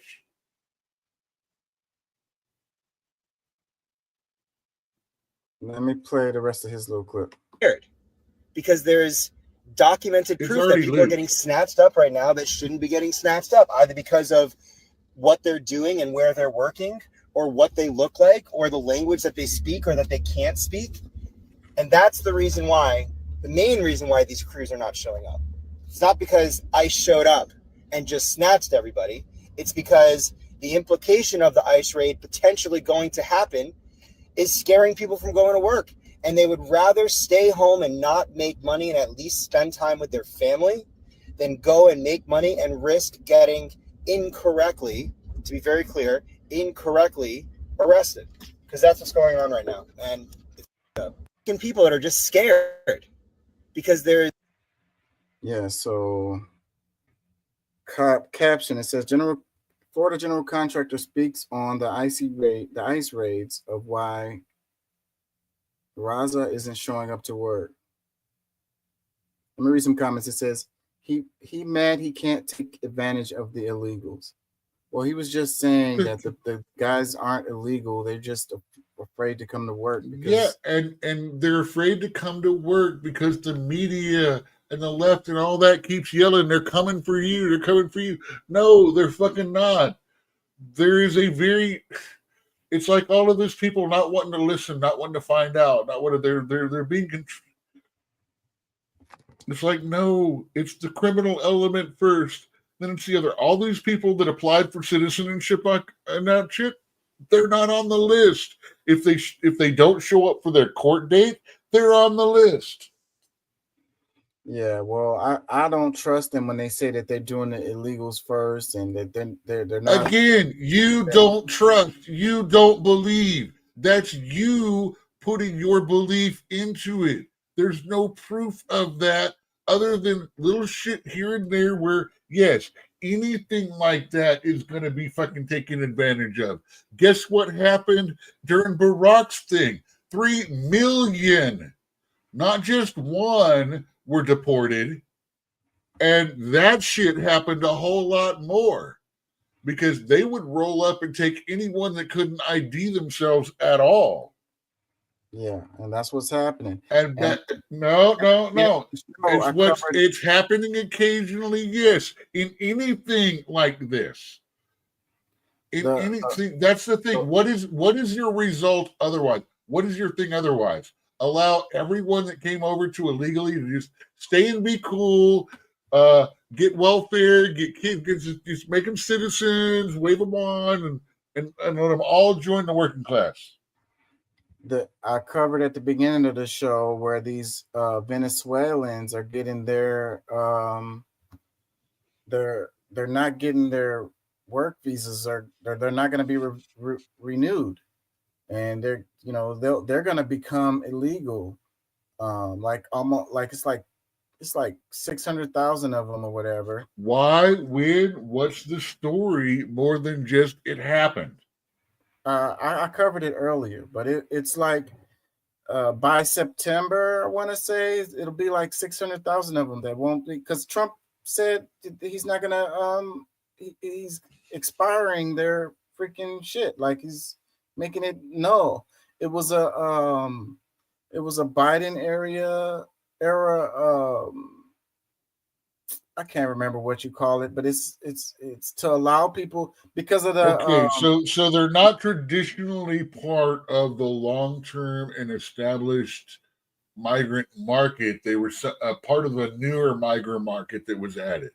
Right. It had to do with what was going on with Venezuela, and you had these people. Not saying good or bad. I'm not taking sides on it either way. I'm just, some of the people had like political asylum or whatever related to, it's not safe for them to go home, or the government is persecuting them or whatever. So they get to come over here and it's legal and they get to work or whatever. And under this program that they had. Now, see, asylum grantees should be allowed to stay because by us agreeing, that puts them on the path to citizenship. Yeah, they all are on the path to citizenship, but they're gonna have to go back home once this thing expires, and the last one expires in September. Some of them expire even before that, and they're gonna have to go home. And if they don't go home, they're gonna be here illegally, and they will be able to be swept up in these ICE raids. Let me read some comments. It says, "Oh my gosh!" Well, the question is here: we're also looking at ones that are not criminals and shit like that. Yeah, now, but there's a stop. I know what can be done, but until that is a reality, just like the form of government you want to include, which I say is going to turn to shit, and you say, give it a fucking chance. Give him a year, just like I gave Biden a year. Just like the country gave Biden a year and fucking regretted it. Let's see what's really going on, because there's all kinds of different ways this can be spun. I can use the business degree to do it. I can do the economics. We can do the history. We can do the labor. I mean, but we don't know what the fuck's going on yet, because of one thing, despite his transparency, there is not a whole lot of fucking transparency going on. And it doesn't help that the two kings of fucking trolls, basically JD Vance is gone. Elon Musk is our vice president.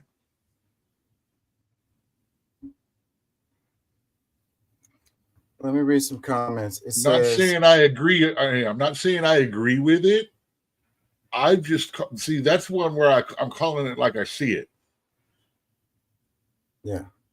And Elon Musk was Trump's Taylor Swift, except actually Elon Musk actually worked. He actually brought votes with him.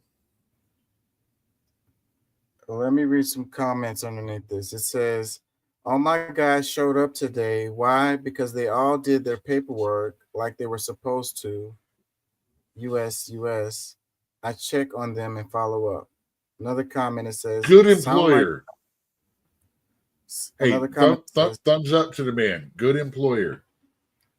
He makes sure his people's paperwork are right.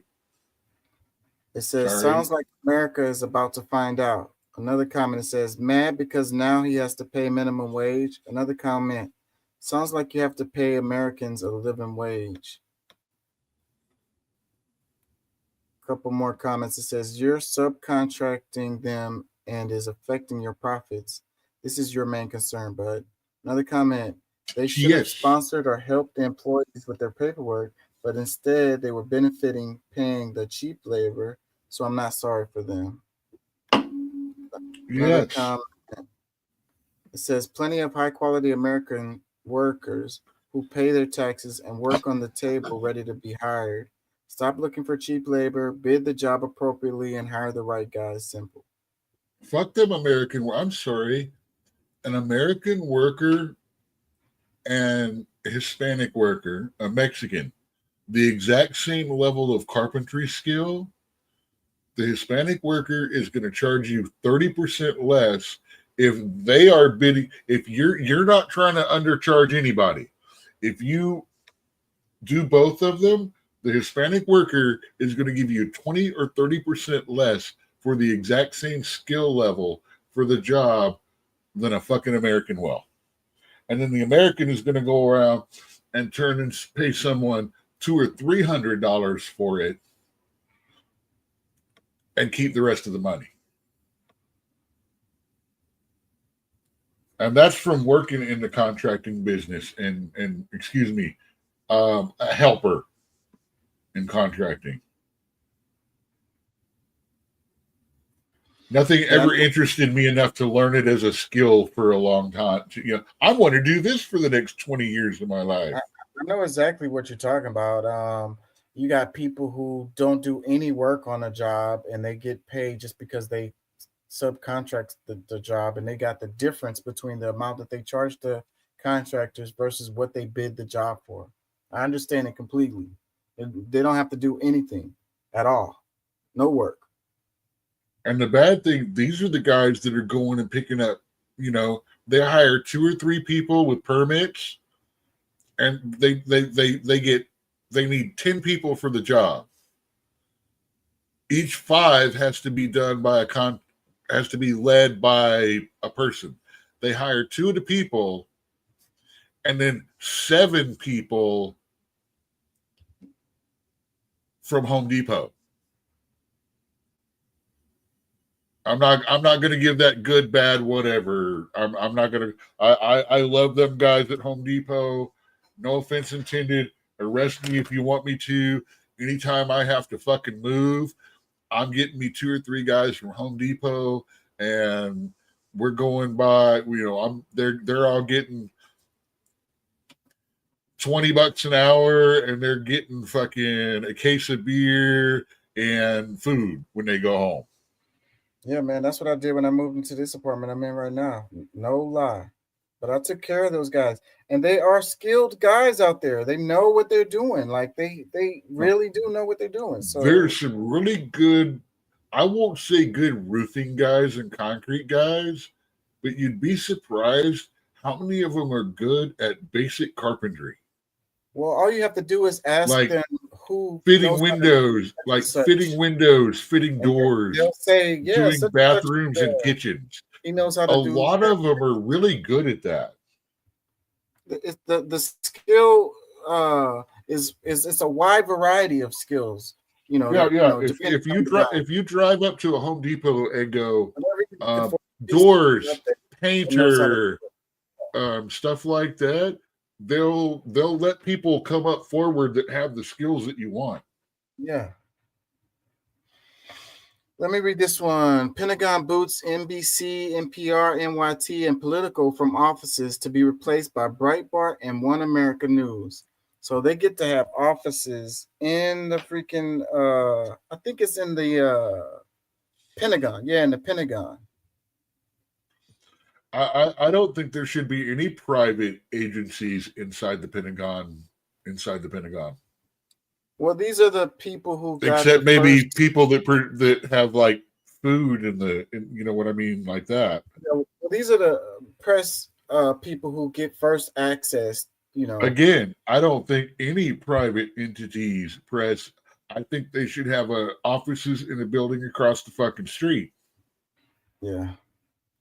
Let's read it. It says the Department of Defense ordered a handful of news media outlets to vacate their offices inside the Pentagon so that they may be replaced by some conservative press organizations.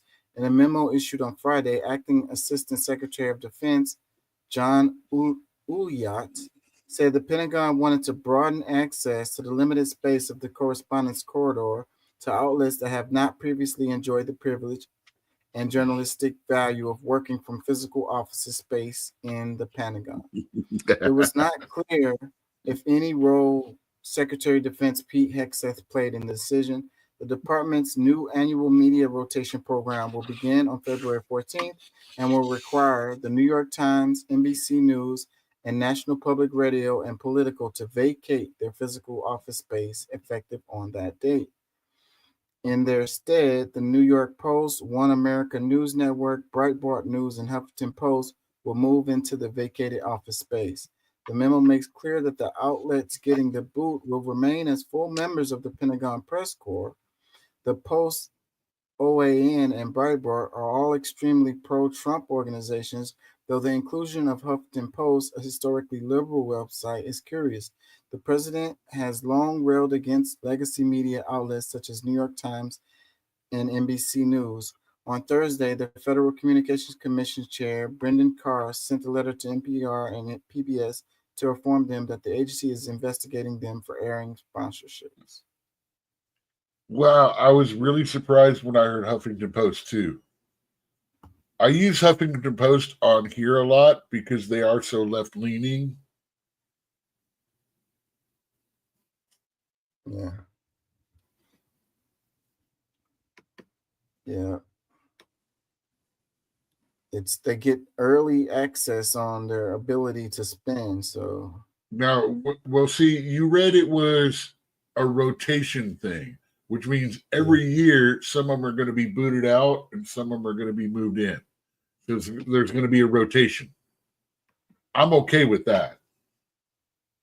I still don't think any press should have, that kind of I just don't think civilian people should be in the Pentagon if that's, Yeah. if it's supposed to be our most secure place of intelligence and all of that and blah, blah, blah.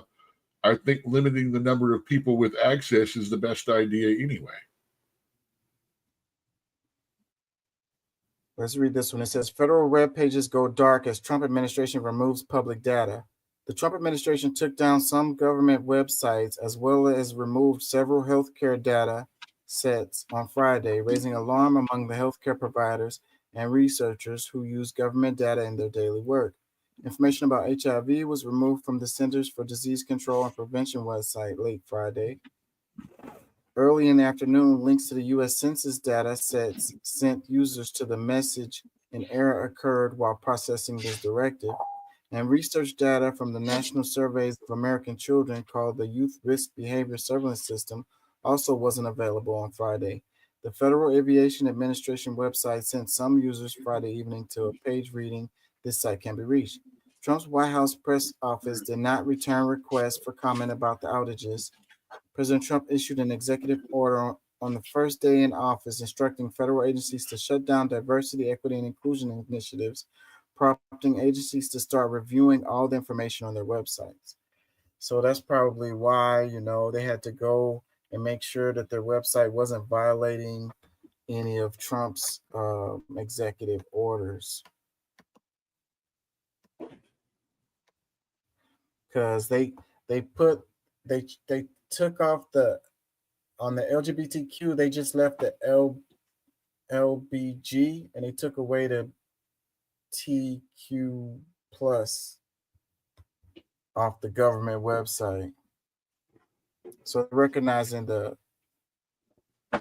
lesbian, gay, and bisexual, but not the other of the alphabets.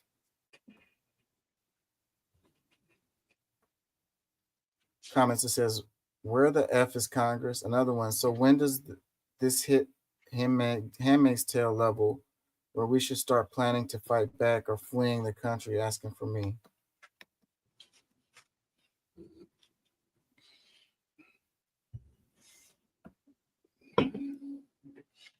It was really, it was a lot of stress happening when they were shutting down those websites.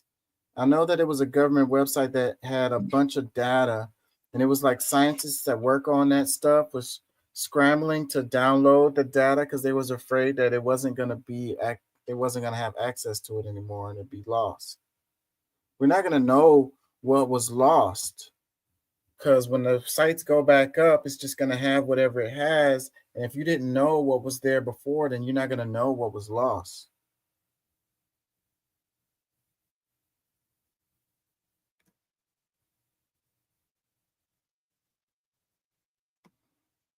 And they'd be having stuff about climate change and all of this data.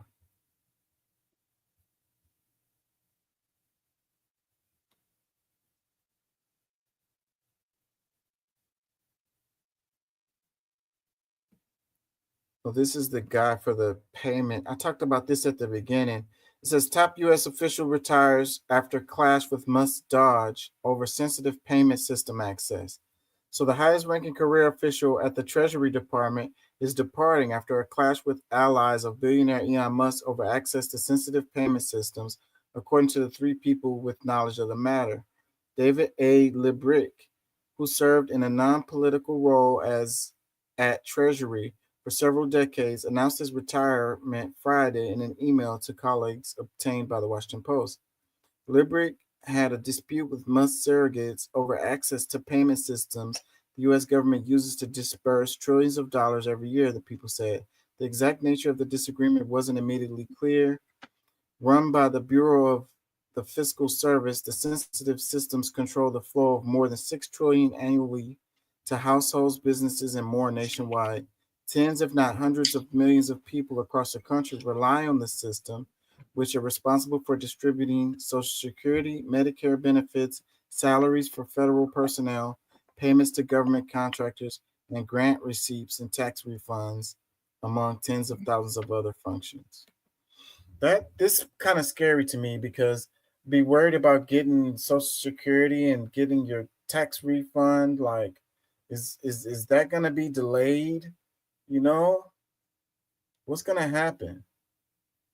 That cause a lot of anxiety. This one is the scariest one for me out of all of the other ones. Comment, it says, why is a private citizen requesting access to sensitive government docs? It says, so who protects the system if everyone resigns or retires?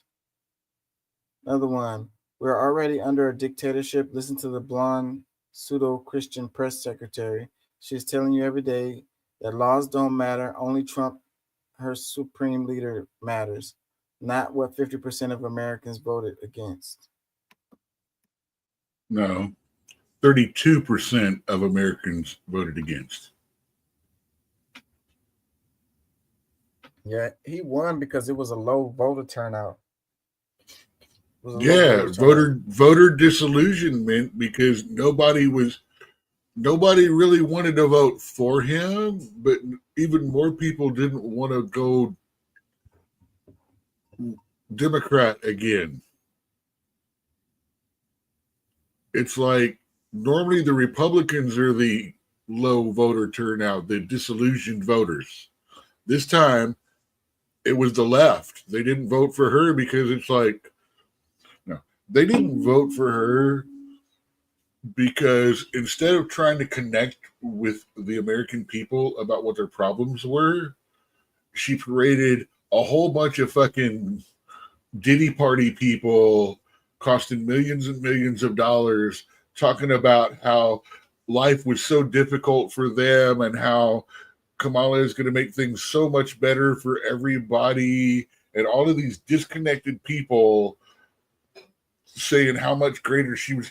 Man, I don't know who planned her campaign, but they need to be taken out back and smacked around a little bit. They ran a terrible campaign, but the Democrats do that all the time. They do that all the time.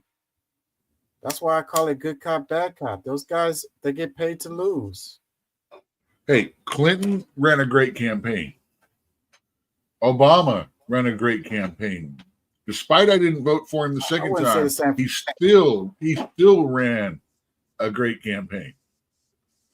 No, Clinton did. I agree. Obama ran a great campaign. Clinton was the first. Clinton was the first black president we had. He's that smooth jazz. He went out there. He ran a great campaign. Yeah, Bill did run a good campaign. He did. But that was like the beginning of this, that neoliberal as austerity measures. Like, he ushered in a new era of politics that was like, actually, the Republicans did it.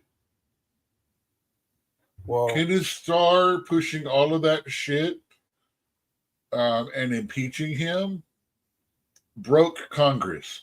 Because if you take a look at bipartisan bills and bipartisan issues and things like that, there was a whole lot of reaching across the aisle when all of that was going before then. You know, Republicans, Democrats, they would get together, build legislation, and put it out, and it would get done because they would both agree. But it went from like 40 to 60% side to side back then to like not even 10% now. Everything is all Republican, all Democratic, except for one or two. And then the one or two of those that don't vote with the rest of their party get hung out to dry in the freaking media. They lose their seats on boards and Senate committees and stuff like that they get paid extra money for. I mean, it's that's just the way it is.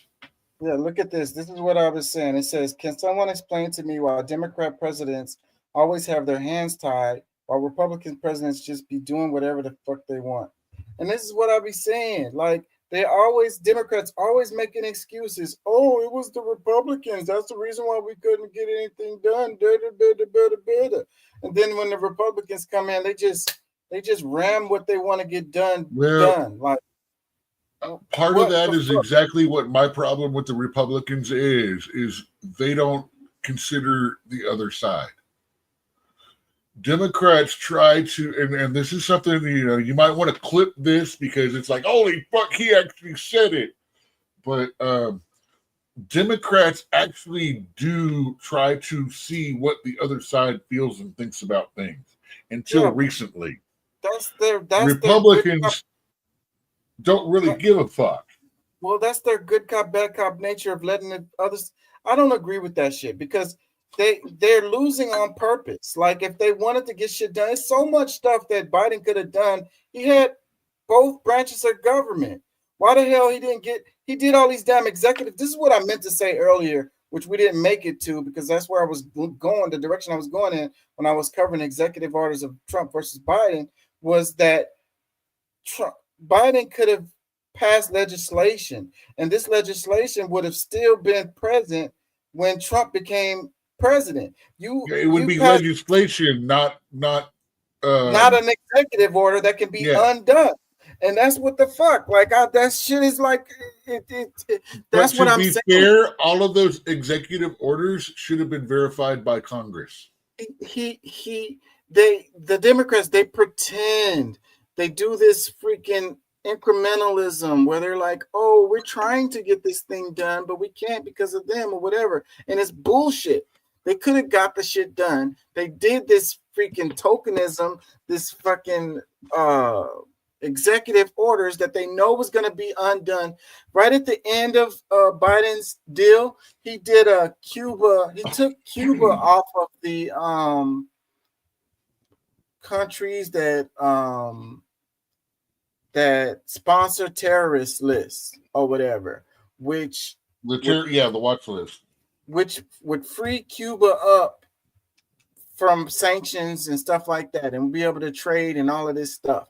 But it was like the last day of his presidency, and then the next day, freaking Trump undid that shit. So again, it's like, what the fuck, bro? Like he wasn't really trying to get something done. It was all like optics. It was all just like, it was trying to appear to be doing something when they're not. Chess really. moves and shit like that, trying to play the game. If I do all this, maybe you won't notice this. Maybe this gets overlooked. Yeah, maybe that shit pissed me off. No, I was extremely unhappy. I liked Biden the first month after he got dropped for Kamala. I loved the way he started pissing on the left, going, yeah, really? Look at this. Look at this.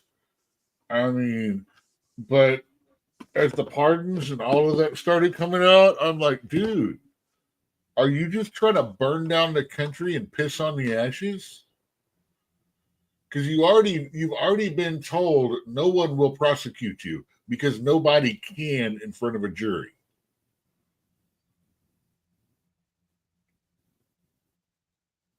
And yeah, that's pretty much what the American Attorney General said is, I can't prosecute him for anything. He's an old, nice grandpa with a bad memory. I can't pin anything on him.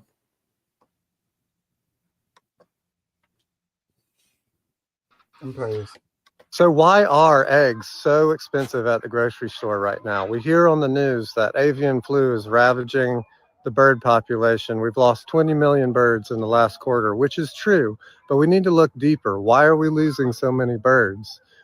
Think about the average size of an egg facility in this country.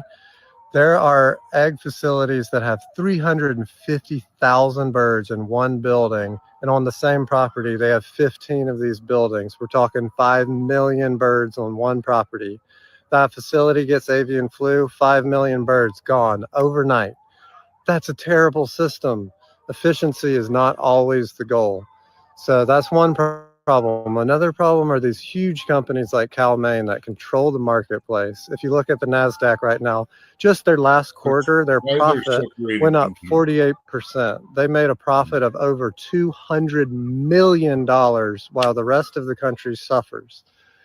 This kind of stuff is not acceptable, and I just wrote a blog post this morning going more in depth about all of this, and it's really important that we think these issues through and think of solutions, maybe kind of like this farm right here, where we are kind of decentralizing the industrialized food system and creating a much more sustainable long-term food system.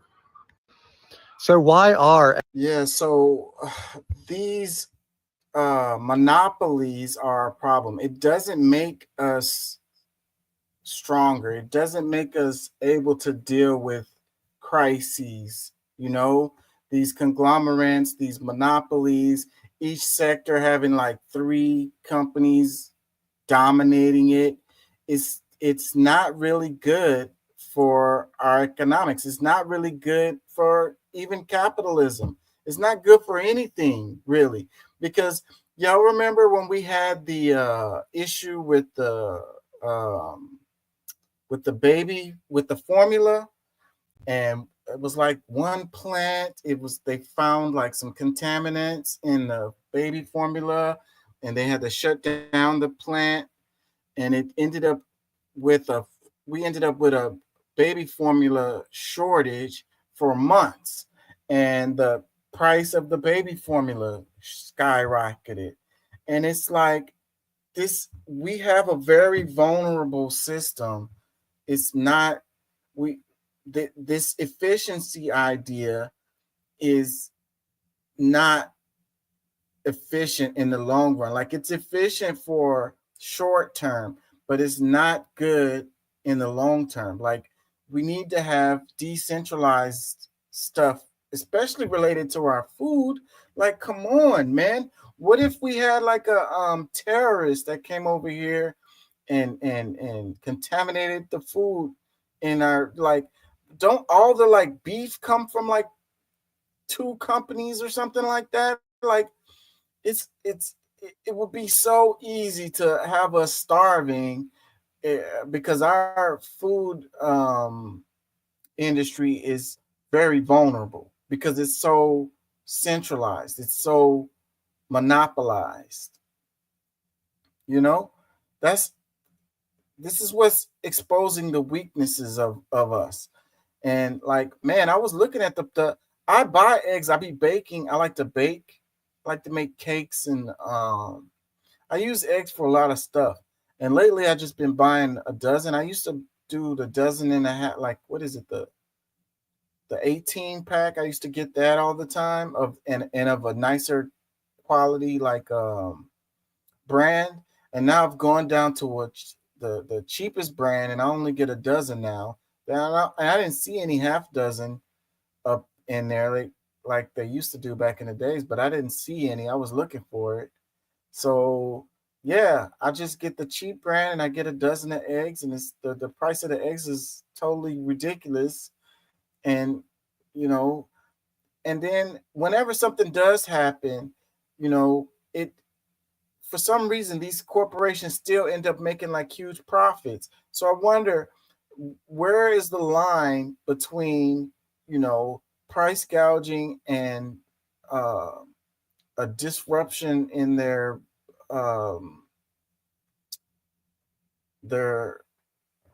production, Anyways, I'm just trying to say we're heading down the road of, it's going to cause a snapback at some point.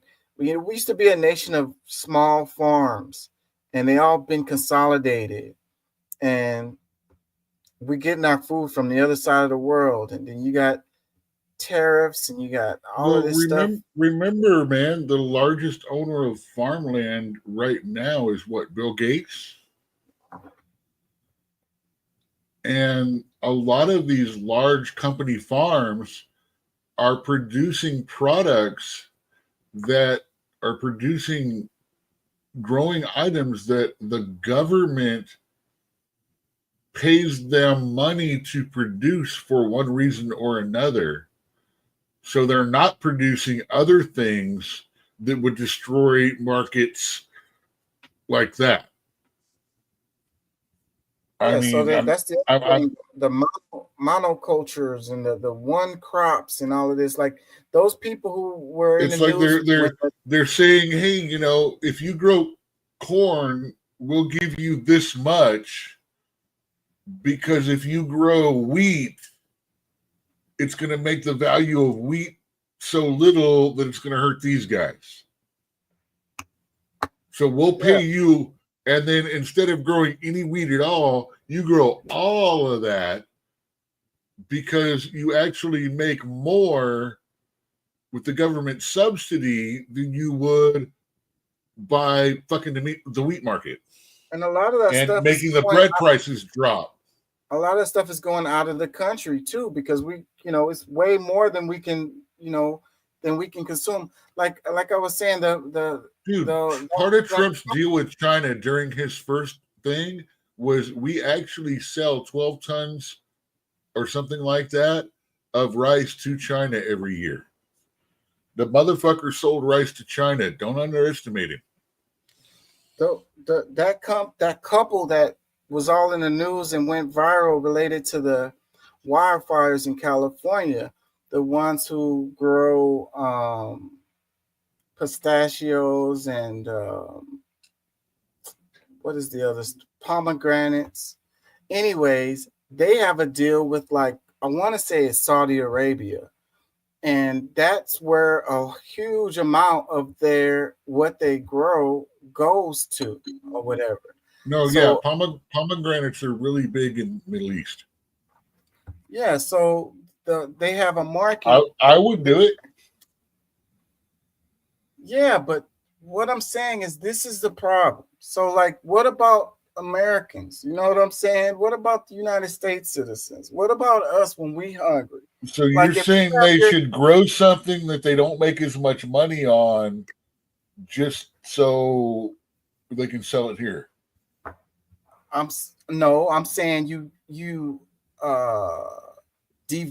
diversify what you're growing so you can have something for, you know, different crops.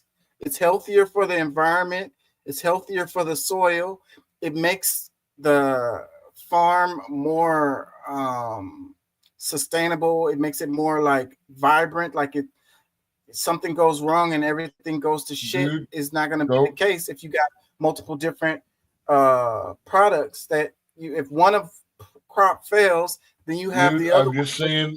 rely I'm just saying you've got less than a basic limited knowledge of large farm and stuff like that. I know what you're trying to say, and I know where it's being explained and stuff like that. But at the same time, I'm just tired. I'm having a hard time articulating myself you right got now. But you've what I'm got the saying. reality of a world that is not a whole bunch of small villages and hamlets everywhere. Yeah, I mean, we're in a global world now, and I get that, but you still should have communities that are self-sustaining, communities that can have all the things that they need to live. You're saying this as you live within the borders of the fourth largest city in the United States. We can't sustain ourselves in this city. We can't grow what we need to in this city. And we would have to take the resources of miles around to be able to do it at its basic. And even then, there are things that we couldn't grow because of the nature of the soil, the acidity and all that stuff, the amount of rainfall, the seasons we have, and things like that, which is why we do trade in other seasons and combination of hothouse manufacturing and open fields. If we're overall self-sustaining, but whatever we're missing, we can, like, I want to use the word barter, but you trade or whatever. What you have a surplus of, and the other people have a surplus of, and you do it like We're that. a It's city. still- We have a surplus of nothing but trash and need. the freaking Harris County the Houston metropolitan area is big enough. There's so much area where they could be growing. It could be so many more farms here. Small farms. We could definitely feed ourselves. I don't doubt it. By taking that property It might away be from a- people. Might be a little more limited in the variety of items or whatever, but it could be done. We have to learn we need to be able to make certain sacrifices. This microwave culture that we live in, this Amazon, I need to have my package tomorrow.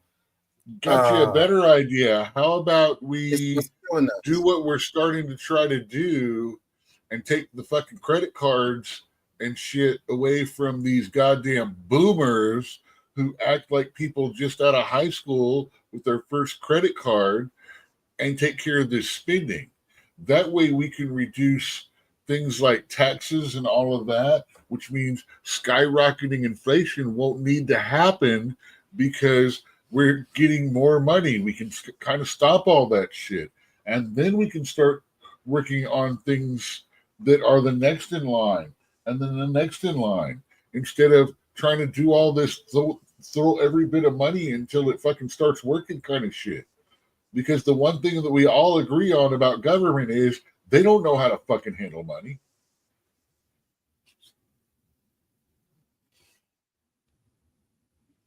I want to play this because it's funny to me, and then we're gonna get out of here. We'll play this. We did it, everybody! Yeah! Everything's gonna be so great! My wife and my daughter are having issues with their bodies. Yeah, we're not under the same administration no more. Go ahead and take this ginger ale and go sit down. I see you. All right, we did it, baby. Make it much. Shut up! Yeah, you didn't do nothing, nigger. This is our country. Don't you ever forget. What's going on? Trump was starting trouble, taking the country back, storming the Capitol. Mm-hmm. I will shoot you because I have the right. Now get out of the car. Yeah, he looks Dominican. You better have paperwork, sir. Keep your damn hands up. You voted for Trump? No talking, boy. We did it, everybody! Yeah! Everything's gonna be so great! That is funny to me. We're gonna end it on that note.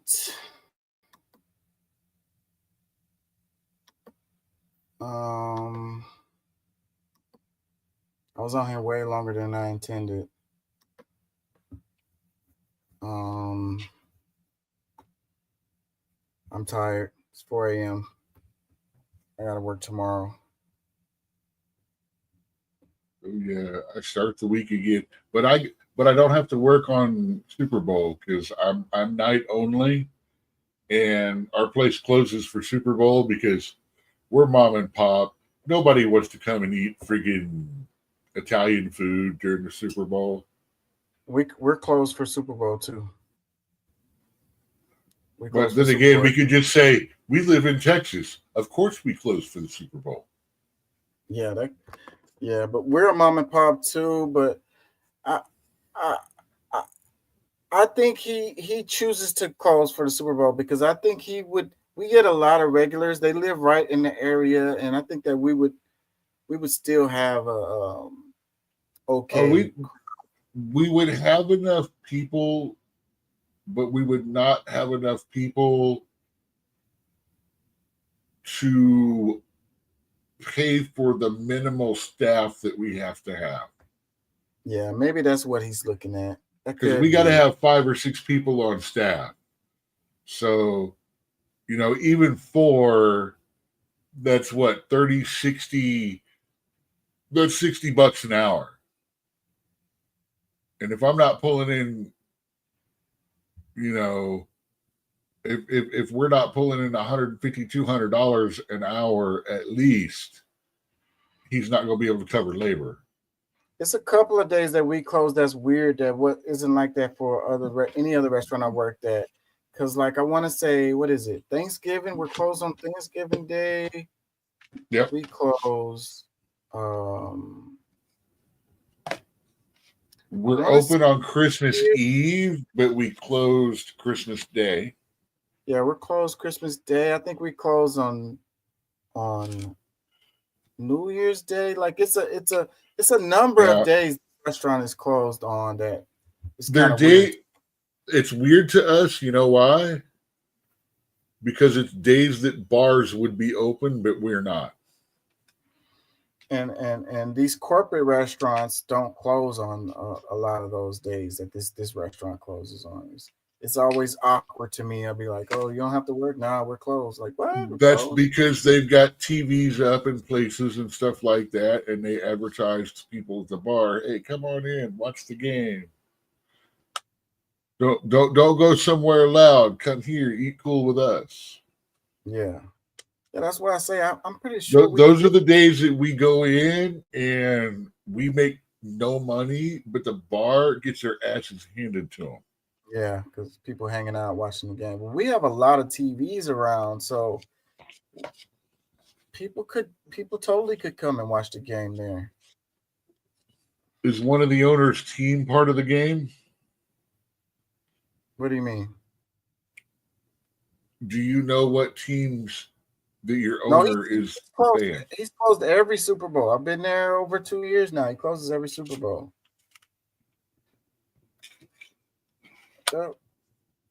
Yeah, I don't know what. It still comes back to, does he like to go somewhere and watch the Super Bowl? I don't think he's into sports. He wouldn't have to be there anyways. He wouldn't have to be there.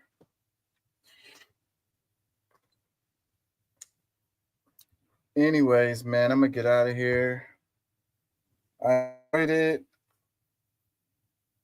I'm gonna try to do a better job in preparing for these shows and try to be more organized in the future. I mean, I don't know. I had like 3 shows I was trying to squeeze into one tonight, so it is. I would say set yourself up with bullet points and topics. I would say consider one post-it note with a few points, like when you're working up a paper for school. You know, you've normally got one sticky note per page, your paragraphs and stuff like that. I would roll with about 2 hours per sticky note.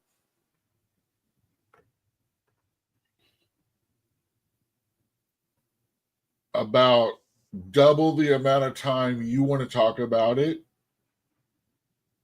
And that makes up for loose banter and contradictory banter, which is not going to be as much time as you talk about it.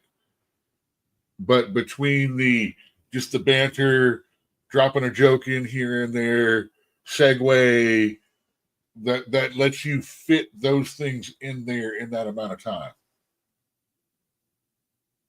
So for every hour you plan of a show, estimate 2 hours of actual airtime. Yeah.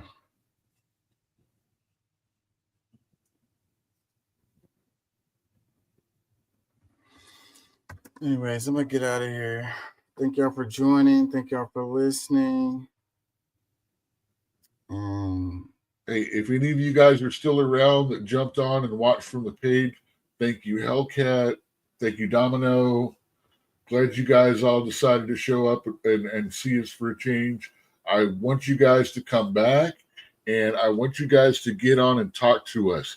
We need ladies' perspectives, and we would love to have you on the show talking with us instead of us doing the chat, because I know your voices don't sound like us deep guys, and it's kind of disturbing when I'm trying to think of you and read it in your voice. Melissa, what a deep voice you've gotten now. I still appreciate the chats, though. I still appreciate the chats. Yes, That's keep them okay. coming. Keep the likes. They both liked us too on the Facebook main. So, well, I appreciate it. I've got a different way. My son joined us for a little while. Yeah, that's cool, man. Bryant, my son, Bob just Bob. Bob just Bob. That's cool, man. Yeah, that was my son. I'm like, yay! Yeah. See, I'm only partially useless. We're famous, bro. He's part of the home free community in San Antonio. No, Austin. I don't know. The one we go out the road west and it's there. Just before Hill Country.